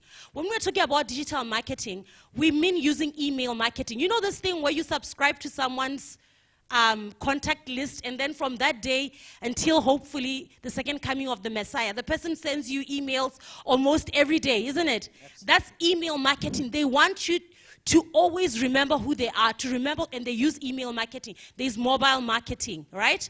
There's search engine optimization. Did you know that nowadays you can actually pay so that when you are searching the best foundations in South Africa, then you get 4IR at the top. You can actually have that. So that's part of social media digital marketing, not just social media marketing. And I believe that it's imperative for us to understand the scope, how wide it is, but the thorough appreciation that now eyes are here for many hours. And the beauty of it is that digital marketing, we can measure, we can monitor, right? And the communication is both ways, yeah? Back in the days when you're on radio, unless someone calls in, you never know what your customers are thinking or feeling about you. But now through digital marketing, you can measure, you can monitor, you can comment in real life, okay? And you can also know exactly who is speaking to you. If you actually boost or pay for an ad, you can see who actually interacted with your advert, how long were they there, what did they say, and your impact is amplified in that order. You know, you talk of the impact. Yes. You talked of measure. Yeah. How we can monitor. How can we do this? So much businessmen out here, corporates out here, government out here, schools out here. How can they maximize their time effectively on social media and digital marketing? There is an aspect called almost every social media platform or most of the digital marketing platforms that actually support digital marketing virtually. There's what we call analytics. And I think this is where we need to be as Africa. We need to be able to do something, but also measure our progress. So that if something is not working, we pull the plug before we spend a lot of money. So how do we measure? There are analytics that you can actually check out in real time. Like every minute, every hour, every week. You can actually see whether you're doing well or not doing well. And I think not waiting for a year to elapse and we're at an annual board meeting to actually check whether our numbers are tallying, whether we made money, whether we made impact, whether we spoke to the right people. I think digital marketing is the way to go. If we are to create social change, if we are to have community impact that is targeted to a particular people group, you can do targeting through digital marketing. And I believe that's really the true essence of wanting to persuade and change and speak and communicate to the right people. So a lot of people want to communicate to the right people, speak to the right people, become effective in digital marketing. As a business coach, what advice do you give people out there in the corporate world, in the government world, at schools, at colleges? Okay, I would say the world is changing. May you please go to slide number 7, 6, and 7? I think those are the last ones. The reality is here. Things have changed. There are times when we, like you made mention, it's not easy, but it's a reality. Would you believe that in the past year, 24 million people in South Africa have made a transaction online? So people are ready to buy, people are ready to transact, people are ready to buy online courses, to pay for school fees online. Go to the next one. I like the next one. Look at the amount of money that has been spent just virtually, that exchanged hands virtually. These are backed up statistics, by the way. So if you ask me, are we ready? We have to be ready because it's happening. And if you're asking me, is it important? I don't know if you want this piece of the pie. Go to the last slide. To the next slide. Yes. I don't know if you want a piece of the, yes, the next one. Look at this, how much people have spent in South Africa, not anywhere else, spending on fashion, spending on furniture, electronics, just the transactions that happen virtually. PPEs, yes. So it's imperative, social change. We can do it virtually through digital marketing, selling and buying, getting donations, helping disadvantaged communities, speaking to the right people, hearing what our customers are saying, right? We have to be customer-centric. We have to be a listening organization so that we continuously ensure that our brand is relevant and transforming communities that we are doing business in. So look at that. I think we need to have a share of that pie. People are online. Evidently, a lot of South Africans are online. millions are online, and 92% of which access virtual anything through their mobile phones, which means anywhere. So anywhere, anytime, you can speak, you can make impact, you can trade, you can communicate. I think this is a beautiful time that we are in. Back in the years, you had to travel to conquer a continent, but now you can actually be on social media. And I think this is the hope for Africa. I think if Africa, we want to trade amongst ourselves, we want to improve our communities, we want to share resources, share information, this is the world that we are in, and you can access anyone at social at any time. How? I'm sure many are asking the same question. How many of you here want to go online and be more effective? Let me see by a show of hands. So many of us want to go online. We don't know how. How do we set up the systems? How do we create these systems? I'm sure many of you want to know, I'm sure. How do we do those systems? How do we go online and start becoming, as a business coach, Yes. what tools do you give us? I would say the first tool is make a meeting with Dr. Molapo, 4IR, that's where you can find me, right? Make a meeting. I'm sure he's definitely will make time for you in his calendar. And let's discuss how, through 4IR, how can we move your organization to the next level? With this information, by the way, this is just a scratch on the surface. There's so much. Sitting down and hearing the context of your organization, your strategic mission, your strategic goals, where you want to see yourself, who your target audience are, or who the community you want to impact is. Then with that understanding, we can curate the right strategy and deploy it. One that you can measure from day one. I think that's the beauty, right? You can get answers, you can get numbers, and you can get information, and you can measure, and you can, there's so much that can be done. But first, please make a meeting with Dr. Molapo. We are here for you. I am there through 4IR. You know, just on that, how many of you, I just want to see by a show of hands, find this very interesting and would like to interact with Dr. Molapo, with Mr. Amy? How many of you want to do that? So how can they reach you and contact you? How can we set up the first meeting? So tell us the process here after lunch, or before lunch. What are we going to do? I'm available. Besides, through 4IR, please have a go. Those are my contacts. You can send me a WhatsApp even now with your full names so that I can save your number, and then I'll send you this digital business card. Please feel free to contact me. I'm available. Let's have a sit down and talk. And moving forward, 4IR and we are all here. We are available. And thank you very much. You know, for one, I say thank you so much, Amy. I think it was quite dynamic. As a business coach, I'm quite interested. I'm going to be inspired, so I'm going to be one of those first people to have a meeting because I definitely want to build my brand. I want to take my brand to the next level. And if you want, here's the connection you can make. Contact Amy, and let's engage and interact what I can. Thank you so much, Amy. It was very inspiring. Thank you.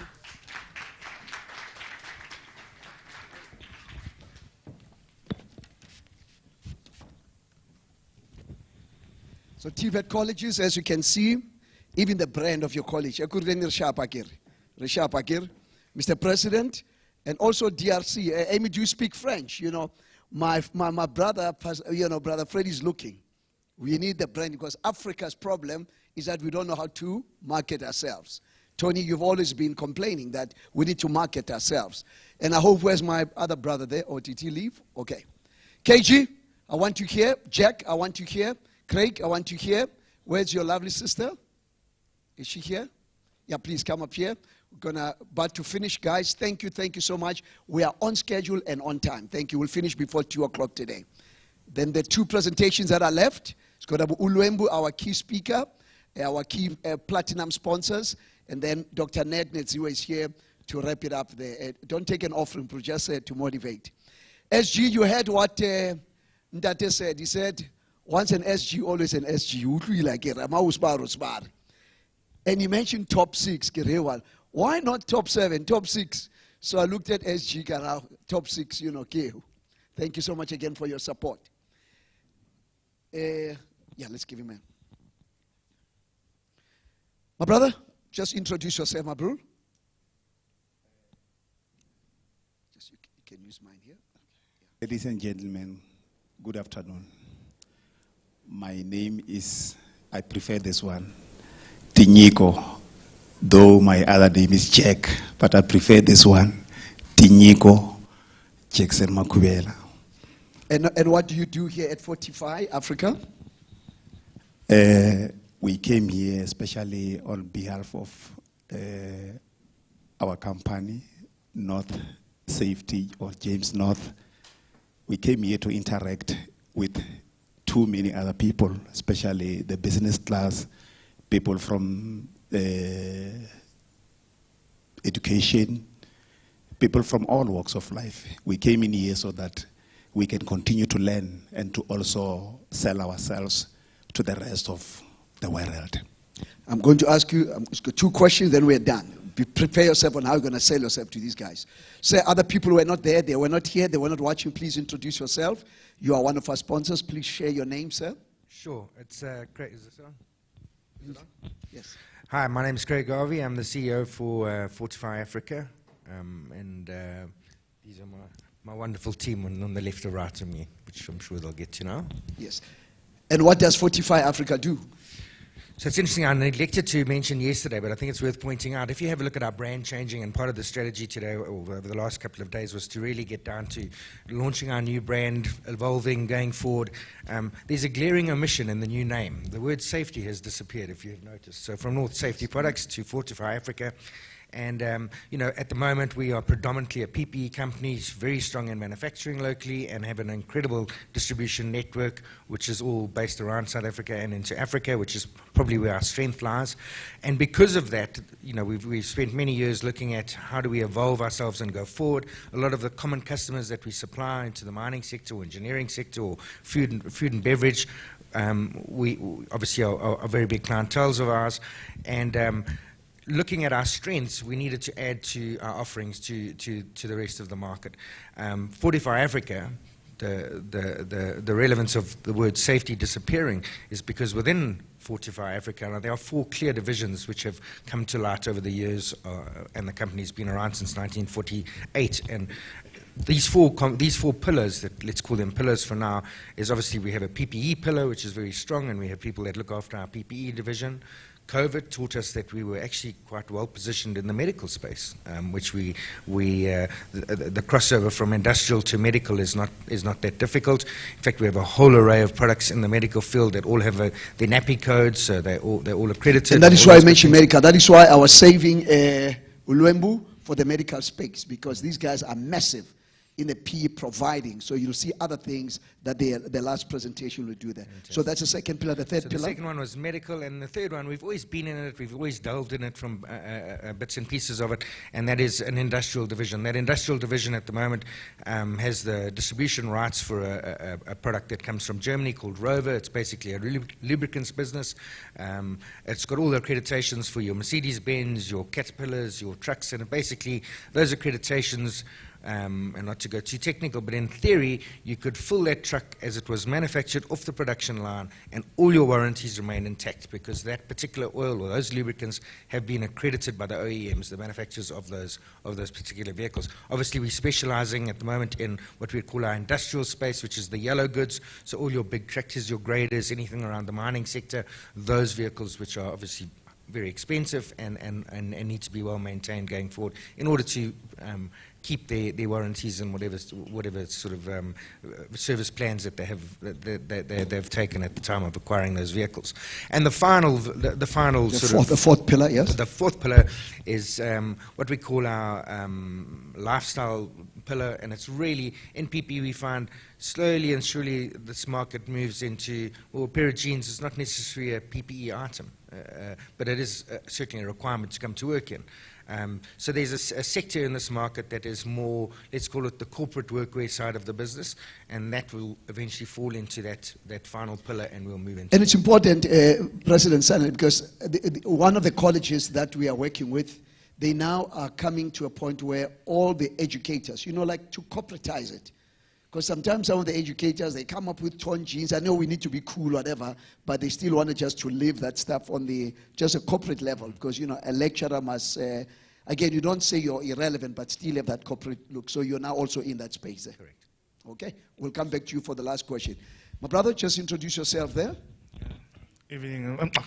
Good day, everyone. Afternoon. It's afternoon, yeah. Okay, my name is Kakalo Mdlodzi. I'm a BDO at Fortify Africa. Now, BDO, other people are thinking about other things. You know, what does BDO stand for? Because this is high-tech, yeah. Okay, Business Development Officer. Sometimes, you know, those things, hey, who's that BDO? Sharp, man, I'm MFO, you know, something like that. So, you know, yeah. So, Business Development Officer. Yes. Awesome. And then I'm going to give you a chance when we come back on the second round, because I want to know what do you do and make an appeal to the people to support. Okay. And I want to thank you for connecting me with these guys. Because people need to know. You just need one person to connect, and it's through you that I've connected with these guys. Yes. So what do you do at BDO? What I do at BDO is we marketing the, how can I put it, we are on the marketing industry where we just trying to reach out, I mean, and with our new branding, Fortify and all that. So we're just trying to grow the company into other levels and, you know, just to spread through Africa and all that. Yeah. Wonderful. I'm going to come back to you. Okay. Madam? Hi, everyone. Nice to be here. I'm Vivian Garvey. I'm the National Commercial Manager for Fortify. Basically, I'm the person you come to where we can get you nice contractual pricing. We can define your basket of goods that you require for the correct applications required for. Then we can negate terms, conditions, and supply and serviceability to your needs. Thank you. Last question, because we need now to make some money. Guys will sell. The TVET space. You know, when President Sanele, in his opening remarks, spoke about the partnership, you guys are already doing stuff. Remember, I was privileged to be in your massive warehouses. Just tell the people what practically are you doing now with TVET students or unemployed university student or just unemployed student. Just share those success stories, please. Okay, with regards to TVET, well, I know that we currently do supply some PPE to their laboratories and to their special needs to protect the people that are training in those environments. As a group, as a company, we also offer internships and learnerships. We work closely with Wasita, and we take on our interns to give them job working experience in their fields that they're qualified for, which allows them to go out into the market. If not absorbed by us initially, it gives them the experience they need to go out into the market and get a job.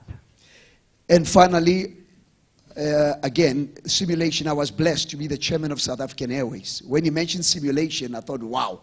I never thought of that, President Sanele. Because maybe Craig, not today, but as we make some money, you know, let's consider doing a simulation for some of these young people to be able to get the so-called hours so that they can get the qualification. Will you be open to that? You've got a lot of space. You've got practical stuff. He mentioned people to come and teach. So jokingly, I said to Craig, Professor Craig. I did. I said, Professor Craig, you know. Are you open to that particular idea? No, absolutely. I think it's a great movement, and it's a great opportunity to work together with these colleges and the learnerships to be able to upskill them and give them what they need, and work closely with all these lovely people here. Well, he's now going to be the regional manager, Baba Uzwile, so already we need to go in and visit. I think what you're going to see is going to blow your mind. First of all, I'm a businessman. I saw so much stock, Ned. These guys have got stock 24/7. And then when you see the opportunities they're giving to people, so-called illiterate people who are now specializing, but this thing of simulation, if there is anything today, Baba, out of your speech, that one caught my attention because I could identify, relate, because of the South African Airways experience. So thanks so much again, Vivian. We'll be able to get in touch with you. So anybody, these guys will sell the deal, but you will then do the commercial deal. KG, last question. What would you say to the people here or online? We need money. Okay, you heard Tony, we need cash. So that we can be able to do the other things, I guess. Most definitely. Yes, yeah, we need cash, and I mean, your support will highly be appreciated. Like Craig did mention that we are in the industry of mining, health, and all other sectors that are there. So your support will really mean a lot. And we've got product outside as you walk out, so please feel free to come to the table and all that. We've got bags for you and all that, mask and all that, so just try it on and all that, yeah. Brother Jack, before I leave the CEO to do the stuff, I have been rich, I have been poor. Rich is better, trust me. You don't need a revelation for that, you know. So what would you say to the people? They need to support you. In fact, what I would say to the people, let us work together. Let us support each other. And when it comes to our company, 45 Africa, like you ask KG one question, what is it that he's looking forward to? We actually inviting people, come on board, see our staff in there, give us the kind of support that we need, so as we can grow up together. It's not only about us. We are gathered here so that we can help each other in as far as ideas are concerned, so as we can grow our own companies. So we are appealing to all people who are here from the business sector that please, if there is anything that goes with PPE, before you go to China, leaving us here, come and see us first before you fly all the way to China or wherever in the world. Anything that the Chinese are producing there are the things that we are producing here in South Africa, good quality. Trust me on that one. Thank you very much. And Craig, which leave the last word to you. Let me commend you, first of all. SG, what this guy has done, he has given the shares to the workers, which is a powerful BE thing, because that's where it begins, with the workers that you have. And then you are incubating the BDOs up there, and I want to applaud you for that. And today, now connecting with ICANN Africa and our associates, I want to say thank you to you for that. Any last words to the people also? The people watching, people are here. Any words of encouragement or appeal also to them for your support? Go ahead. Well, I think my team's pretty much wrapped it up. But from my side, personally, just thank you very much for having us and hosting us, David. It's been a phenomenal event, and definitely will be here first in line for next year, that's for sure. Wonderful. But again, it's when people support, then you're able to support this kind of work. And again, the key word for the fourth industrial revolution is no longer competition. The key word is collaboration. It's called what? Collaboration. Exactly. Remember, one is too small a number to achieve greatness. One is too small a number to achieve greatness. Umuntu ngumuntu nga. Thank you so much again, guys. 45 Africa will be there. Let's mingle after lunch, whatever. Talk to them. And before you, Brother Jack, Brother Craig, KG, Vivian, thank you so much. Siyabonga. God bless you. Let's give them a wonderful round of applause. Before we have our motivational speaker, we are going to call on stage Sipho, Glenn, and Andre. Come on down. Come on down. Jabza, if you can call Andre, which is needed here, please. Yeah. Let's just sanitize this thing here. Presentation. Yeah. Okay, tonight we'll shine.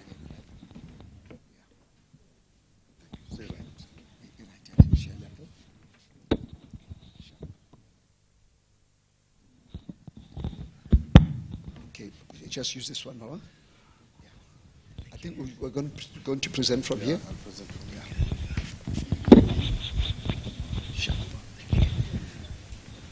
Baba, as we are wrapping up, and thank you so much again for being on time, started on time. Some people need to drive, some people need to go to the airport. First of all, introduce yourself, my brother. Thank you, Doc. Let me start by welcoming everyone and thanking and appreciating your presence, everyone in the room. Igama Sipho Ndlovu. I'm an executive at UBS, which is Ulwembu. I look after business development. Baba, we're all yours. So what are you going to give us today? So I thought, because I mean the conversation has been flowing since yesterday, quite handsomely. We will add a little element into what has taken place. But I think what we'll try and do is just to keep the thread, which has been the ethos right through, the thread of training, of development, of IT transformation. That's what we do. That's the space that we're in. So we'll try and keep up with it. What I'll go through now, it's our health management system. Ulwazu yesterday went through the learner management one, so we'll look at now the health space in that, and then Glenn. So just on a lighter note, can we do it on the phone now? No, learner management system. So yeah. the healthcare management system, can we do it on the phone? Smithly. Yes, you can. You can. But let me just run through it first. So that's just some of the topics we'll go through. You can go. So the easiest thing to sort of try and explain a piece of technology, right? is to understand what problem are you solving. Right? So here I'm just giving you an idea in terms of, in this solution, what are the things we're trying to solve. Right? It's a health system, a primary health system.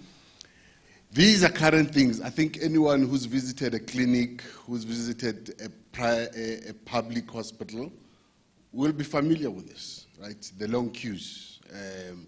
Your file is not here. We don't know where your file is. You come to be treated for this, but you end up being treated for something else. You know? And you can go to multiple facilities and get treated for different things. So those are sort of the challenges that the system has. But one of the biggest things, I would say, a best value add for the people that manage the facility is to understand what's happening in the environment. So if you're managing a clinic, typical environment, you're managing the school, right? You need to know what's happening so that you can be able to make the right decisions so that the facility works properly. And that is what this gives anyone who runs that environment. You would see here, the touch point is around 5 areas that the system can come in. Patient healthcare management system, as it says, you manage patients. You know, how do you address the problem of long queues, right? In this system, people are able to book an appointment, right? The facility is able to manage in terms of the load of people that are coming in. If in an hour, you know these are how many people you have. In terms of your staff, how many people you need to have in the facility. That's where you manage that, right?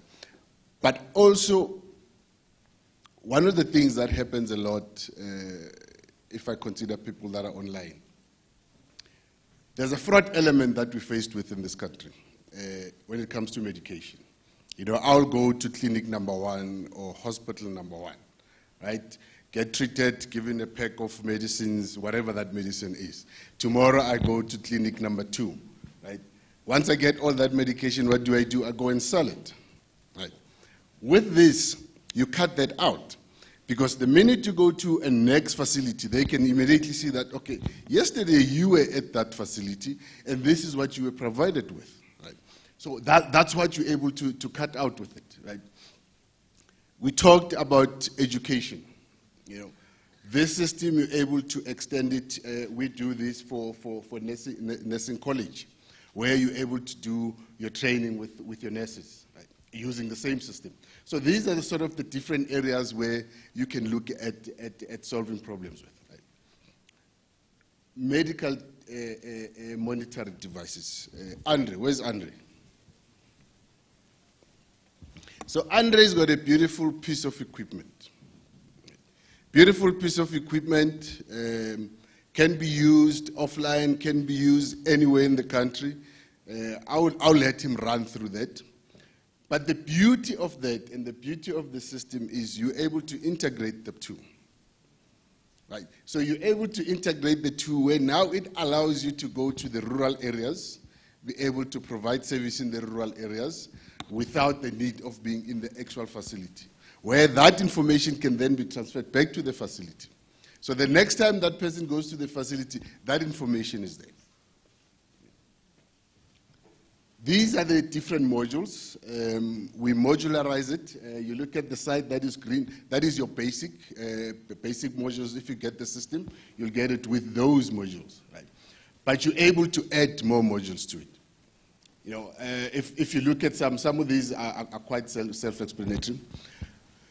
But I will focus on 2 just for this presentation. The ward-based outreach team. Yesterday, the princess spoke about being a rural person and the challenges that they have in the rural environment. Right? In other words, we need to now have processes and systems that take that facility to your far-flung out areas. Right? Instead of people walking up to the clinic, and I mean, some of the times they come there like 5, 6 o'clock in the morning just to get their medication. You are able with this to get your mobile facilities to go to those areas, be able to provide services in those areas, but also be able to retain that information in both ways. if this time somebody went to the facility and get tests done, when they meet a service provider in a mobile environment, that service provider is still able to access the results of your tests. So it's almost like you were in the clinic, but you are not in the clinic. So that provides quite a big value in that.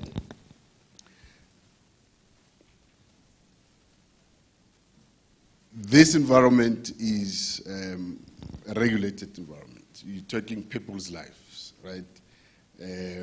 Doctors, pathologists.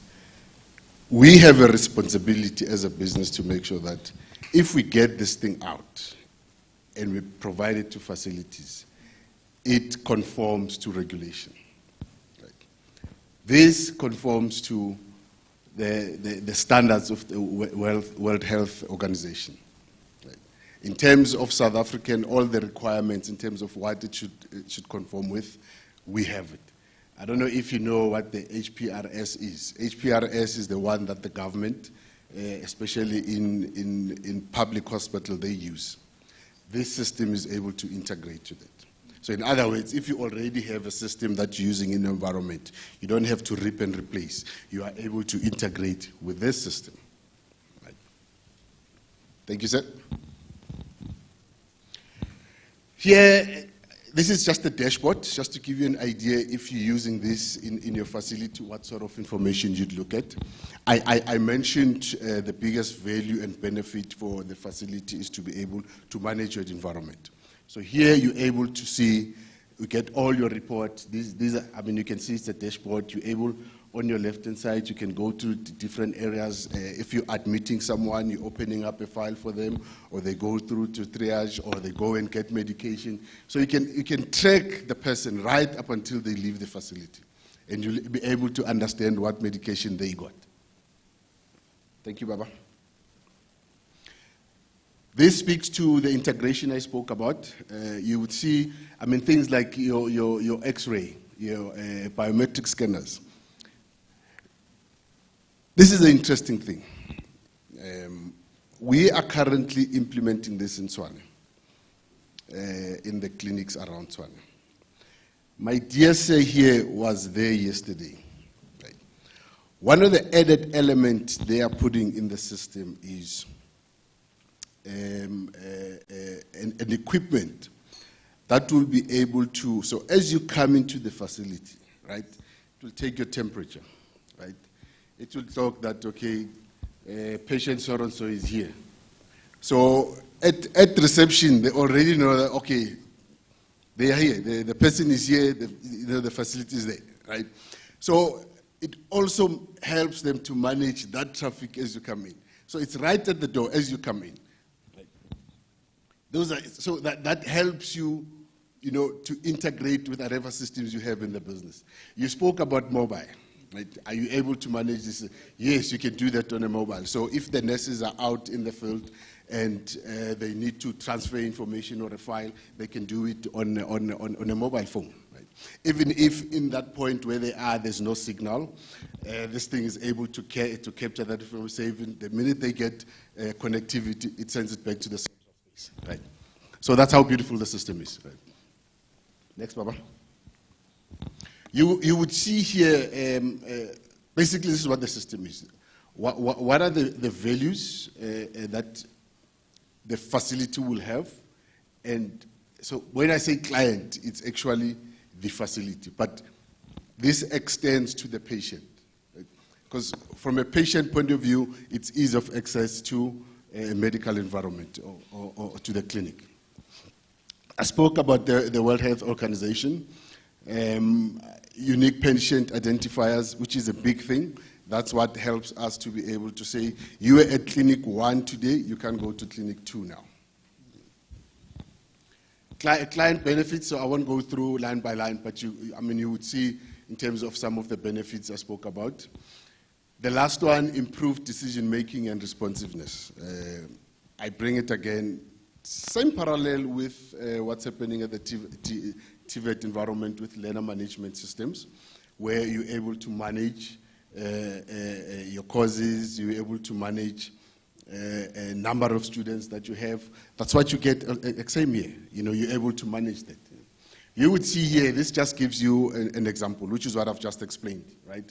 The first one, we call her Nandi, just gives you a view in terms of what would the different stages be if somebody goes to the facility pregnant. So the first time you go to a facility, you're pregnant, they open your file, and then every time you go to visits, that file is kept, just keeps moving in the system, your x-rays, right up until you deliver the baby. That information lives with you. It doesn't matter which facility in that environment you go to, that information will always be there. Thank you. So now this is for the selling people, right? How do we get this going?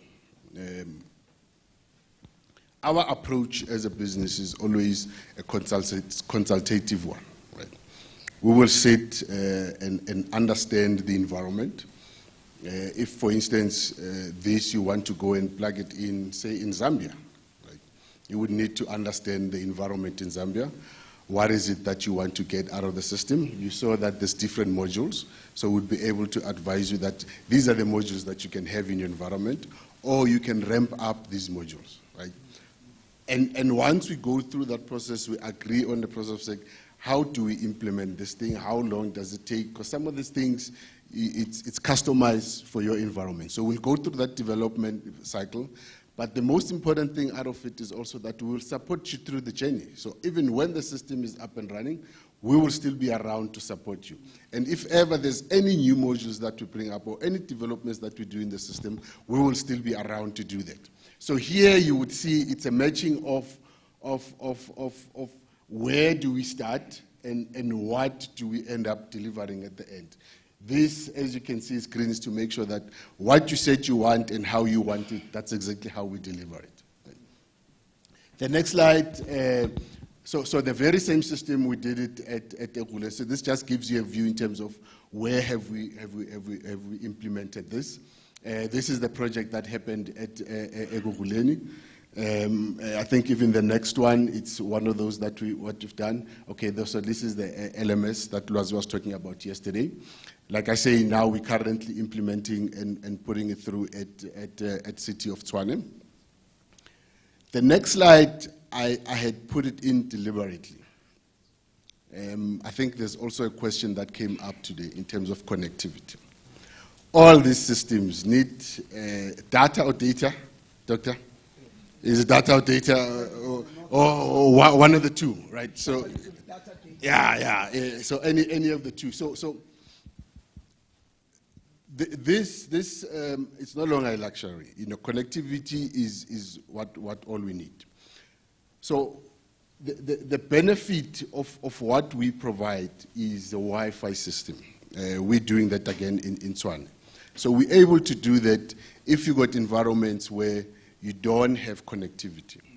So we're able to do that because the broader spectrum you have of network connectivity, the better your system works. But like I said, even if you're in environments where you do not have connectivity, it doesn't stop you from using the system because you're able then to upload those information. So this is one of the things that we do. All right, so I think this is for sailing people, just to give you an idea in terms of if you want to implement something like this. So there's different models of contracting to it. You can say, we want the system, build it for us, put it on the ground, and support it for us. That's most probably look around that number, depending on the size, of course, of the venue. But, all right. Am I too slow? I don't know. Go back.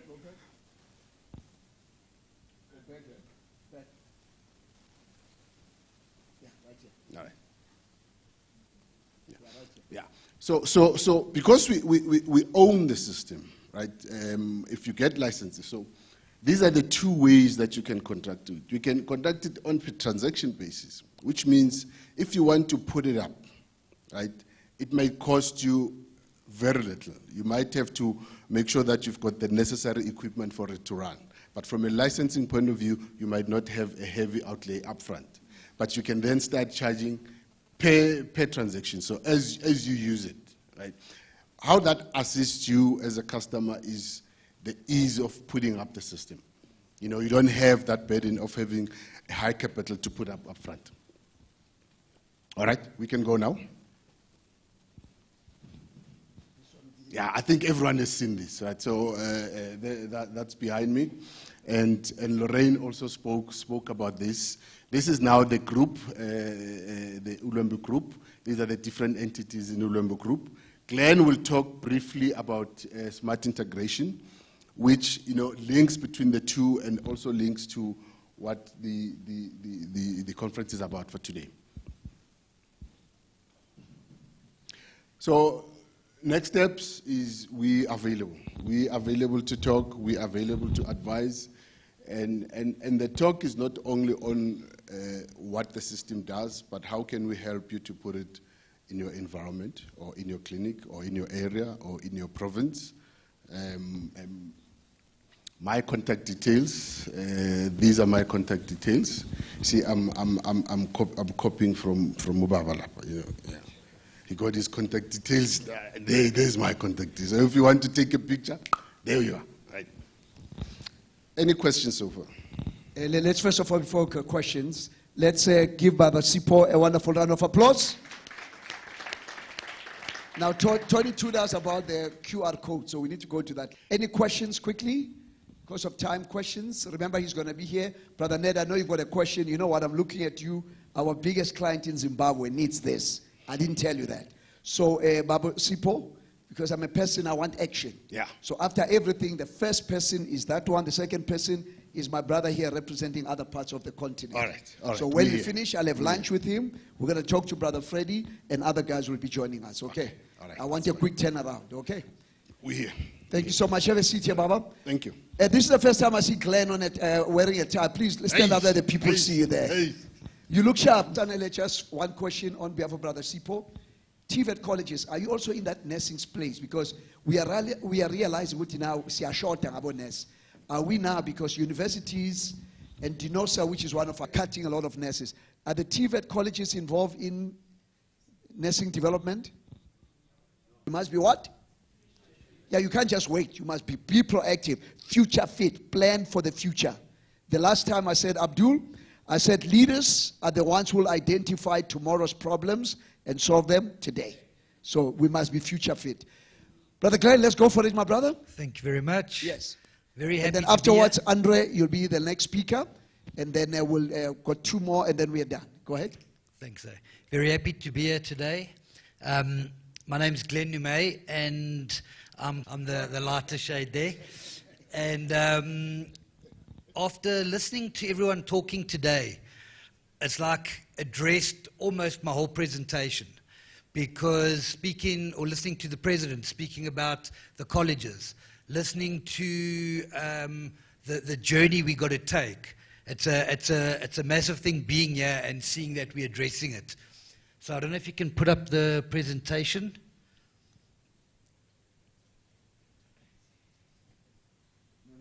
You can talk about it. Okay. So the one thing I wanted to say is 4R is a strategy, the Industrial Revolution. In Japan, they're talking about the 5.0 society.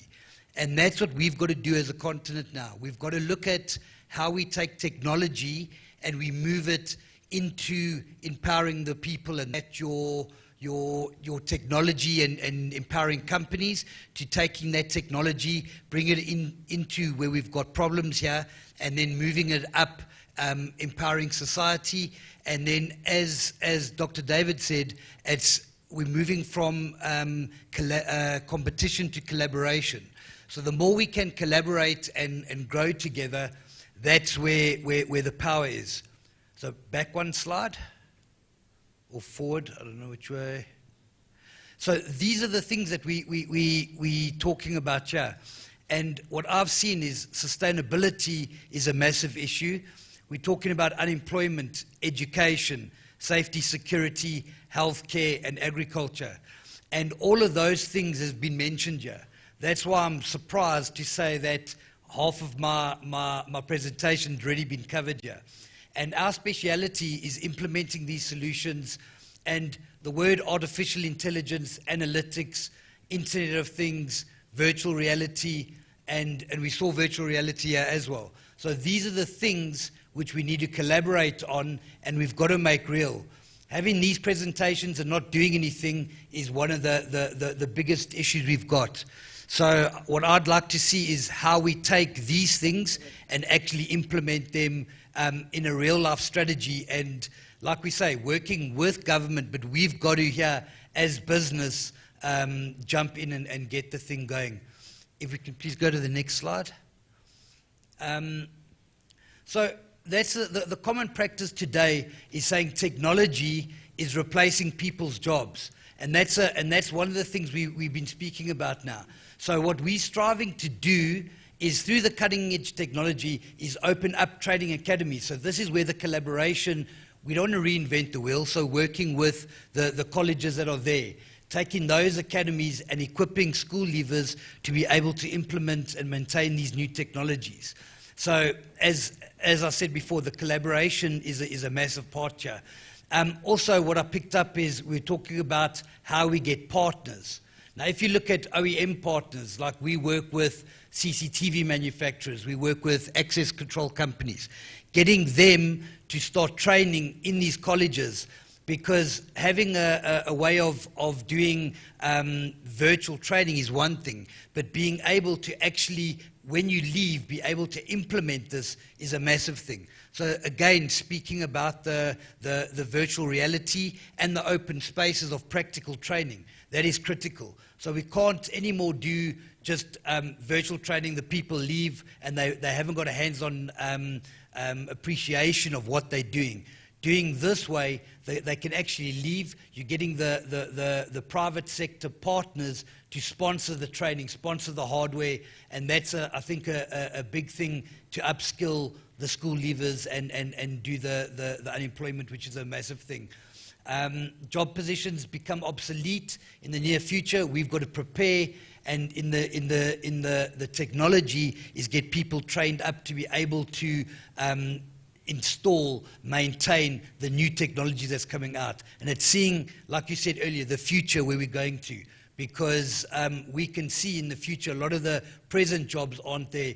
We spoke about a carburetor in a new vehicle. Like we know the vehicles are going electric. We've got to prepare the learning systems, the training systems, and getting people able to work in those jobs when the other jobs become obsolete.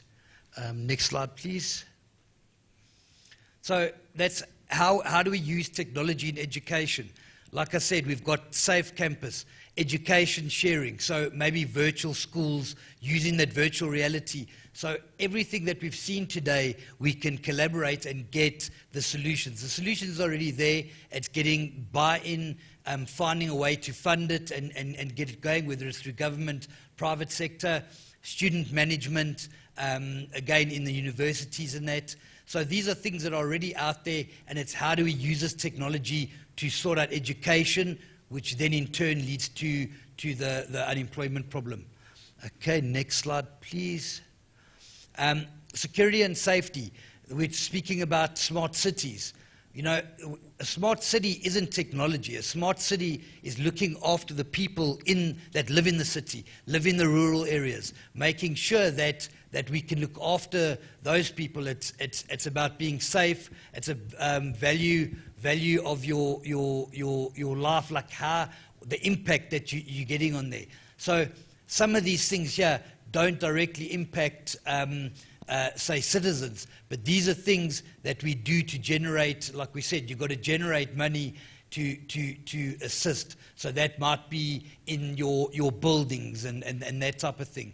So I think we've got to look at it as a holistic approach, is how do we take the commercial companies that we've got, make money and make sure that we can pour that in, but make it sustainable. Without sustainability or just passing the money through, we're not going to get anywhere.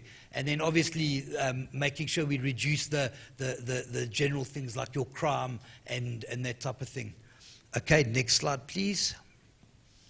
And then the one thing that we spoke about is healthcare. Yesterday I was in Soshanguve at one of the clinics there, and I don't know how many people here have got medical aid and go to private healthcare and that, but I stood there and I saw a gogo trying to get medication that would be there for maybe 5 hours. And I was thinking that with the technology we got now, we need to, the problems that are there to solve, we need to implement it. It's there and it's happening, but for me it's happening slowly. And for me it's also unacceptable that these things take so long. We need to jump in, collaborate, get them sorted. And I think that this isn't, like I said before, this isn't a throwing money at it. This is a sustainable solution by using the technology.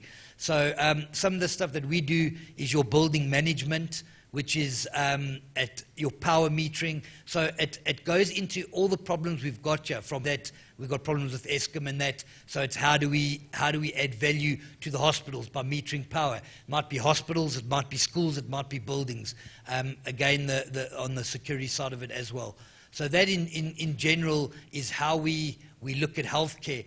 Agriculture, agriculture, farming nowadays without technology is not a sexy thing that people want to get into. We've got to use technology in there, make it efficient, that you can farm. And like we said earlier, there's enough resources on this continent, in our country now, to sustain. We've got to do it effectively, make sure that we use the technology again, like I said, healthcare, agriculture, and that'll make a massive difference using automation. Next slide, please. Okay, that's the bulk of it, and if there are any questions, please don't hesitate. Not necessary questions, particularly CCTVs, okay? Glenn specializes with CCTVs. Right now, if our parliament had Ulwembu, the building would not have been banned. And can we be practical, is that right? So this technology is here. So some of you TVET colleges, some of you multimillionaires who are watching, also in our homes, security is becoming key, access control is becoming key. So please, at the end of the sessions, Glenn will be there, Sipo will be there, and let's give Brother Glenn a wonderful round of applause. Thank you, thank you. But now let's do the demonstration. Andre, let's do the demonstration. And President, unfortunately, we're going to make you like a guinea pig. We're going to bring you here because we want to demonstrate exactly what we're talking about with the system. He will share what the system is all about. And then we would like for President Sanele to do that. And then when we are finished, Brother Ned, you'll be doing the motivational session. And Abdul with me, I'm done. After I sit down, you will wrap up, thank everybody, do that thing for Arnold, then I'm done, okay? But before you do that, House Angie, thank you so much. Again, don't leave when we finish. We need to talk business with the other guys. That's why you're close to me there, okay? Maybe they don't even know who I'm talking about. Just stand up, let them see you for a minute. This is the former mayor of Giyani. She's with Cocta, and she's working with mines and things like that. Please, let's give her a wonderful round of applause. Thank you so much. Babu Sanelio, okay, finish your team, then when you're ready, he will call you then. Go ahead, Andre, let's go for it, bro.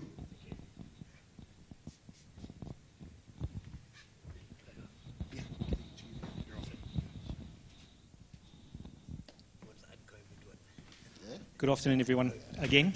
I'm very happy to be able to show you and to discuss this as part of a collaboration with SIPA. We've been talking about this some time since our last meeting, and it's coming to the fore and it's coming to happen.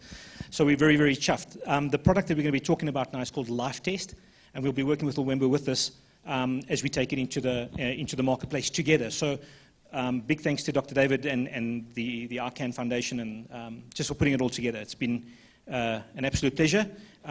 The use case here, and forgive me, let me just walk across. The use case is going into the marketplace to do medical testing. Now, typically, if with the pandemic you wanted to test for COVID, you'd have to go and you'd have to book, and it was an expensive exercise, and you'd have to wait a lot of time. If you have diabetes, or you think you have diabetes, or your doctor thinks you've got diabetes, then you have to book an appointment, you have to draw blood, you have to send your blood away. There's a lot of logistics involved. and a lot of risk and a lot of cost. So we could shorten the value chain by building a solution that is able to do this rapidly. Can you imagine going for a cholesterol test and on the same machine going for a diabetes test, on the same machine going for a pregnancy test, on the same machine, well, if you're a lady, on the same machine going for a COVID antigen test or an antibody test, having a brain tumor scan, I mean, it's gastric issues, all on the same device and all within 15 minutes. Okay, each 15 minutes. And we're going to demonstrate that to you now. We're just going to do a quick COVID test. Now, the 15 minutes isn't the time that it takes to do the diagnosis. The 15 minutes is the time it takes for the chemical reaction from the sample, be that a blood sample, a urine sample, a nasal swab, blood plasma, that gets put onto a cartridge, which Jeremy Clark Kent is going to show us in a moment. That chemical reaction on the cartridge takes 15 minutes. Once it goes into the device, it only takes 10 seconds. The most amazing thing is that we've put a whole e-commerce solution around it. The most amazing thing is that it hits your phone instantaneously, your certificate.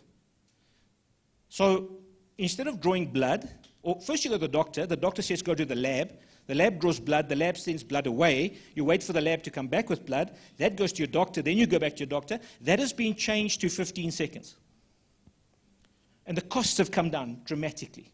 So we're about to embark on a pilot in a neighboring country where this will be tested across 3 border posts. 3 border posts. You come into the border, either at an airport or at a land border, you'll scan your card or pay for the test, you get your 5-digit code, that 5-digit code gets put into the device, your payment has got your ID and your mobile number, so when that device has tested you, it goes direct to you.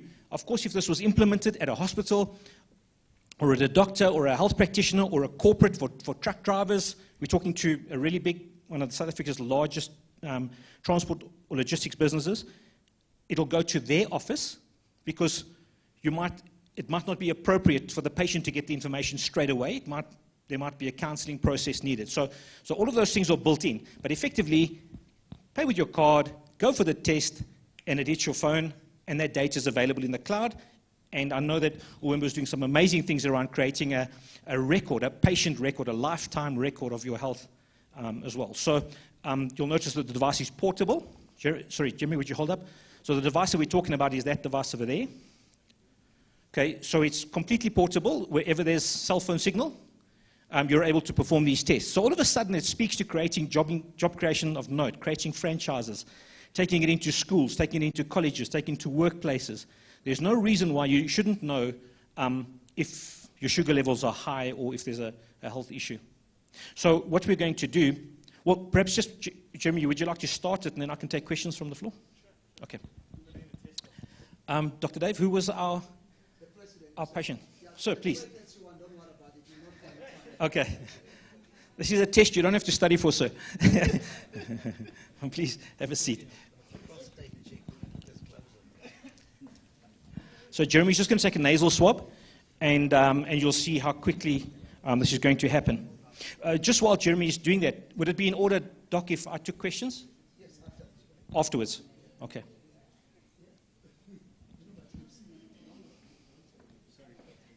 Okay.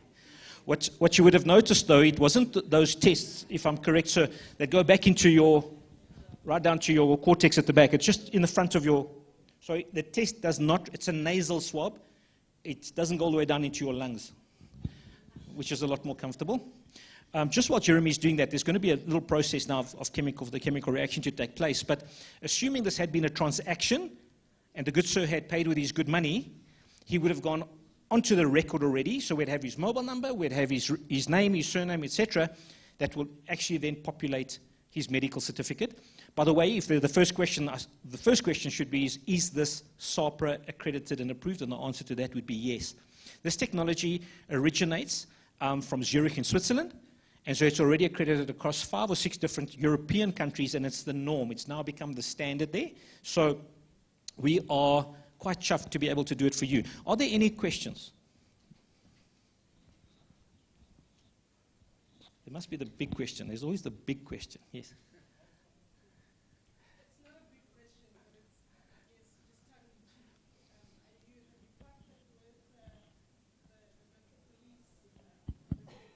Not yet, ma'am, but we're looking for partners to help us partner. Thank you for the tip.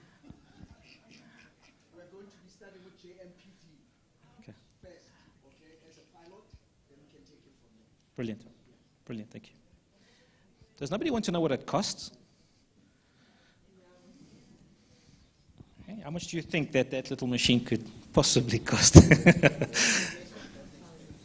So really, the device is not where... Yes, ma'am, sorry.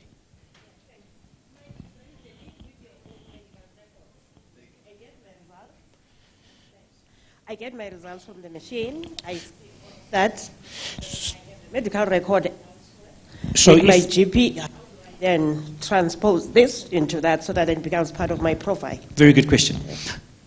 There's two answers to that. Some of the tests are made available to the public, for example, COVID antigen testing, in which case you would get it directly to yourself and you can forward that to your medical practitioner.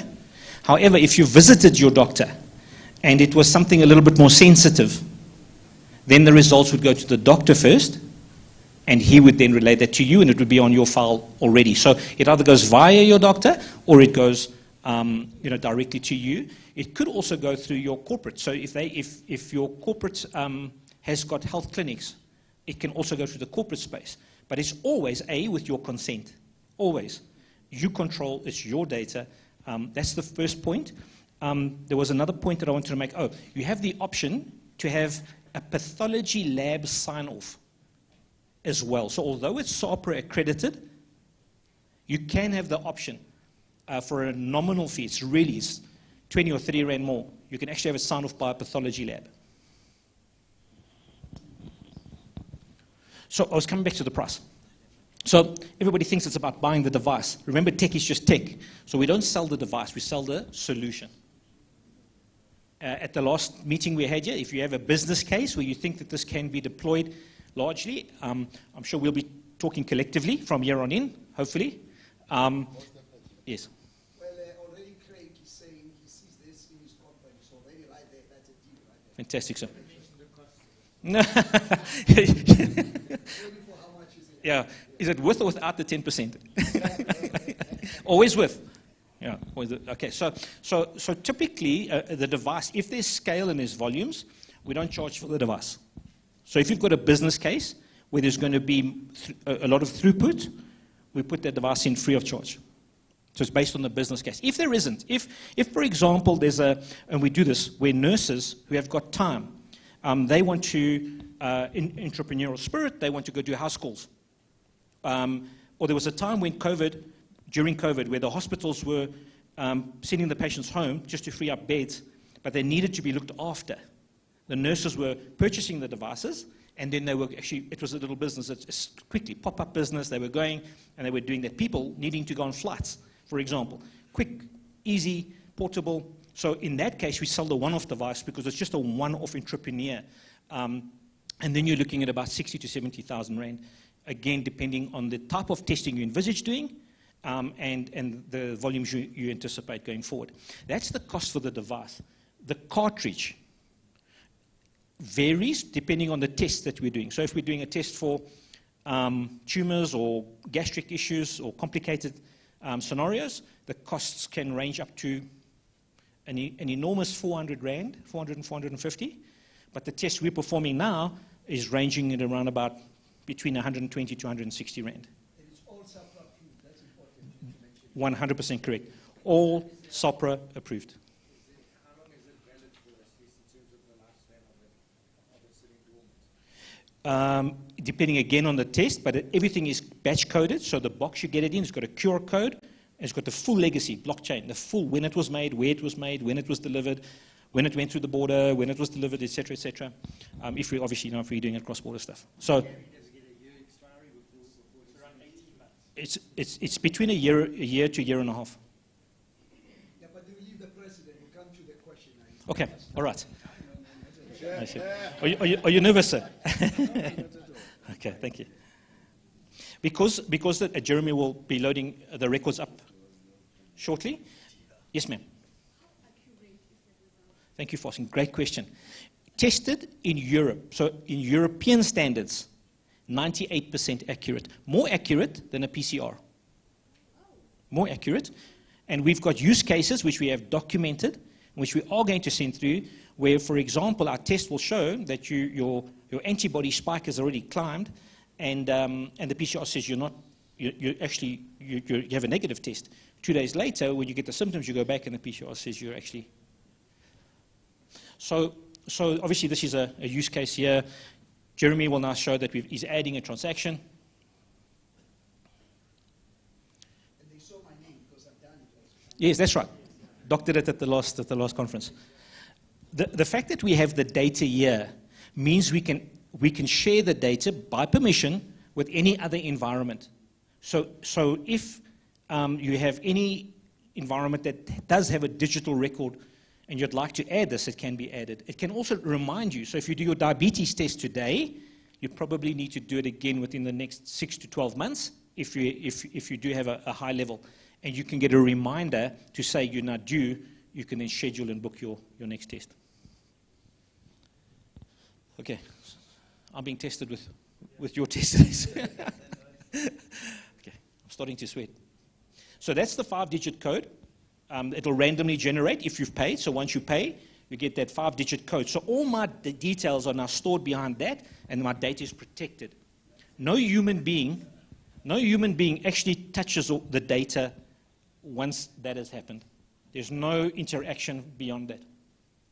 So I've just inserted the test cartridge into the device, and I've typed in the 5-digit code. All I need to do is the test point of care test. And then process the test cartridge. 1, 2, 3, 4, 5. Mississippi 6, Mississippi 7, Mississippi 8.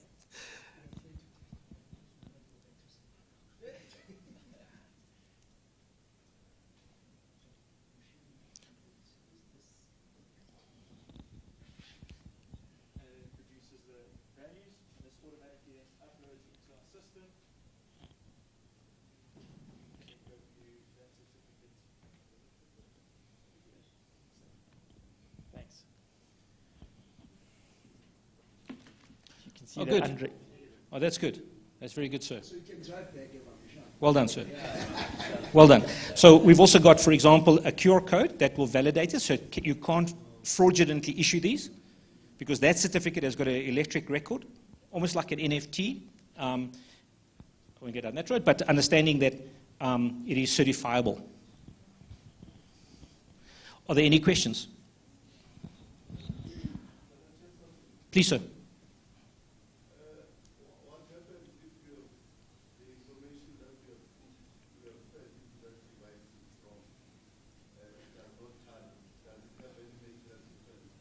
So,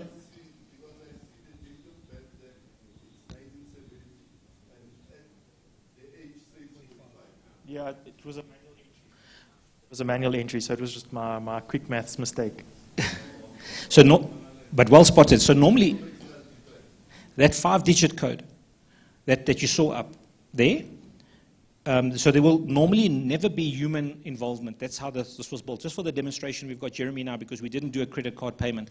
But when you do the e-commerce payment, you type in your ID number, you type in your date of birth, you type all those records in once, and that's into a safe, secure payment environment where you pay for your test. That data then appears on the certificate. So there's no chance for human intervention, as you've seen tonight. It's just this afternoon. That's exactly why we've built it that way. Any other questions? Yes, sir. Does it validate that the test was true? I mean, that it actually was correctly done? So, good question. Very good question. In order to perform these tests, you have to go through training and become an accredited operator yourself. So not anybody can just buy it. You actually have to do the training. You have to have a medical. There is an entry-level medical qualification, and you have to perform the training to be an accredited service provider. In which case, your business as a medical service provider, your logo appears on the certificate, your name appears on the certificate. So if there is anything untoward, it's on your brand. Okay, good. Thank you, sir. I'm glad to let you know that you're healthy. Good, thanks.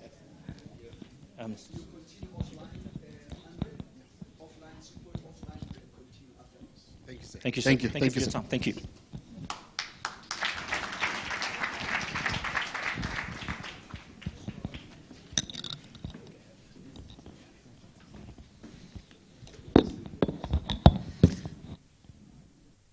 Ladies and gentlemen, all good things must come to an end. What an inspired 2 days. I've been inspired. Have you been inspired?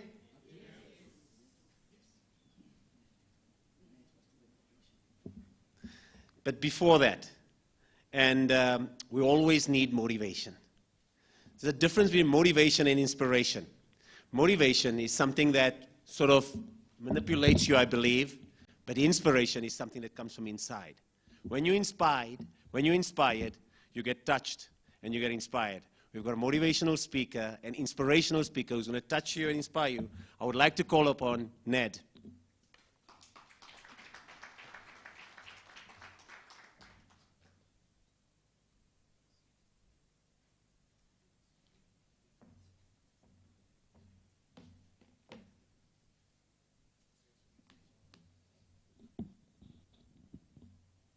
Good afternoon, ladies and gentlemen. Good afternoon, ladies and gentlemen. All right, I'm motivated by smiles. So please smile at your neighbor. Show them your Colgate teeth, that you brushed them this morning. Thank you so much, Dr. Molapo, Ma'am Faith, for having us here. We don't take this lightly. Our SG, we honor you, sir. Other esteemed guests who are here, all protocol observed, thank you so much for your attention. My name is Ned Nedziwe. I come from the land of milk and honey called Zimbabwe, the most beautiful place in the continent. Amen, somebody.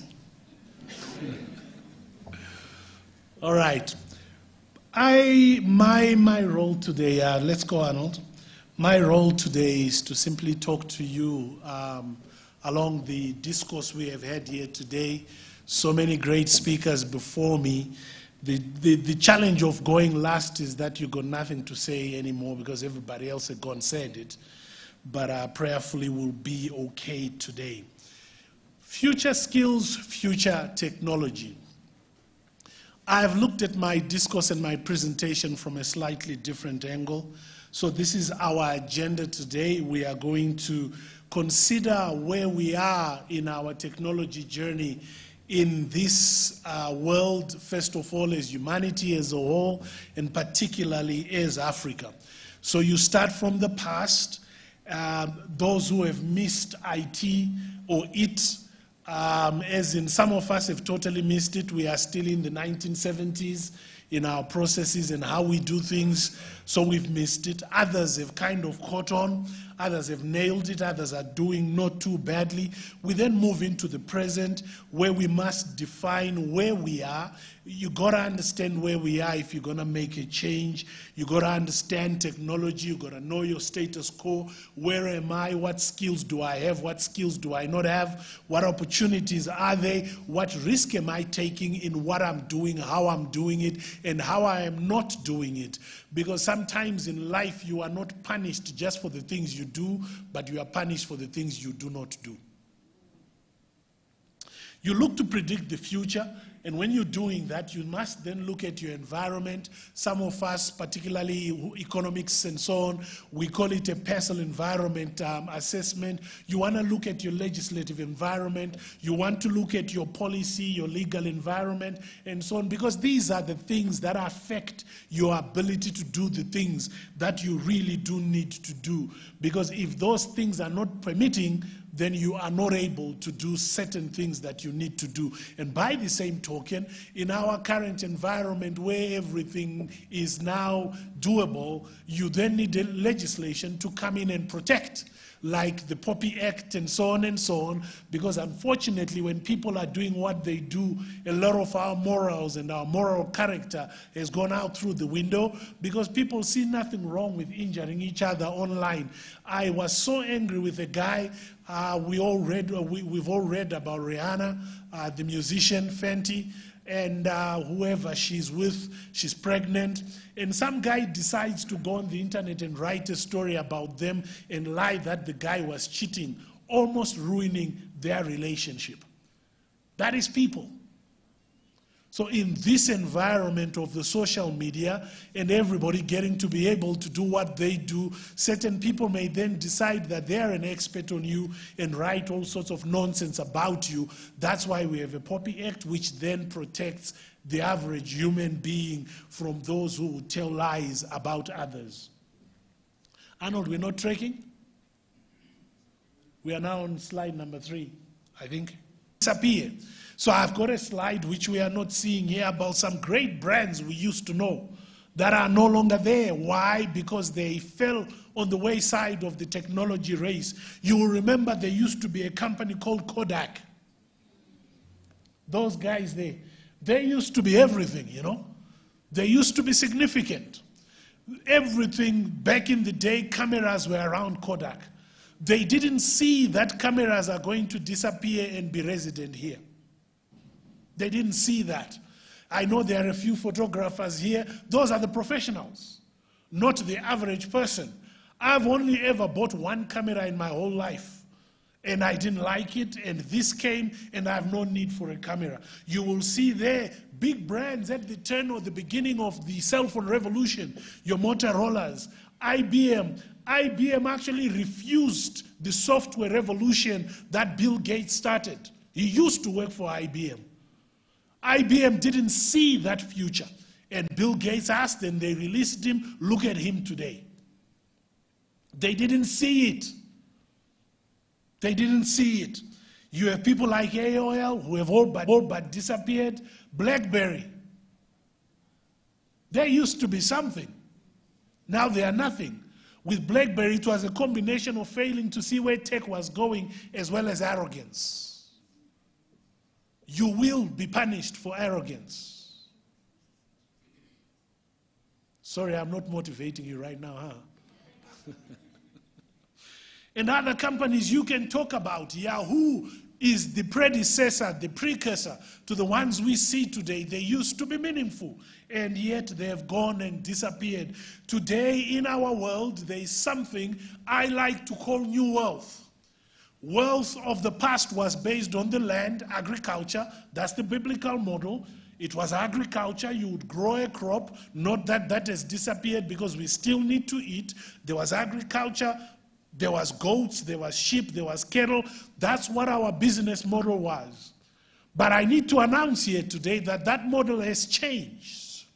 Yes, those are still there. But even in that space, they are changing. They now grow beef in a laboratory. They grow beef. They will take a cell from a cow, they will put it through a laboratory process, and they'll give you a steak. It is meat. It's not a pate made of soy and all. No, it is meat grown in a lab. And here we are still running around wanting to have 100,000 cattle on our ranches. We are falling behind real fast, ladies and gentlemen. The Australians and the Americans are leading in that technology. It is beef. It's just, call it, this is the wrong word, but it is cloned beef. Why are they doing it? Because they are saying that cattle are one of the biggest problems we have to our climate change because they produce a lot of methane. So they are trying to get rid of cattle in terms of getting the climate change side of things right, eliminating the methane. So they are growing beef in a lab. New wealth, ladies and gentlemen. The old wealth, big labs, big this, big that, great. New wealth, ladies and gentlemen, is in the world of the cloud. It is no longer tangible. It is something else. When I sit here listening to some of the guys, your Ilwembus and things like that, they are doing big things that are not even tangible. Well, let me demonstrate my point. The biggest 10 companies we have on earth are all cloud-based companies. All of them. Whether you want to talk about Apple, you want to talk about Microsoft, you want to talk about Alphabet, you want to talk about Facebook or Meta as they are now called, these are all cloud-based companies.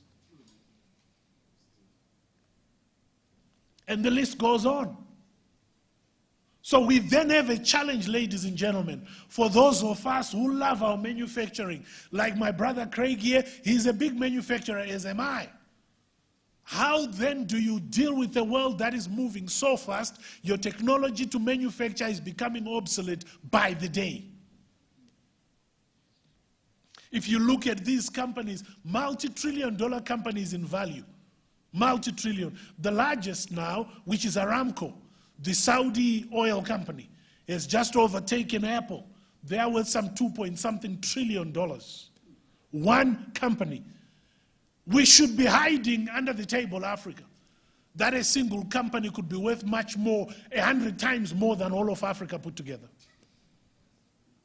But I must also announce, in that shame, if we may call it, that in fact there lies our opportunity.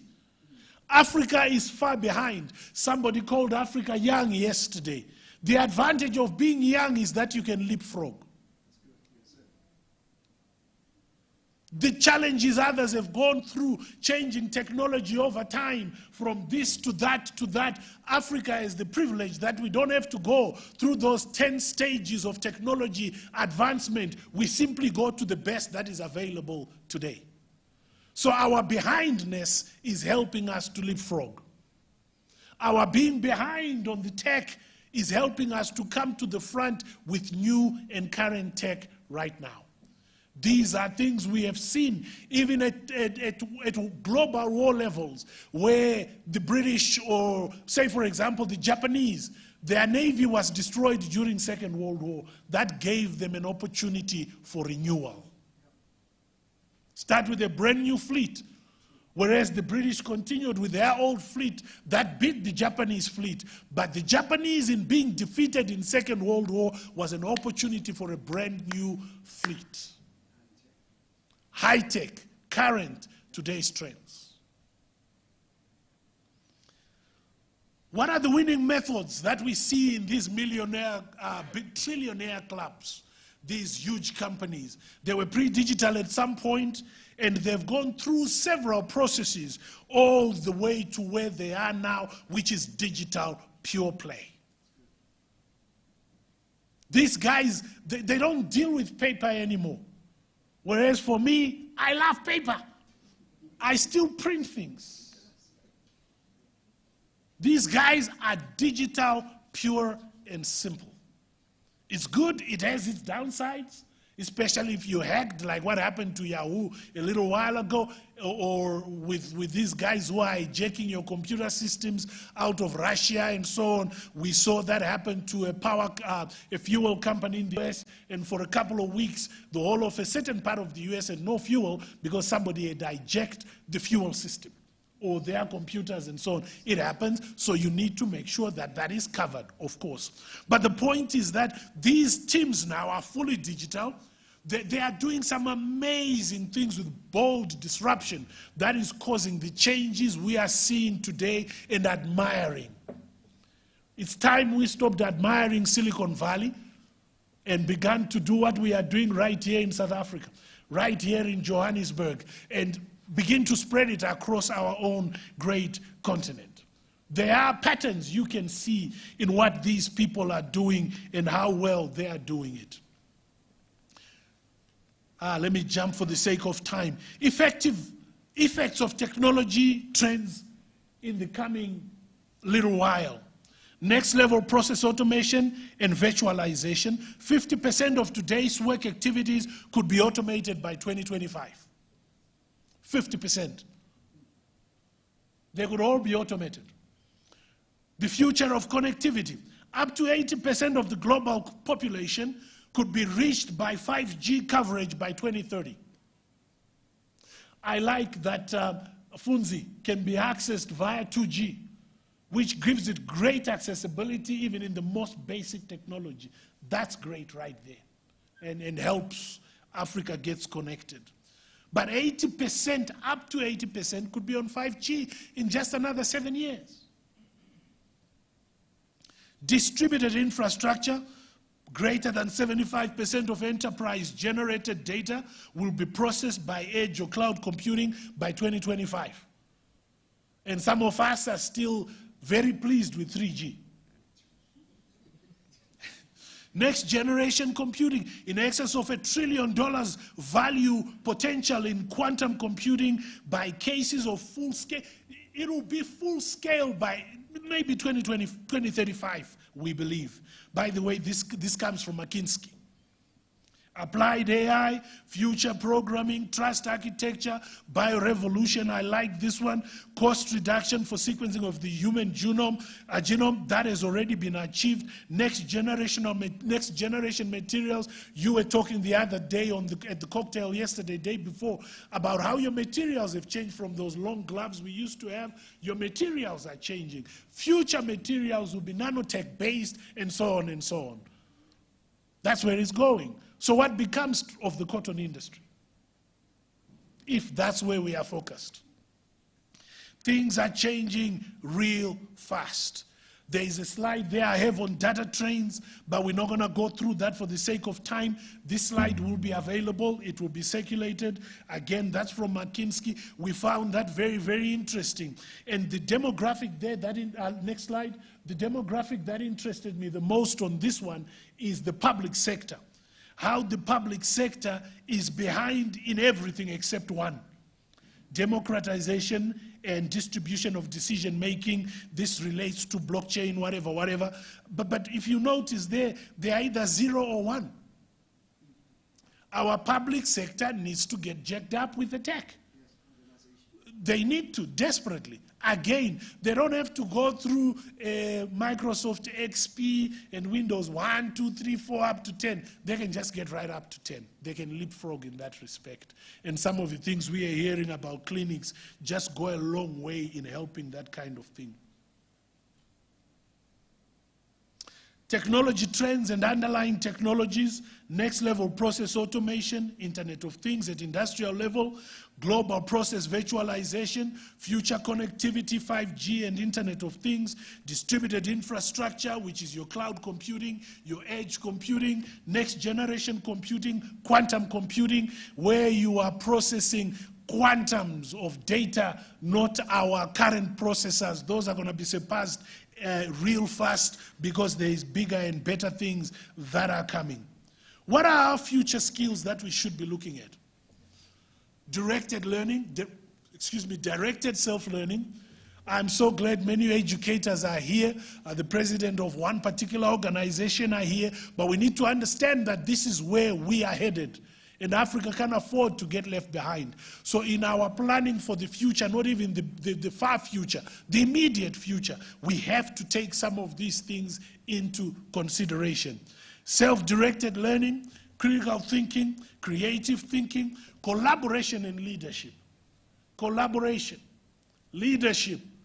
Guys, we have to determine, I know there's competition out there, but we have to determine that we are going to be leaders in our space.